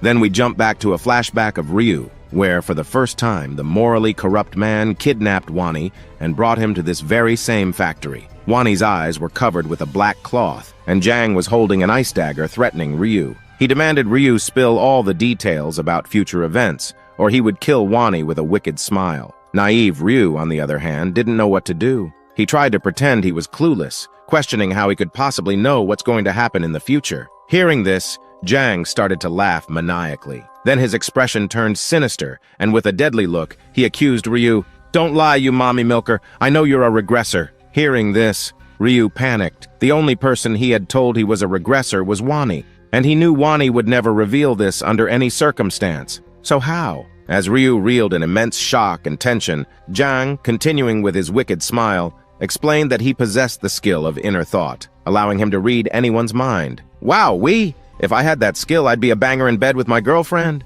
Now back to the story. Ryu was tortured by the sight of Wani being kidnapped and killed 11 times in his first 11 lives, even though he never told Wani that he was a regressor. One way or another, Jang always ended up discovering that Ryu was a regressor. In the end, Wani always ended up kidnapped and killed, even after Ryu divulged all the details about the future. This was because Jang was a morally corrupt, violent criminal who knew nothing but violence. Now back to the present. Ryu was wearing a white, creepy mask, while explaining that this was the only reason he was killing the king of shit each and every time, before he ended up kidnapping Wani in each of his regressions, and this was his 100th time. This time, Ryu's mission was not only to kill Jang by torturing him, but also to acquire the skill of inner thought. Just then, Jang entered the factory, carrying a woman tied with ropes over his shoulders from the back. He forcefully threw the woman onto a mattress he had prepared in advance for all his victims, those he brought here to satisfy his naughty need. With a creepy voice, While removing the tape from the woman's mouth, Jang said he was going to remove the tape so she wouldn't yell. The woman was terrified, shivering in fear. As soon as Jang removed the tape, the woman, with a trembling voice, started to beg for mercy. She repeatedly pleaded to be spared, but Jang, sitting casually and with a laugh, replied that was all she had to say once he let her talk. She should say something dirty and sexy. Then Jang's expression turned a bit creepy. His aura became sinister, and with a deadly look, he said, "Save me, I have a kid, or I will give you as much money as you need." But this plea was futile. The only thing Jang wanted was to have his twisted form of fun with her. Then Jang threw the tape backward and with a serious tone asked the woman if she knew why this was happening to her. The woman, even more terrified, joined both of her hands. Still with her trembling voice, she replied that Jang is probably doing this because she glared at him the other day. That day, Jang had offered her to spend a night with him, and she's really sorry for rejecting him, explaining she's married with a kid. How could she sleep with another man? That's why she rejected his offer, not because he looked like a piece of shit. Hearing this, Jang got even more pissed off. He remembered that day and how he felt so damn shitty when she rejected him. Then we go back 2 days to when all this started. Jang was just walking on the street searching for a girl to have fun with. Yeah, Jang is a big pervert. Just then, he noticed a pretty girl walking beside him. After checking her out, Jang commented on her nice body. He followed her as she walked into a dark, less crowded alley. Jang activated his skill, and his whole body started to glow, startling the girl. In panic, she dropped her phone. The light was so intense that her vision went dark, and she became blind for a moment, panicked and trying to comprehend what was happening, but Jang, taking advantage of this situation, grabbed the girl's boobs. And well, you know what happened next. After having his twisted fun with the girl, Jang, with a sinister smile, quickly made his escape before she could regain her vision. He casually mentioned how he enjoyed doing this with different girls every night, reveling in his sadistic acts. He explained that just a few months ago, his life had been rather dull after his release from jail. He didn't care whether he lived or died until that fateful day when a hot angel transported him to another world and granted him a skill that allowed him to temporarily blind anyone. It was then that he realized the sinister potential of this newfound ability. Returning to the present, Jang decided to visit a store to buy some coffee. In the store, a woman in her mid-30s welcomed him with a warm smile. As soon as he saw her face, he couldn't help but once again laugh wickedly, thinking about her attractive appearance and curvaceous body. Approaching the counter, he ordered an Americano, and she, still maintaining her warm smile and polite tone, informed him that the Americano would be ready in a few minutes and that the total bill was 5,001. With a wicked smile and a lustful demeanor, Jang handed the woman the money and inquired if she was new here. He mentioned that he was a regular visitor to the cafe but had never seen her before. The woman, still maintaining her smile but sighing softly, explained that due to the current chaos in the world, all the part-timers had left the shop, so she had taken up the vacant position. She apologized for not recognizing him earlier as she was new to the cafe. Then, maintaining his flirting tone, Jang asked the woman if she was the owner of this cafe. She, while bringing the Americano, replied, yes, she is the owner. Then Jang playfully asked how old she was, noting she looked quite young and pretty. She replied she's 32 years old. Jang, again with an ugly smile, asked if that meant she wasn't a player. She replied yes, she wasn't, gladly stating she wouldn't have to live with the constant fear of dying every month. Suddenly, out of nowhere, Jang, maintaining his ugly smile and shit-like face, said with a lustful look that he really liked the cafe woman and asked if she'd go out with him. Hearing this, she got a little confused and paused for a moment to process what she just heard and what to say. While she was standing still like a statue with a confused look, Jang, seeing this, got really pissed off. Banging his hand on the counter,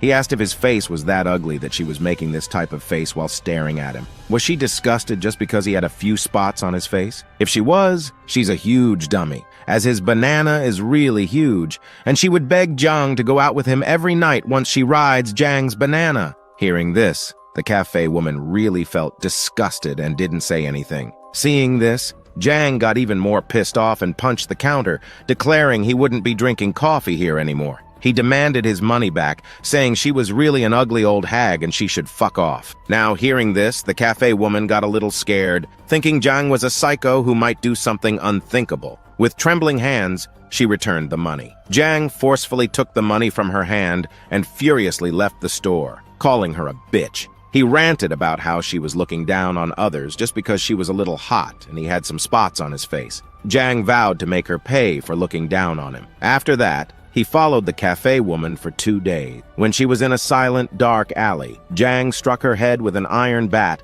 and brought her to this deserted factory. Now, back in the present, the cafe woman was still begging, joining her hands and bowing while trembling. Jang was enjoying the scene, seeing her begging and getting scared. Then after some time, Jang turned back, saying this wasn't fun as she wasn't being sincere enough and not begging sincerely. He pushed her back onto the mattress, and she fell to the floor. Jang held her hand and opened his pants zip, stating he knew everything, that she was only pretending to apologize to get out of the situation, and she still didn't like Jang. He asserted that only by riding his banana and enjoying the night could she prove that she was really sorry. This, he declared, was her punishment. While the cafe woman continued to beg and cry, Ryu from the shadows slowly walked forward with his black scythe.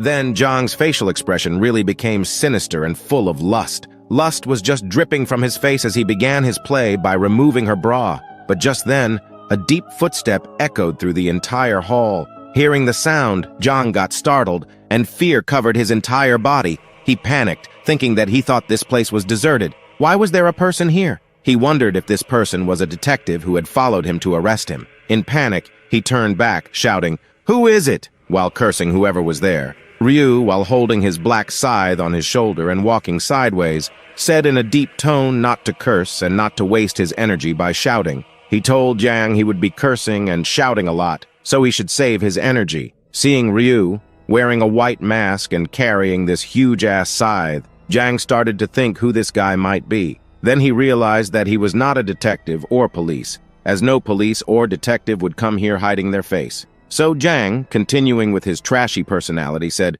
"Does Ryu think this is a place to play with that toy of his?" He said that now Ryu had seen Jang's face, so Ryu had to pay the price by dying. As he continued to spew his bullshit, Ryu just listened with a silent face. Then, after hearing Jang's bullshit, Ryu finally raised his black scythe with a deadly look, saying it looked like Jang hadn't figured out the situation yet. While swinging his black scythe with great force, Ryu said, "Does this look like a toy? If yeah, then Ryu will be putting this toy of his into Jang's ass, and he'll make sure Jang enjoys it." Just the swing was enough to create a small shockwave around Ryu. Seeing this, Jang realized that the black scythe was indeed real. Then Ryu turned towards the cafe woman and, politely addressing her as ma'am, said she could leave now, and he would take care of this king of shit. She, still trembling and joining her hands, first paused for a moment, then tried to get up. But before she could do anything, Jang shoutingly turned towards the cafe woman and started yelling at her in a loud voice. He demanded to know on whose permission she was trying to get up,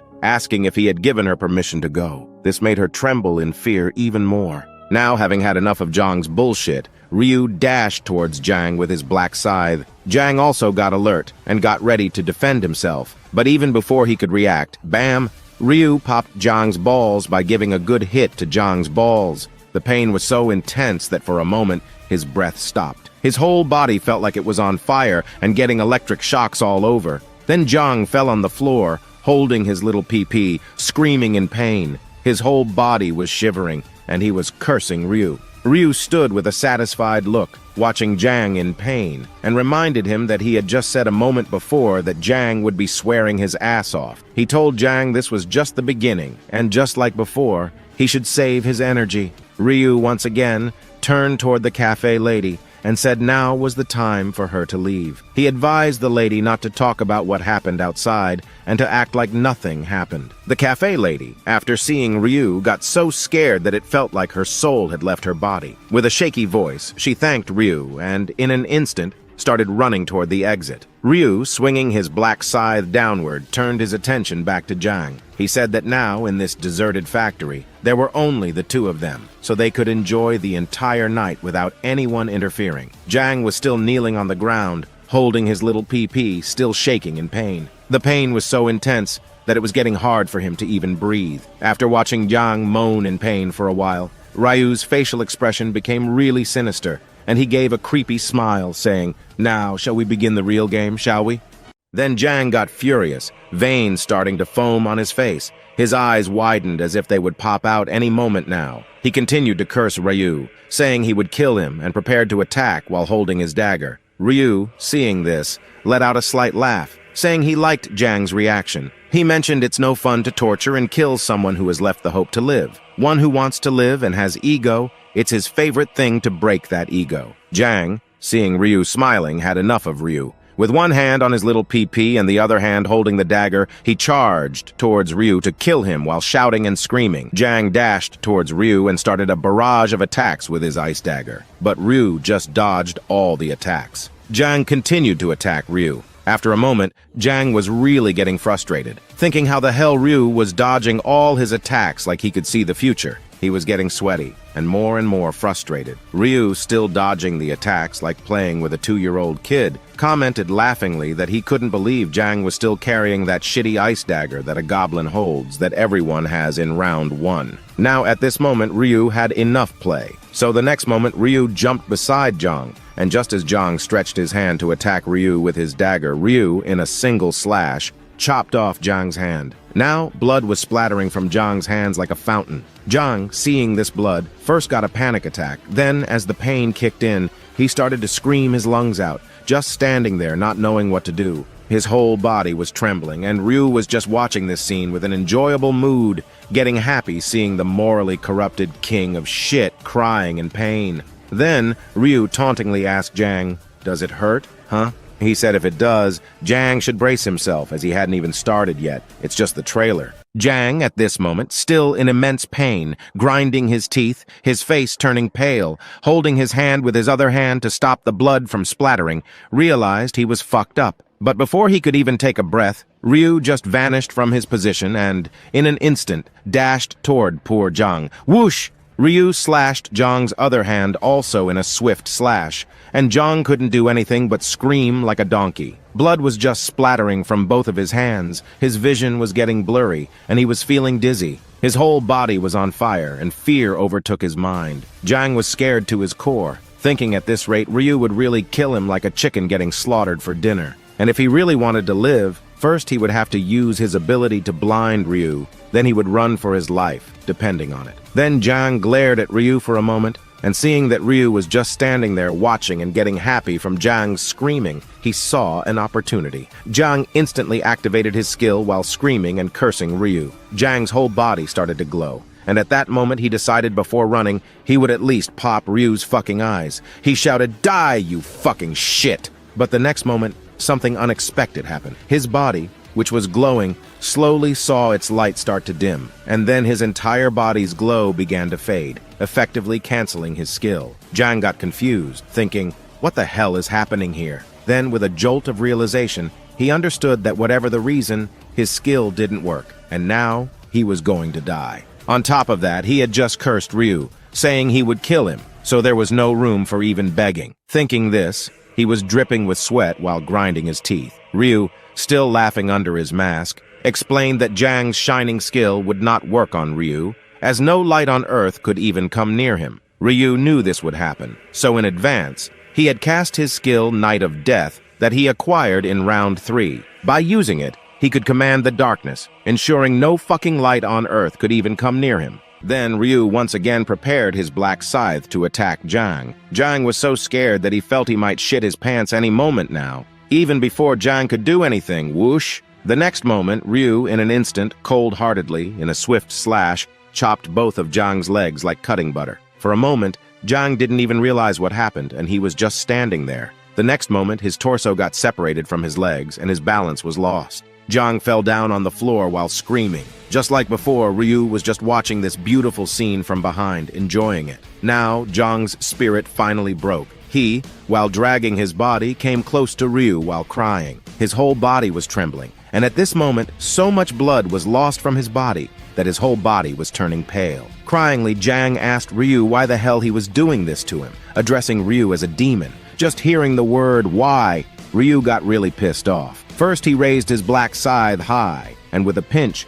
stabbed and punctured Jang's left leg, while continuing to make multiple holes on Jang's body and piercing his black scythe with a break. He said, Why do people kill mosquitoes? Because letting them live, they will at the end come to suck people's blood. So it's better to kill them even before they bite. Now at this moment, Jiang, who had lost his will, still had tears in his eyes. He was really getting frustrated, saying that Ryu is a psychopath and asking if he had run out from a mental asylum. Ryu, hearing this, again laughed, saying it looked like a little bit of spirit was still dwelling inside Jiang. He wondered how long Jiang could keep this attitude of his. With that, Ryu continued to puncture Jiang's body with his black scythe. Jiang continued to scream, and Ryu took his sweet time to slowly make so many holes in Jiang's body, just like he said he would, so that Jiang would get confused about from which hole he would fart and from which hole he would breathe. After a few minutes, Jiang had finally lost it, as Ryu was not hitting any vitals and was attacking Jiang in such a way that he stayed awake while feeling this hellish pain.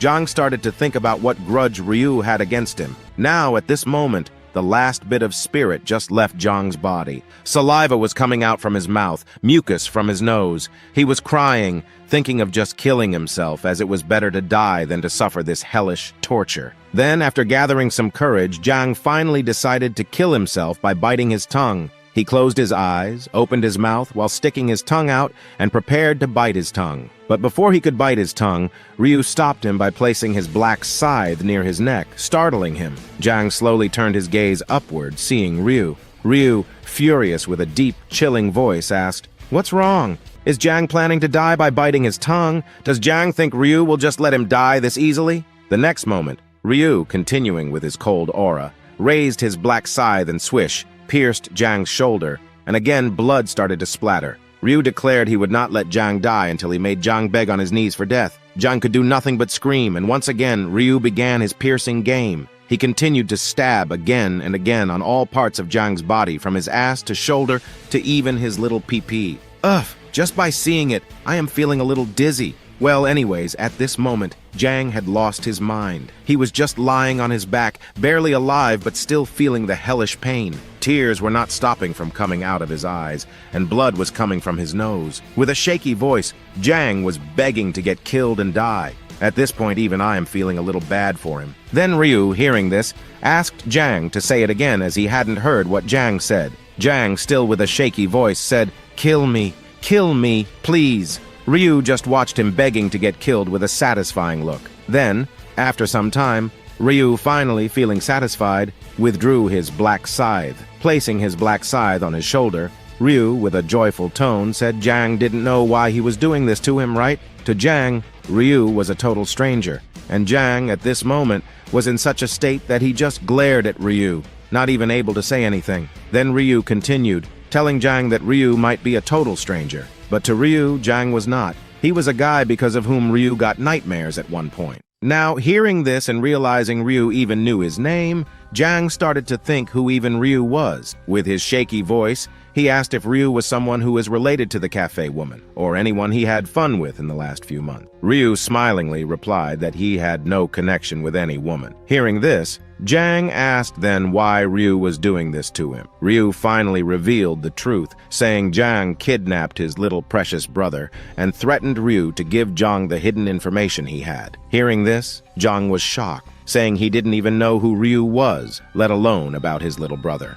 Now, hearing this, Ryu laughingly commented, "Of course Jiang doesn't know it because it's an incident that will happen in the future. After 15 days from today, Jiang will kidnap his little brother and then torture him and then kill him. And there's a second reason Ryu is doing all this to Jiang, to acquire the ruin of inner thought. Today was the day Jiang was destined to acquire the skill inner thought." Hearing this, Jiang was confused, asking, "What the hell is Ryu talking about?" Ryu explained that today, Jiang would have raped the cafe woman, and after begging from her heart for Jiang not to do it, Jiang would have gotten the ruin of inner thought. The condition to get the ruin of inner thought was that, in this exact deserted factory, a person had to beg from his heart, and the person to whom the person will beg will get the ruin of inner thought. After acquiring this inner thought, Jiang will become the biggest criminal the world will ever see. So Ryu was just doing his job, removing a bug from this already messed up world. As Ryu continued to explain,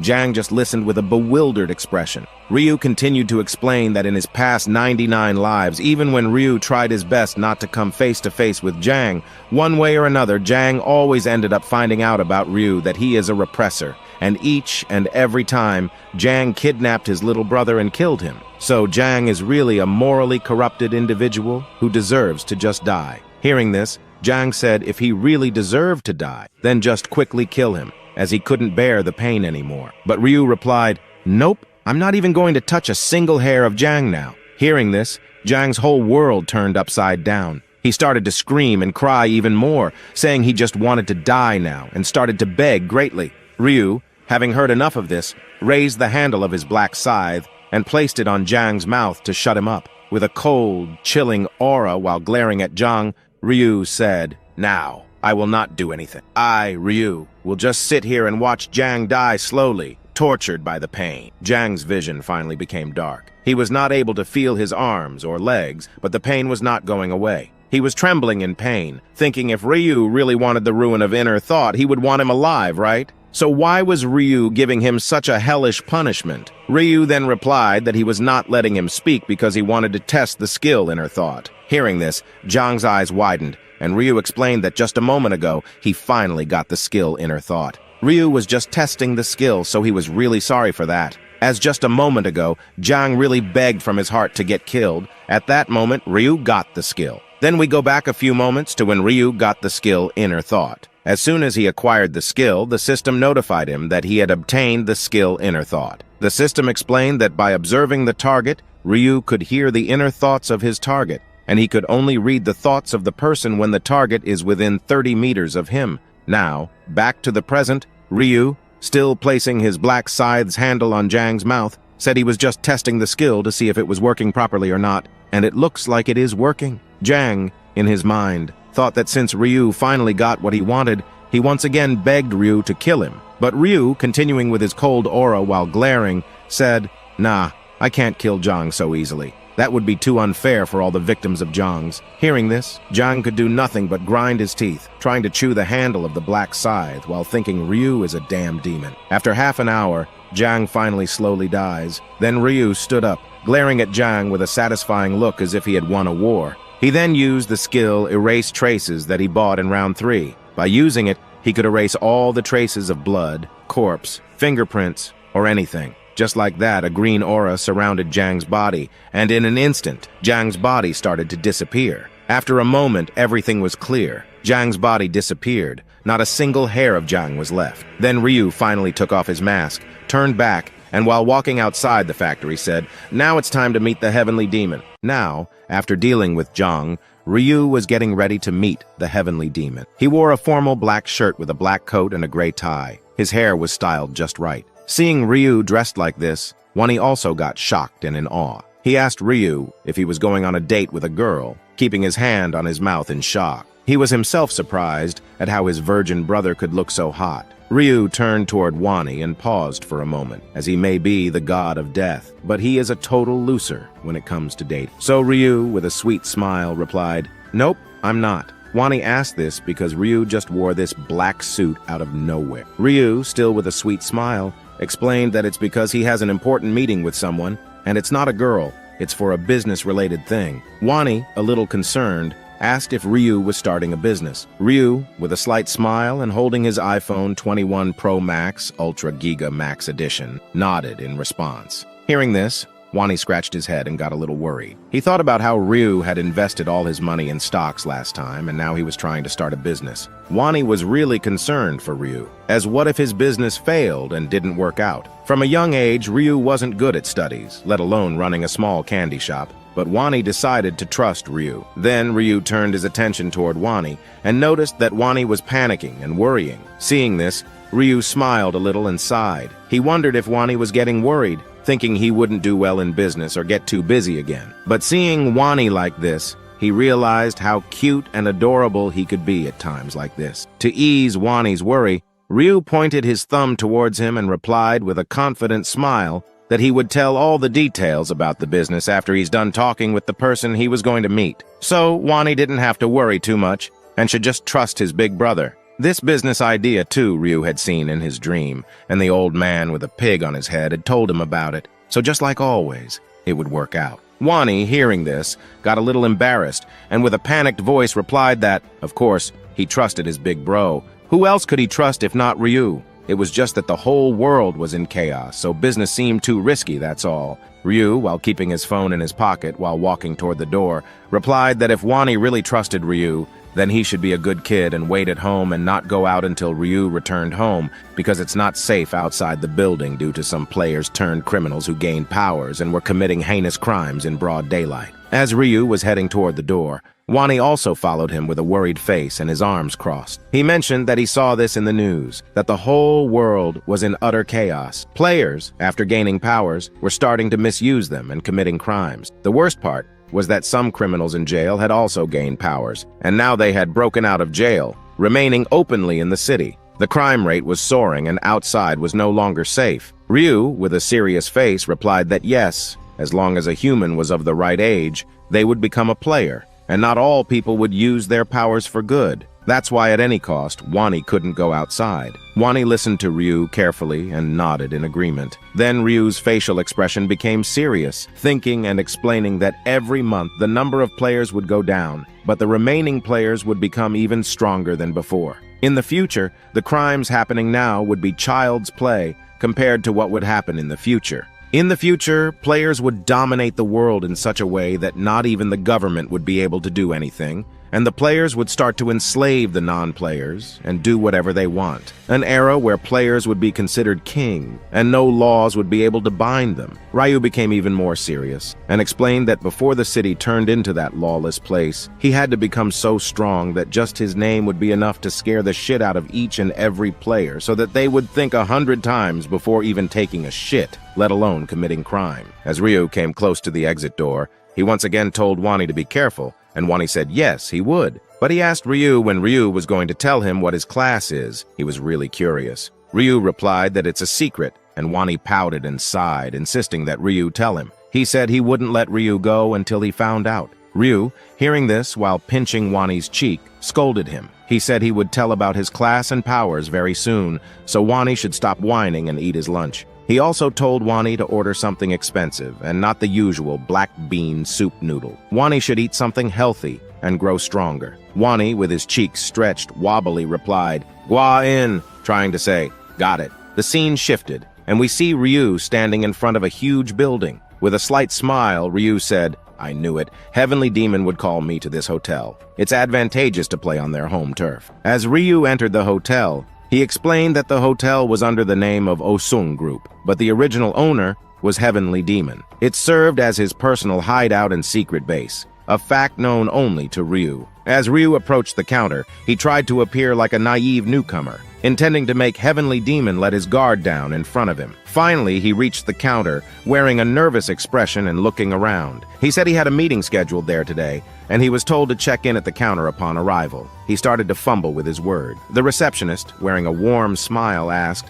"Are you here to meet the CEO of Heavenly Demon Consulting?" Ryu, still shaking and nervous, replied, "Yes." The receptionist then guided Ryu to an empty room, instructing him to sit on the sofa and wait. She assured him that the CEO would arrive soon. Ryu, still fumbling and nervous, said, "Okay." He then bowed his head with a warm smile and thanked the receptionist. Then Ryu continues with his Oscar-level acting, trying to look like a loser. He looks left and right, slowly sits on the sofa, trying to act like he is overwhelmed and nervous. Then, with a straight expression, he looks at the ceiling and exclaims, "Whoa, the chandelier's so cool!" Just then, a voice asks if he's Ryu Min. Yup, it was their bodyguard. Ryu, trying to act startled, hurriedly stands up, saying yes he is and greeting him. The bodyguard, upon seeing Ryu, gets a little confused and pauses for a moment, noticing how much of a loser Ryu appears to be. He realizes that Ryu is the exact guy whom he met a few months back when he came with his little brother to give rice cakes. On that day, he rudely shooed Ryu away.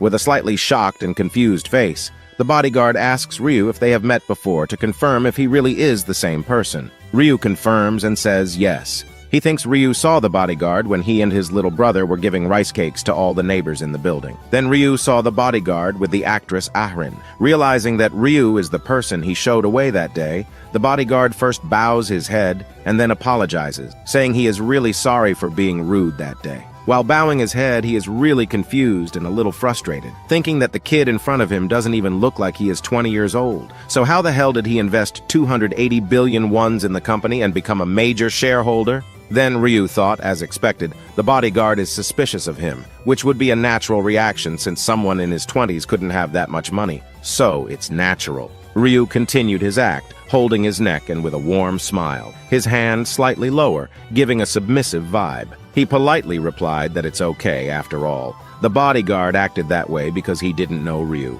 Ryu himself didn't know that the CEO of the Heavenly Demon was living just above his floor. The bodyguard, upon seeing Ryu, thought he was the Heavenly Demon and explained not to misunderstand as he is not the CEO. With a serious face, he introduced himself as Shang-Chiel, the department head and the bodyguard of Arin. He mentioned that the CEO was busy in a meeting, which is why he came to greet and receive Ryu. The CEO would be coming in just a few minutes. The bodyguard asked Ryu to come and follow him inside to wait, and Ryu, still acting nervous, replied fumblingly, "Okay." Then the bodyguard left the room, and Ryu sat on the chair. As soon as the bodyguard left the room, he instantly opened his phone and started messaging the Heavenly Demon, writing that he just met Ryu. But Ryu doesn't look like a person capable of investing that big of money. On top of this, Ryu is really a loser and naive, and he can't be someone smart. It's highly likely that someone else is above Ryu, giving Ryu instructions to do all this. The Heavenly Demon has to be careful.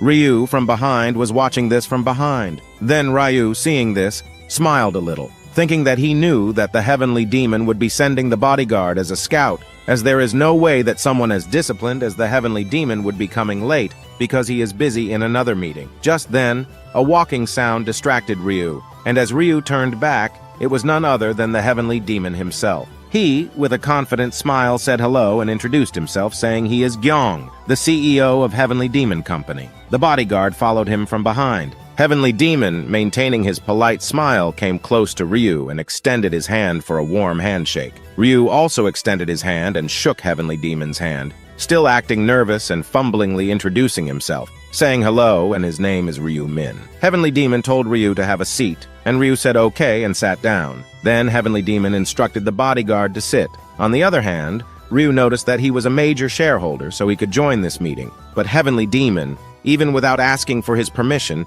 gave permission to the bodyguard to sit in this meeting. That means his acting like a naive and submissive individual worked, and Heavenly Demon thinks that Ryu is a pushover. Then Heavenly Demon, with a warm and polite tone, gave a single command, and his servants started bringing dishes one by one. Heavenly Demon explained that they should eat breakfast before discussing business, as he had specially prepared delicious Korean food, hoping that it would suit Ryu's taste. On the table there was hot pot, sushi, sashimi, grilled meat, pickled vegetables, and many other delicious dishes. Heavenly Demon, laughing, said that any food served at a high-end hotel-like place would be tasty anyway, even before Ryu could comment on the food. Ryu, playing his role as a naive and loser, took a bite and said the food was really delicious. Heavenly Demon replied that he was really glad Ryu liked the food. As they had their breakfast, Heavenly Demon, after observing Ryu for a while, concluded that the bodyguard was right. Ryu indeed seemed naive and like a loser, and he was too young to have invested 280 billion won alone. Someone was definitely behind Ryu, pulling the strings. Heavenly Demon's face turned a little serious, and he started to wonder who would be behind Ryu. Would it be his brother or his uncle? Whoever it was, he had to get to the bottom of this. Then, Heavenly Demon, with a polite tone and a smile, asked Ryu about his age, wondering if Ryu would mind sharing it. Ryu, while taking a sip of water, replied that he turned 20 years old this year. Then, hearing this, Ryu just turned 20 years old this year. Heavenly Demon paused for a moment, trying to process what he just heard. He thought Ryu might be around 24, 26 years old. With a sweet face, still maintaining his polite tone and his warm smile, he replied that he himself is 29 years old. Seijay also is in his 20s, and he is really glad that he met Ryu today. Ryu replied that he is also happy to meet Heavenly Demon. Heavenly Demon, with a confident and dominant tone, asked Ryu if he doesn't mind telling how he had so much money at such a young age. Does Ryu perhaps come from a very rich family? Ryu, hearing this, thought Heavenly Demon is a straightforward person, as he directly came to the point without wasting any time. Then Ryu, maintaining his naive appearance while waving his hands and with a big smile, hearing this, Heavenly Demon once again paused for a moment in confusion, and with a confused face, he asked Ryu, what does he mean by "until recently"? Then Ryu asked Heavenly Demon if he perhaps heard how, in the news, Heavenly Demon was still confused. So Ryu then politely explained that he is talking about the news about the person who became a billionaire overnight by winning lottery tickets, first place numerous times. And because of this, the government banned the selling of lottery tickets. Hearing this, Heavenly Demon nodded and said he indeed heard about the news. Then Ryu, with a confident smile, said, "Well, that person is sitting right in front of you, as he is the one who won multiple lottery tickets until the government banned the selling of lottery tickets." Hearing this, both the Heavenly Demon and the bodyguard got bewildered. Their minds were blown with surprise, and they were in a state of shock.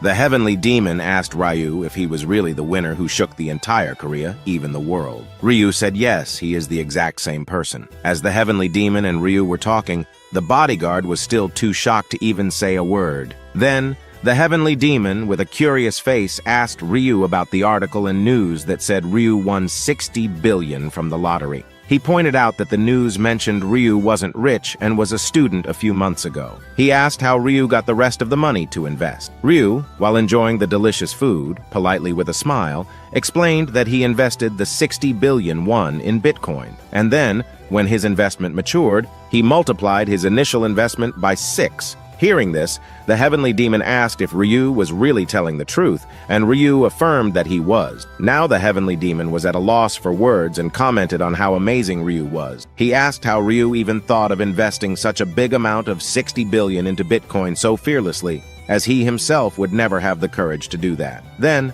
the bodyguard finally spoke and said to Ryu that he must have been really lucky that his investment grew, calling it beginner's luck. But Ryu immediately denied that luck played a role and emphasized that he made the decision to invest in Bitcoin, knowing that it would rise. The bodyguard mentioned an article where Ryu claimed to have seen the lottery numbers in his dreams and asked if Ryu also saw that Bitcoin would rise in his dream and invested accordingly. He suggested that if that's not luck, then what is? But before he could finish his sentence, Ryu interrupted him. His face was no longer that of a loser or naive person. It turned serious. While glaring at the bodyguard, he said, "It's just a lie. I didn't see it in my dream." Hearing this, Heavenly Demon had a serious face as he asked if Ryu didn't see it in his dream, how he knew all the lottery numbers and knew Bitcoin would rise. Ryu paused for a moment, thinking that this is the only way to convince Heavenly Demon and get him on his side. Then Ryu, with a serious face and tone, said that it's his first time revealing this to anyone. Even his little brother doesn't know about it,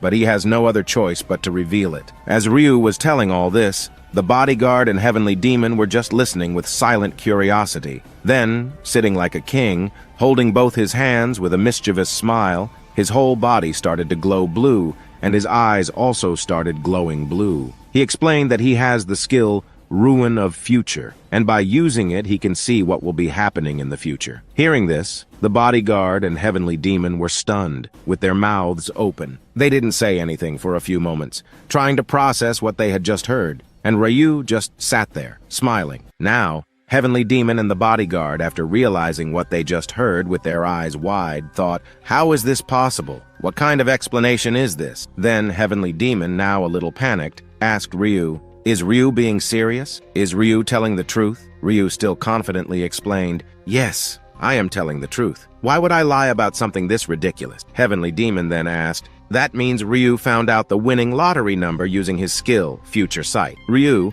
now with a polite tone and warm body language, extending his hand, explained, "That is correct. The reason I invested the 60 billion lottery winnings in Bitcoin is because I knew the Bitcoin price would rise. I saw it using my Future Sight. Only a pighead would put all 60 billion on Bitcoin just because they saw it in a dream." Heavenly Demon had a doubtful face and curiously asked Ryu, if Ryu doesn't mind, can Ryu use his skill right now and tell what Heavenly Demon's future will be like? What will happen after a few hours, for example, so that the doubt can get cleared? He still found it hard to believe what Ryu was saying. Ryu, hearing this, thought that as he had the inner thought skill, he could easily tell what would happen after a few minutes or hours by reading Heavenly Demon's mind. However, he was not going to do it because if he did, things would get complicated. Heavenly Demon would be calling him all the time, asking for predictions, and it would create many more problems. So Ryu decided to go with Plan B. He had a disappointed and worried face as he explained. First, he said he was really sorry because at this moment,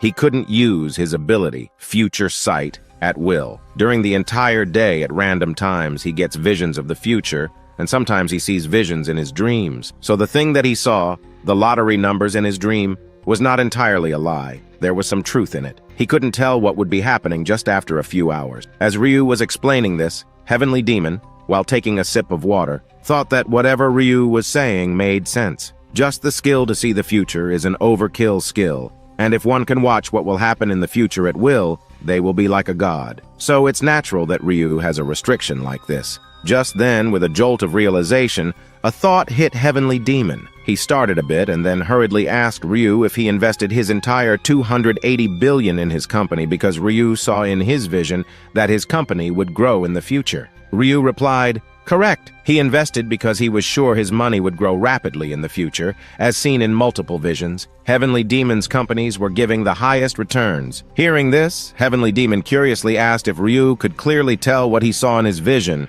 how much his company would grow. Ryu, with a serious face, raised his hand and explained that he had only seen the future of a few years, and in just half a year, Heavenly Demon's company would become a top 10 company in all of Korea and be listed in the index. As Ryu was telling this, Heavenly Demon started to smile happily, with a wide smile that made his whole face sparkle and shine in excitement. He thought about the possibility of his small company becoming a top 10 company in just a few years. How great it would be if that really happened. If this became a reality, not only would his father acknowledge his abilities, but he could also become the next chairman. Reality hit him, and all his excitement evaporated. His face became a little worried as he thought he couldn't believe he got happy thinking that whatever Ryu was saying would come true. There's no guarantee that this will happen in the future, and his company will become a top 10 company. As Heavenly Demon was lost in deep thought, Ryu broke the silence by saying, "There is a little problem." In his vision, he saw Heavenly Demon on the top 10 company list, but that company was totally different from the current Heavenly Demon company. It meant they would have to make some changes inside the company. Hearing this, the bodyguard, while banging his hand on the table, started to scream and shout in anger, saying,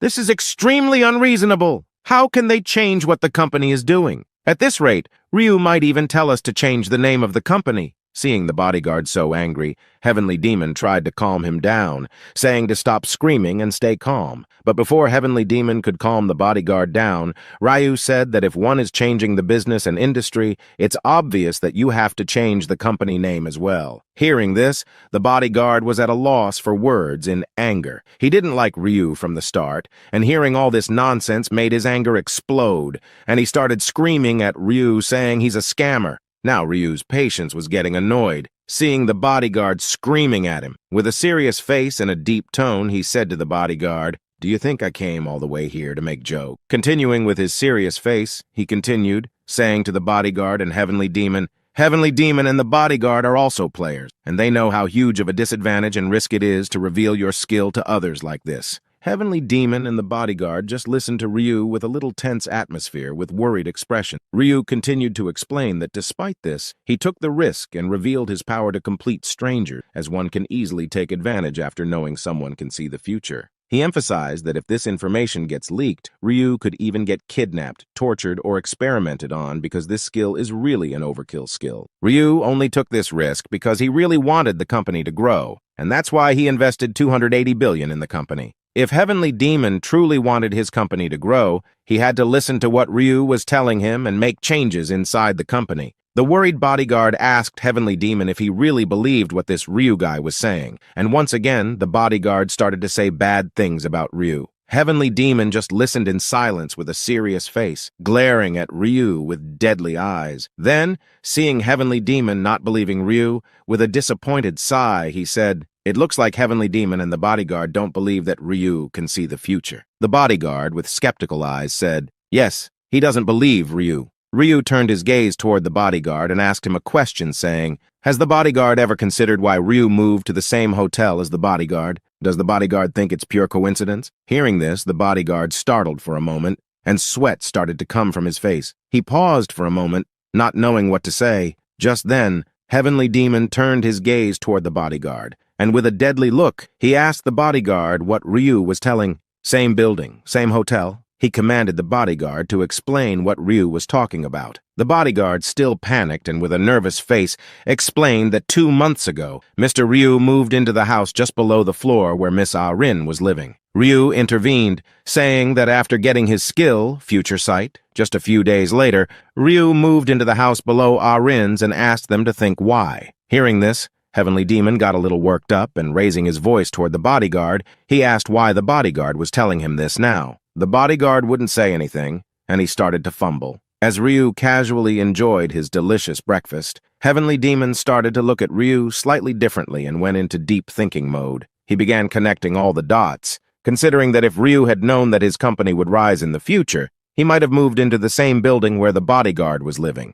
Heavenly Demon thought that things might also be a pure coincidence, and just because Ryu moved into the same building as the bodyguard, it couldn't confirm that Ryu could indeed see the future. Ryu, with a mischievous smile, said, "Then?" Seeing Heavenly Demon's skeptical face, it seemed like he still didn't believe that Ryu could see the future. Then, Ryu dropped yet another bomb of information, saying, "I know one more thing. The hotel we are in right now, Heavenly Demon, is the owner of this place, right? And not only this, Heavenly Demon is the eldest son of the Oh-Sung Company, and he runs the company so that he could gain the acknowledgement of his father by growing his company. Am I correct?" Hearing all this, the bodyguard's mental wires seemed to break. Furious, he stood up from his chair and started yelling at Ryu, demanding to know who was behind him and pulling the strings. He emphasized that only Heavenly Demon's father and close relatives knew this information, and it was a top-secret matter that no one else should be aware of. Once again, Heavenly Demon maintained his cool and calm tone, asking the bodyguard to calm down. The bodyguard then apologized to Heavenly Demon,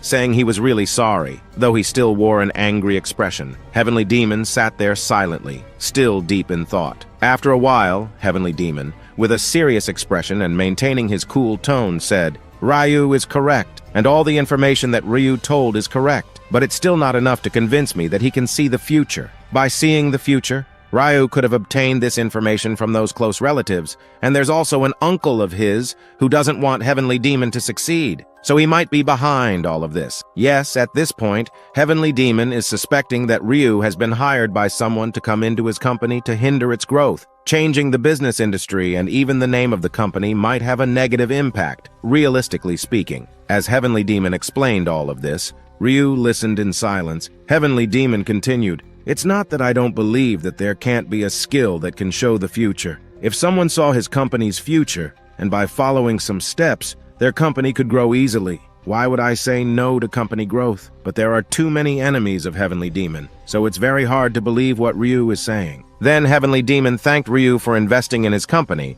and said they should talk again in their next meeting, as he had to attend another meeting. With this, Heavenly Demon concluded that the meeting ends here. As he stood up from his chair, Heavenly Demon apologized to Ryu, saying he really is sorry for not believing Ryu's word, and they would meet soon. But before he could say anything further, Ryu stopped him. Heavenly Demon, with a startled expression, asked Ryu if there was something more that Ryu had to say. Ryu, now really annoyed, thought that there was only one way left to prove he could see the future. He turned his gaze toward Heavenly Demon and said he wasn't going to reveal this information because it was worth billions, but he had no choice but to say it to prove he wasn't some scam. He was going to share what would happen on the 4th floor. He had important intel on the 4th round. As soon as Heavenly Demon heard this, he was in shock and surprise. He once again sat in the chair, and the bodyguard remained silent. Heavenly Demon, still in shock, asked Ryu if he was telling the truth. Ryu replied affirmatively. Just a few days before, he saw in his vision the tragedy that would happen on the 4th round. With a confident smile on his face, Ryu explained that this information should be enough to prove that he could indeed see the future. Heavenly Demon didn't share the intel with Ryu to gain the trust of Heavenly Demon. The scene then shifts, and a few minutes have passed. The bodyguard was apologizing to Heavenly Demon, expressing his regret for his behavior during the meeting when he got angry and shouted. Heavenly Demon turned toward the bodyguard with a polite smile and tone, and said that it was fine, as he understood that the bodyguard did it because of Heavenly Demon, not because he wanted to. So, it was okay. Then the bodyguard, a little hesitantly, said to Heavenly Demon that he wanted to say something if Heavenly Demon didn't mind. Heavenly Demon said, "Feel free to tell anything you want to say." The bodyguard, looking a bit worried, said, "To be honest, I'm still suspicious of that man, Ryu. Being able to see the future is too overkill. If he really has the skill, he can live his life like a king. So why on earth would he come and invest all his money in Heavenly Demon's company and help them? Heavenly Demon, with his hand on his chin, sitting elegantly, said, Ryu said he wanted to grow along with his company, so if his goal is to earn money, it's justifiable.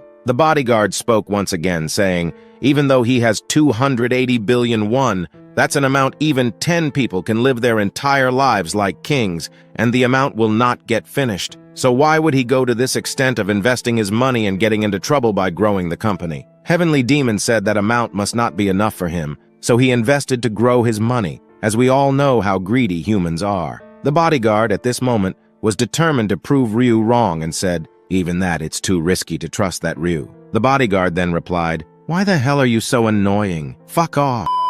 Heavenly Demon replied that he totally agreed with what the bodyguard was saying, but if Ryu really can see the future, they have to do anything to get him on their team at all costs. While standing up from the chair, he explained to the naive bodyguard that thinking that if Ryu can really see the future, and if Ryu would give intel on every floor, it's just too much of a thing. Then, growing the company just by having Ryu with their company and their lives in future rounds will be more secure and safe. They could avoid future dangers. But the bodyguard, for God's sake, once again like a fucking tape recorder, asked, Heavenly Demon, but still they are not sure if he really can see the future. With a confident smile, Heavenly Demon replied, they will find out if Ryu was really telling the truth or not in time when they will enter round 4. Meanwhile, we see Ryu walking on the street, his hand in his pocket, looking like a prince. Ryu explained that after round 4 ends, Heavenly Demon and that annoying bodyguard will get convinced that he can indeed see the future. Then he can manipulate them, so his plan worked big time. Then,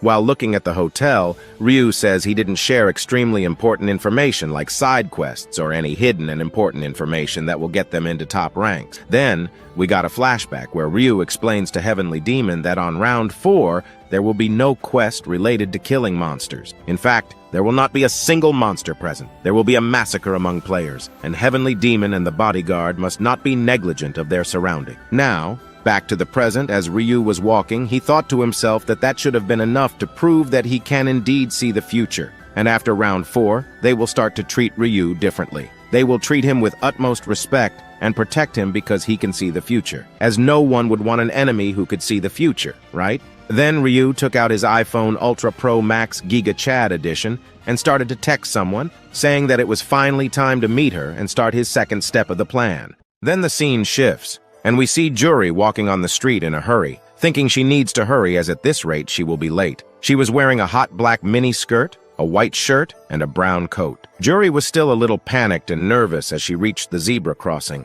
Seeing the red traffic light, she started to pray for it to change to green as she really didn't want to be late. She began to wonder why Ryu had called her in such a hurry, lost in her daydreaming. Just then, a red limited edition Lamborghini swiftly came to a stop just on the zebra crossing, right beside her father's store. Seeing it, Juri muttered, "What is wrong with this car? This car is blocking the storefront gate, and what kind of careless person would—" But before she could finish her sentence, the window of the Lamborghini slowly started to come down, revealing Ryu inside. With a warm smile, he waved and said hello to Juri, urging her to hurry up. Juri, seeing Ryu inside the Lamborghini, got a little startled and panicked, as just a moment ago she was about to say something bad about Ryu. As the traffic light turned green, Juri, still a little panicked, hurriedly ran toward Ryu's limited edition Lamborghini. She came close to the car's window, her face nervous and a little worried, and asked Ryu if this was his car. Ryu, maintaining his warm and polite tone with a confident smile, replied that yes, this was his car, and he was really sorry for parking it in front of her store. Ryu had parked the car there to pick her up.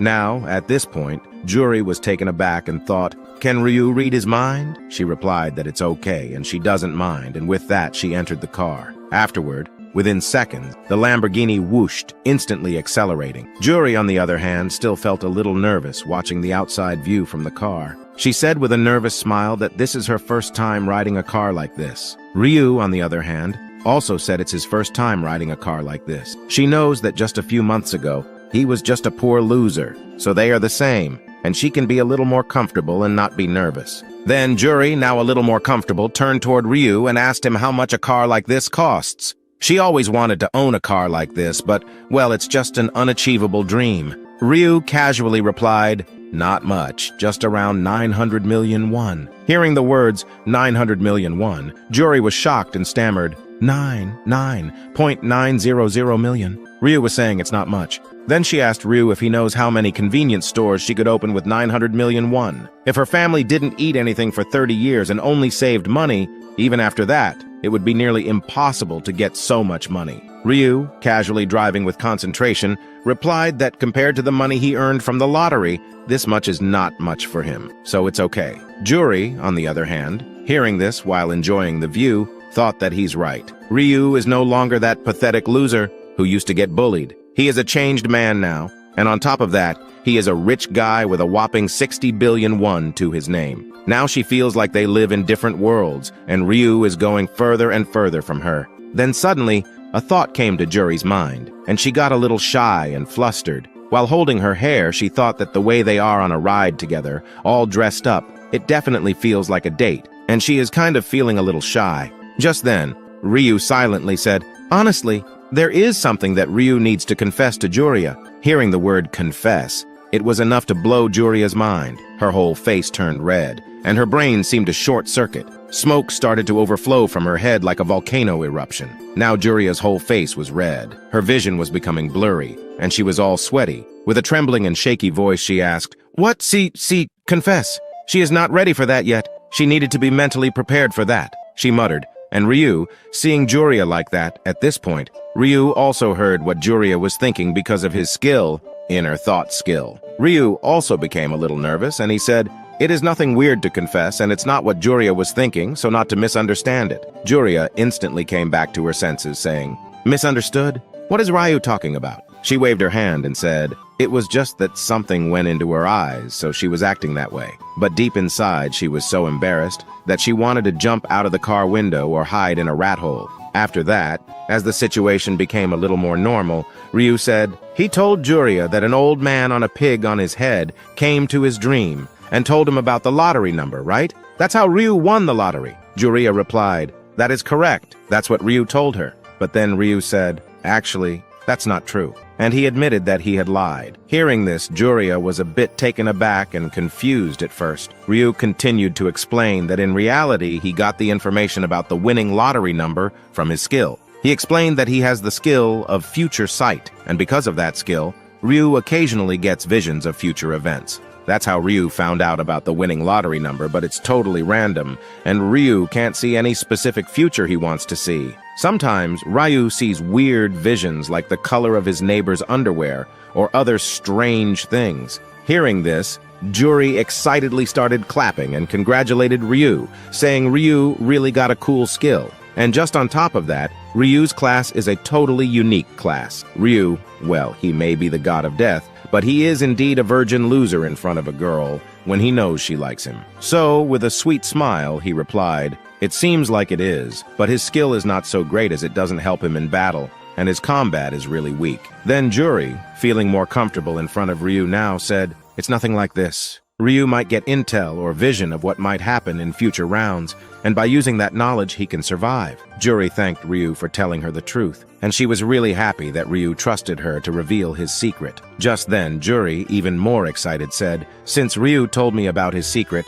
I also want to share some of my secrets." Ryu, hearing this, tried to say it's okay, but even before Ryu could say anything, Juri started talking about her secrets. She explained that during the first round, she got the skill Protection. Using her skill, she could either boost others' stats or boost her own stats. She explained that if there are 5 people within a 10-meter radius around her, she would be able to cast 5 layers of a barrier and boost herself, making her even stronger. So the more people around her, the stronger she become. Ryu just listened to all of this with a smile. Finally, after she was done explaining, Juri turned her gaze toward Ryu with a big smile and said that she feels really great to share her skill with someone she can trust. She's really happy. Ryu just laughed a little, not knowing what to say, as he already knew everything about her skill from his past life. Then Juri asked Ryu, "But why did you suddenly tell me all about your skills and secrets?" Ryu explained that keeping it a secret from a friend was bothering him, and he also felt like Juri wouldn't tell her about his skills.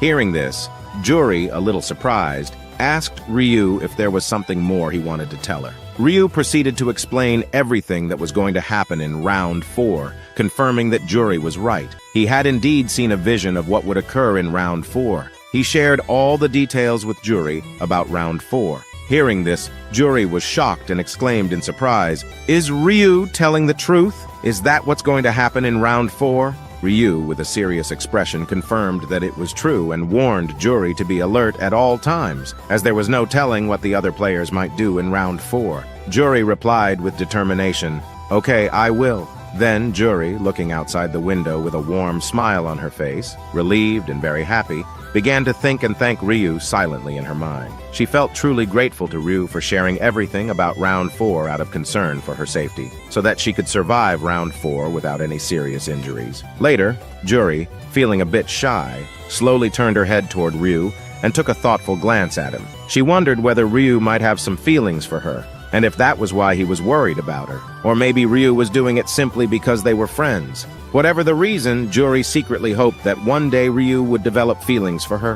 While she was lost in these thoughts, Ryu continued to drive the car, unintentionally overhearing everything Juri was thinking because of his skill in her thought. The scene shifts, and we see Ryu now sitting on his bed while holding his iPhone Ultra Max Giga Edition, looking at Juri's photo. Ryu was really in serious mode. He was also a little nervous, thinking he had no idea Juri had feelings for him. Now he realized that in his past life, whatever the situation was, Juri always helped him, and sometimes she even sacrificed herself to save Ryu. Now he realized why, because Juri always liked Ryu from the bottom of her heart. After that, Ryu closed his phone, placed it beside him on the bed, prepared his pillow, and went to sleep. He thought he didn't have time to think about feelings and love now. He would when the right time came. For now he had to do everything to protect everyone he cared for, and for that, he had no luxury for something like love. Then, just like that, time flew by and the day came March 31st. It was 11:55 p.m., just 5 minutes more before starting round 4.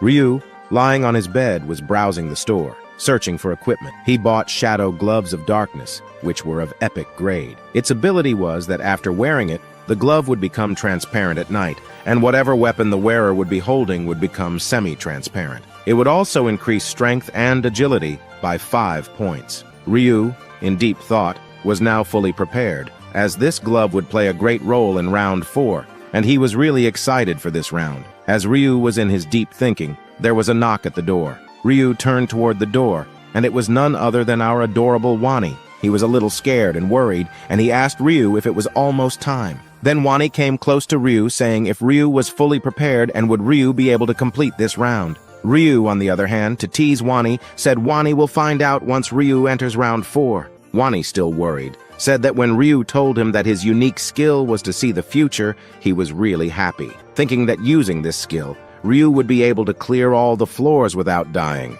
But now that the time has come, he is really worried. Ryu said that seeing the future and acting according to it are totally different things. Hearing this, Wani got even more scared and panicked, saying Ryu has to come back alive at any cost. Ryu teasingly told Wani not to say unlucky stuff like that, as it's a death flag right there. They continued to chat for a while, and now only a few seconds were left. Ryu slowly closed his eyes, thinking that this round is indeed tough, as it is called the death round. Then, as Ryu finally closed his eyes, we are shown that everyone arrived at round 4. Youngman was standing in frustration, holding his head because the system once again notified him that, because of the penalties, all his stats were permanently decreased by 50%. Youngman, a little panicked, grinding his teeth, thought he can't believe this is the result of betraying the muscle head. On top of that, now he didn't even have his 10 commands to use in round 4. Still panicked, Youngman started looking left and right, trying to find if there was any person or his former friends hiding or planning to kill him to become the next zone leader.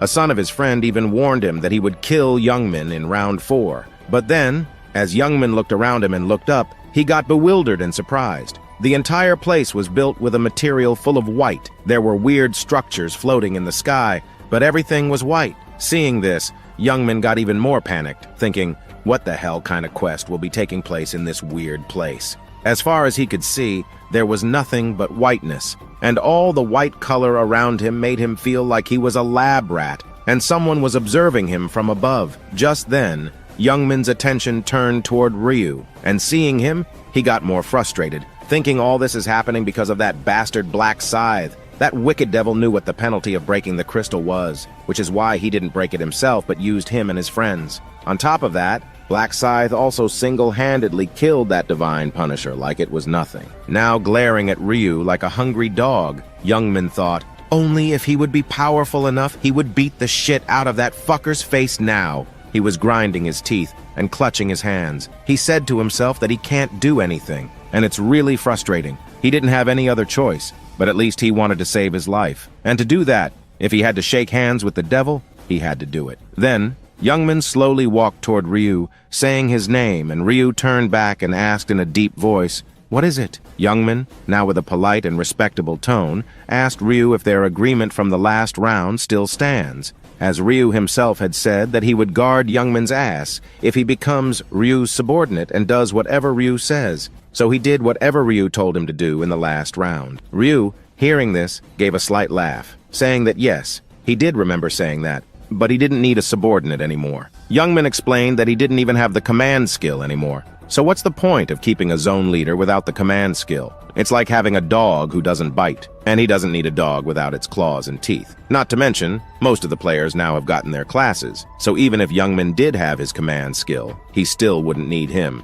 as the command skill doesn't work on players with class. Hearing this, Youngman was speechless, not knowing what to do. Ryu, with a warm and bright smile, said, "You no longer hold any value, so you can go and fuck off." Hearing this, Youngman got devastated, his whole face turned pale, and fear was all over his face. He thought that now everyone would be targeting him to become the next zone leader, and while he's in this state, he can't do anything. It's karma for him. Hearing this, Youngman started to look left and right, searching the area for potential threats, but he found no one coming to kill him. Today's goal is 6,700 likes. Please guys, many of you are not subscribed to the channel, so please like and subscribe to support the channel. Now let's continue. Then Ryu, with a smile on his face, said not to take too much stress, as Youngman is only at risk of getting targeted. It's not like everyone will come together to kill him right now. In reality, there are not many people targeting Youngman. Hearing this, Youngman worriedly asked Ryu to clarify what he meant by the players not targeting him in reality. Ryu politely explained that Youngman should know better than anyone else what happened to the previous zone leader. Well, he died, and zone leaders will always get targeted by other people. So not many people will risk becoming a zone leader just to get targeted by other players. The reward just isn't worth the risk. Hearing this, Youngman agreed with Black Scythe. He himself thought that even he would like to hand over the zone leader position to other people if he had the choice. So yeah, he's not in great risk now. As Youngman was in deep thought, from behind, the bodyguard and Aaron slowly walked toward them. They were wearing some fancy clothes, armor, and were equipped with high-quality weapons. Seeing them, Youngman got startled and a little worried, thinking, why the hell are they coming toward us? Are they here to kill me or take revenge? But Aaron straight up ignored Youngman, and with a polite and warm smile, first greeted Ryu, asking how Ryu was doing. Ryu turned back toward Aaron with a cold look, and then the bodyguard also politely said hello to Ryu. He asked Ryu if he remembered them, and Ryu replied that of course, he remembered them. Then he asked why they were here and if they wanted something from him. The bodyguard, while glaring at Youngman, maintained his polite tone and warm smile as he said it was nothing much. They just wanted to say thank you to Ryu once again, because he had saved them from a certain scumbag. Hearing this, Youngman got furious and asked who the scumbag was, ready to start a fight. However, Ryu stopped him with a single wave of his hand, like a loyal dog obeying its owner.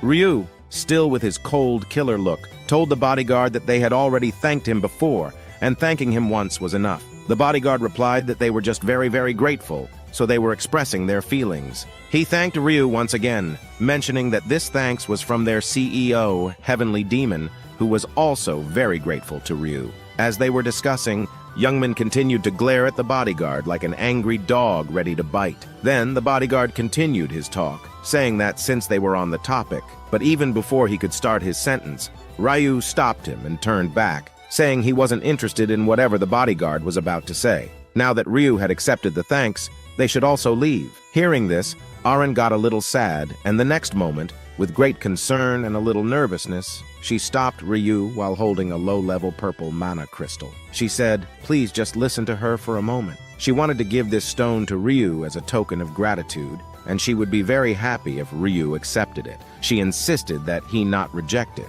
Ryu, on the other hand, noticed the rare low-level purple crystal in Arin's hand and was a bit surprised. He didn't expect Arin to have her hands on something like this. Arin, still nervous and a little panicked, said to Ryu that she thought it would be better to give him something rather than just a plain thank you. After all, Ryu had saved her life from being ruined, so she was really thankful to him. Ryu then extended his hand and gently picked the low-level purple mana crystal from Arin's hand, expressing that he really liked the gift. In response, Ryu thanked Arin as well. Now holding the purple crystal in his hand while studying it, Ryu thought that there was no reason for him to reject her gift when she was giving him such a valuable item for free. He decided that when he returned home, he would try to create a low-rank mana stone from it. On the other hand, Arin, still nervous and holding both of her hands, wondered if Ryu liked her gift. She started to get more nervous, thinking about what if Ryu got offended because the stone she gave him looked very ordinary. She worried that he might not talk to her in the future.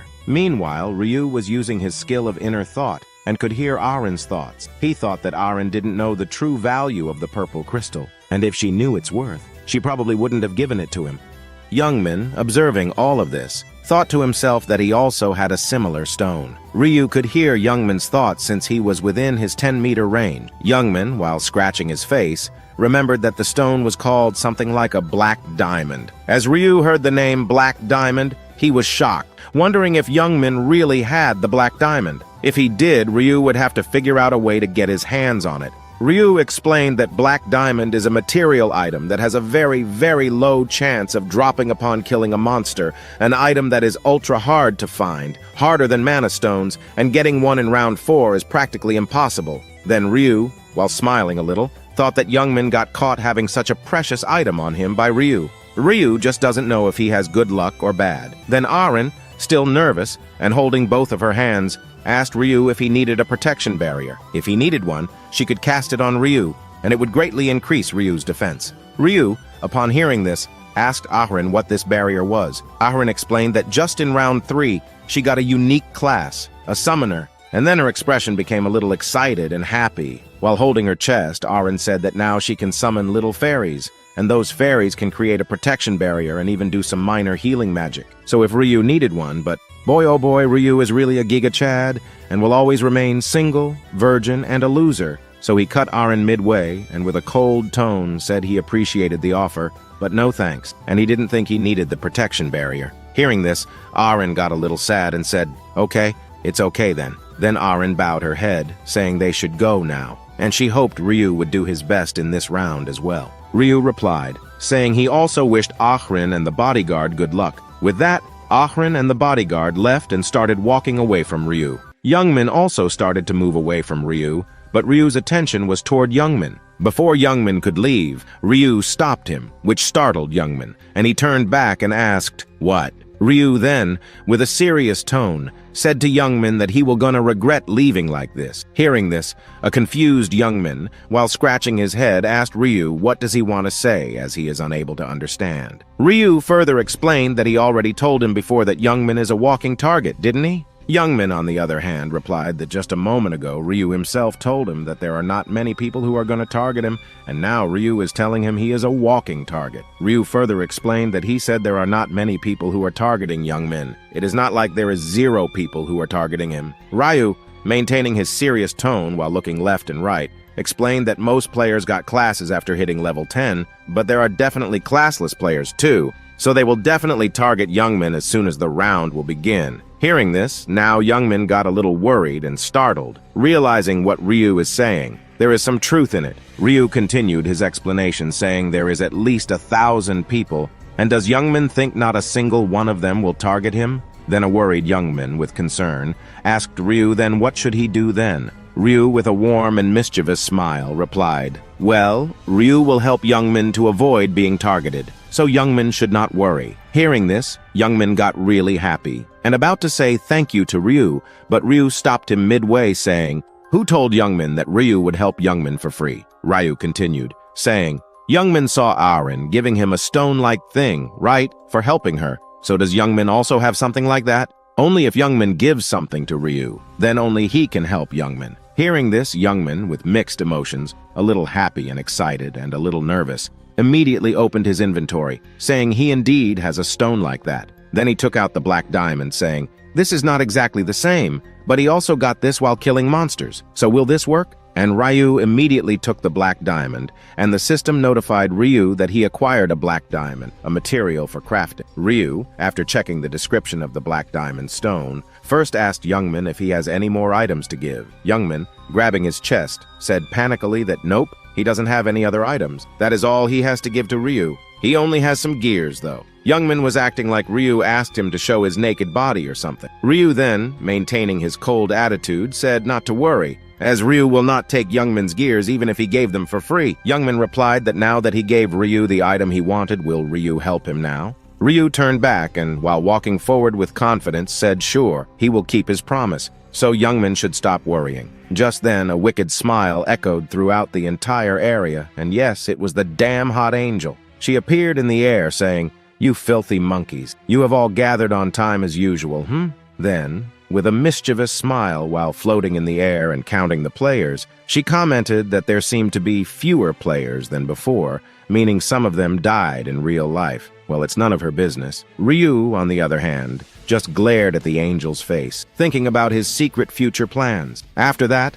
the angel, with her sweet, polite smile, raised her delicate finger and said that now that everyone seems to be here, she will be announcing the quest of round 4. With a flicker of her hand, a quest window appeared in front of everyone. In the quest, it was simply written, "Kill each other for 3 hours." The total participants were 1042, and only 521 would survive, meaning only half of them would make it. Seeing this, a dense and chaotic environment covered the entire area. The players started to panic, and the angel, looking excited, said, "Look at these people panicking." She tried to clear the confusion while spreading her hand with a warm and gentle smile. She politely explained that this quest is really simple. All they have to do is kill the next person next to them, and voila, they will pass the round. So simple, right? The players just listened to her in silence. Then the angel continued her explanation, saying that she had to explain further. This round is meant to reduce the number of players by having them kill each other, and unlike the last rounds,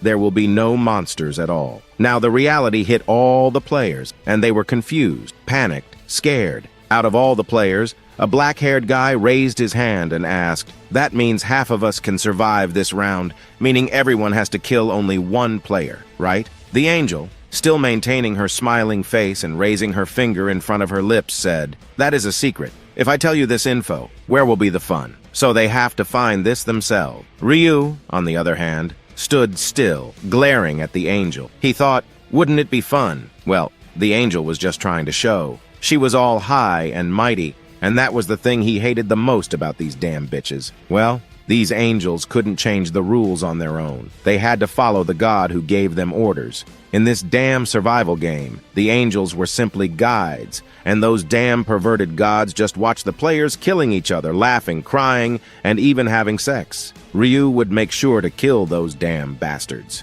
As Ryu was deep in thought about how to kill the god, the angel continued to explain that there would also be a ranking system. How the ranking system would work was also a secret. Then, while raising her hand toward her mouth and with a mischievous smile, she said she was feeling a little generous today and would give a little hint. She said that just by killing someone quickly wouldn't make someone number 1. After that, the angel flicked both of her hands and said that was it for the explanation. Now, kindly kill each other. With these parting words, the angel disappeared, and the timer of 3 hours started. Now, everyone was just standing in their place like statues, thinking about what the hell to do, whom to kill, or how to defend themselves. How could they kill someone even though they had nothing against them? This round was totally crazy. Youngman, on the other hand, was just standing with his hands crossed, smiling and thinking that this round was really a fun one. He already had someone he wanted to kill, and this round was perfect for it. Killing that person and passing the round was like killing 2 birds with 1 arrow. As Youngman was lost in his daydream, Ryu, using his inner thoughts, found out that Youngman was planning to kill his previous friends, just like in his previous life. And in each and every life, Youngman turned out to be the king of trash. Then Youngman suddenly remembered something, and he started to laugh with a big, fat smile. Thinking just a moment ago, he gave Ryu some trash black stone, and in return, Ryu promised to protect him for this round. Youngman, grinding his teeth, started to curse his friends, saying he doesn't know where they are, but he will make sure to find them and kill them with his own hands. But before he could finish his thought, footsteps approaching from behind scared the living daylights out of Youngmin. He turned back screaming, and upon seeing Ryu, he waved and said, "Ah, you scared me." Ryu just glared at Youngmin with a silent face. Youngmin, a little confused, asked Ryu if he wanted to say anything to him or needed anything from him. Ryu, walking toward Youngmin with a serious face, said he told Youngmin that he would help Youngmin from being targeted by other players, right? So he's here to do his job. As Ryu was walking, he summoned his black scythe, and slowly, the black scythe started to spread in Ryu's hand. Seeing this, Youngmin was too shocked to say something, and suddenly, Ryu raised his black scythe backward, leaving Youngmin utterly shocked. With a single swift slash, Ryu chopped Youngmin's head. Youngmin didn't even realize or feel any pain. It was so fast. The next moment, Youngmin's head flew backward, blood splatter everywhere, and Ryu just stared at it with a cold look. Then, the system notified Ryu that he completed the hidden quest of round 3, successfully eliminating the zone leader within the limited time. And for that, he got a low-rank Mana Stone token as a reward. Using this low-level Mana Stone token, one can get from 1 to 5 mana crystals. Now, Ryu, with a serious face, was thinking that he got the reward he wanted. He killed Youngmin specifically to complete this hidden quest and get this reward. But this was not the only reason. As Ryu was in his deep thinking, players were shocked and in terror, shouting that a person is dead. They saw Black Scythe murder someone, and Black Scythe is a murderer. Ryu, on the other hand, maintaining his serious face, thought that not long ago, they were the ones who were targeting Youngmin to kill him and get the zone leader position. Now they are acting all kind. Wow, what hypocrites. Meanwhile, the players continued to badmouth Ryu, saying Ryu can't just go around and start killing other people. Doesn't Ryu have even a slightest bit of humanity within him? Is Ryu a demon in a human body? They continued to shout, "Ryu is a damn murderer!" Ryu just stood there silently, watching them, and thought that they are in no position to tell him anything. He indeed killed Youngmin, so technically, he is a murderer. But he is not going to stop killing people. Then, with a serious face, he said he will be going to kill countless people until the last round. But he will never kill anyone without any reason, especially in this round where he has no choice but to kill for the sake of clearing this round, whether he likes it or not. So he doesn't care what others are thinking. On the other hand, the other players were in confusion. They had mixed feelings. Gangnam Style was thinking if this goes well, he could influence people to kill Black Scythe. Huddy Guy was thinking he had to use this chance to bring down the image of Black Scythe. And Stone Face Guy was thinking if they all attack Black Scythe together, even he would not be able to do anything. Sissy Guy was thinking they can't let Black Scythe become the zone leader, so they have to stop him somehow. Ryu, using his inner thought skill, was hearing what everyone was thinking, and he let out a slight laugh, saying they think they've got their hands on him. What a joke. On the other hand, the players, seeing Ryu smiling, got furious. With annoyed and angry reactions, they started to shout at Ryu while pointing their fingers, saying, "Does Ryu think this is some kind of joke? Is Ryu a psychopath? He's laughing after killing a person like a cold-blooded murderer." Just then, a loud notification startled everyone. The system notified everyone that Black Scythe had become the new zone leader. Seeing this, everyone got nervous and panicked, thinking it wasn't good news. It was like giving a gun to a guy who was already too deadly. Now what should they do? Ryu, on the other hand, stood with a confident smile and his arms crossed tauntingly. He said to all of them, "What's wrong? Why aren't you shouting anymore, huh? Or did you suddenly get scared now that I've become the zone leader?" Then Ryu turned toward the Sissy Guy, continuing his taunting tone. He said, "Oh, come on, if you're scared, that means you didn't get a class till now. That's the only reason a guy can be scared of me after I became the zone leader." Hearing this, the Sissy Guy got even more nervous, and with a shaky voice and fumbling words, he replied, "What bullshit Ryu is sprouting. He already has a class, and he's not scared at all." Just then, the stone-faced guy shouted from behind, saying everyone to look at the name tag of Black Scythe. The name tag of Ryu changed color. Seeing this, the already scared and panicked players got even more scared and nervous, thinking, why the hell did Ryu's name tag change? Did he get yet another powerful skill? Ryu realized his name tag must have changed from white to red. Well, this was because in rounds like this, players' nicknames turned red once they killed someone. The more one killed, the darker the color of the name tag would become. The change in the color of the nickname was meant to distinguish those who had murdered and those who had not. In his previous lives, people ended up choosing to kill players with red name tag, as killing a person who had already murdered someone was more comfortable for players than killing an innocent person. But this is a very deadly cycle, as if one killed a red name tag player, their own name tag would become red, and they would become the next target. As a result, players ended up killing and slaughtering each other. Ryu, watching all the players, explained that they may be hesitating to kill each other right now, but this would be the reason for the death of many in just a few minutes. Then, with his cold and serious look, Ryu said to the players, "What are you doing? If you want to kill me, come fast. I don't have the whole day here. And if you're not coming, I'll be coming toward you." Hearing this, once again, the hoodie guy and his nervous companion continued to say to Ryu to just stand there, addressing him as a murderer. Then Ryu, now a little annoyed, replied to all the revolting players that they were making him look like he was the only one who wanted to kill Young Min from the start, and they were the heroes trying to save Young Min. He mentioned, did they already forgot what kind of person Young Min? Did everyone had forgotten about the people who ran into the Musclehead, the previous round's zone leader, where he was slaughtering players, and Young Min was one of them? He questioned where their kindness was at that point. Hearing this, they fell silent, not knowing what to say, and they started to back off a bit. Ryu spoke with a deep and serious voice, stating that it's a kill or be killed world now, and they should have figured out the kind of world they were living in. He continued, telling them to stop their hypocrisy and face reality. Ryu emphasized that if someone is trying to kill him, there's no way he will let that person succeed. This is the new reality of their existence, and they must accept it. Then Ryu suggested that now was not the time to be idle. If they didn't want him to be the zone leader, they could either try to kill him, or they could all vote and decide on a new zone leader. He reminded them that this was not the time for such conflicts. They should focus on completing their quest, or they would die. With that, Ryu turned back and started moving forward, thinking that even if he didn't tell them all this, they would eventually start killing each other, but it would be too late by then. But if he didn't say this much, they would have continued to waste time. And if that happens, it is a possibility that almost 90% of people will die, just like in his previous lives. Even if he has to encourage people to kill each other, he will not hesitate to do it, as it is the only way to keep more people alive. Then Ryu, thinking this, slowly turned back, seeing that people had already started to argue. This Indian-looking girl said she didn't think they should just be doing nothing like Black Scythe said. She questioned why they shouldn't do something. The black-shirted guy then asked, so what is she suggesting? Should they talk? Hearing this, she got annoyed and furious,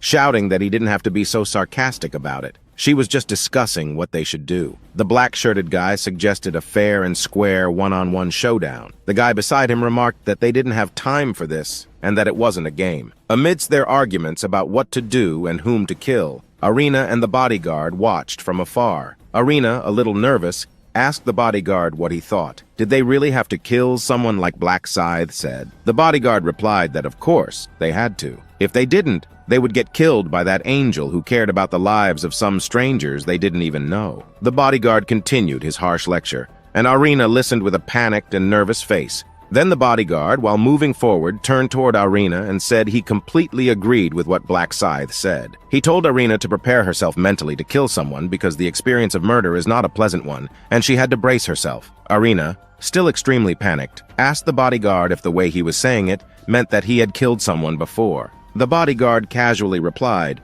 "If I had, I'm just speculating here." After that, Aren asked the bodyguard, so who should they kill? The bodyguard replied, "It will depend on the situation. If someone comes to kill them first, well, they will kill them. If they have to find someone who deserves to die, like Young Min." Meanwhile, panic and chaos were everywhere, and a group of players were arguing. They decided that they should first focus on killing criminals and murderers. Then this guy with a ponytail, looking a little scared, said, "So that means they have to kill Black Scythe. Is that what they are suggesting?" A cool-looking dude replied, all sweetness on his face, "Black Scythe? Only an insane person would even try to get close to that beast. How can someone kill a guy who is level 30, almost 3 times more than them, and God knows how many skills he even has?" Another guy jokingly said, "I'm sure if all of them attack him together, they will definitely be able to kill Black Scythe." His friend put a finger on his lips and asked him to quiet down, saying, What if Black Scythe hears you? On the other hand, he was just standing with his arms crossed, observing and listening to everything. The player who noticed Ryu was listening to him all along got scared out of his wits. Now, once again, all the players started to argue. This kind-hearted guy, very angry, shouted, "What the hell are all of them saying? Life is precious and they should not kill anyone, even if they are criminals and murderers, and become murderers themselves." This hoodie guy agreed, saying, "Indeed, even if they kill a murderer, they will themselves become murderers and will end up getting targeted by others who are not murderers." Then, this short-haired guy asked, "Then what should they do? Play Ludo until the time is over and wait for the angel to come so she can kill all of them, huh?" This criminal-looking guy said to stop the argument and agree on only killing the criminals. Then, this green-haired girl tauntingly asked, "And how are they even going to identify who is the criminal? Are they going to ask those who are criminals to raise their hands? Are they dumb?" The other players started to laugh upon hearing this, and the criminal-looking guy, grinding his teeth, got really angry, saying, "Who the hell is she to insult him? If she's so smart, how about she tells them about a good solution, you damn bitch?" Hearing the criminal guy calling her a bitch, she got furious and started to curse the criminal guy, saying she should just kill him as he indeed looked like a criminal. And just like that, the two of them prepared their weapons, ready to kill each other. Ryu, on the other hand, was standing with his arms crossed in the same spot, looking like a college professor, disappointed and shaking his head. He thought the entire thing was an utter disaster. Everyone kept talking about killing each other, but not a single one of them had the courage to even lay a finger on anyone. Then Ryu's face turned serious, and he said there was nothing to worry about, as he had already made the proper arrangements at the start, so they would have to fight no matter what. In just a moment, they would start killing each other. Just then,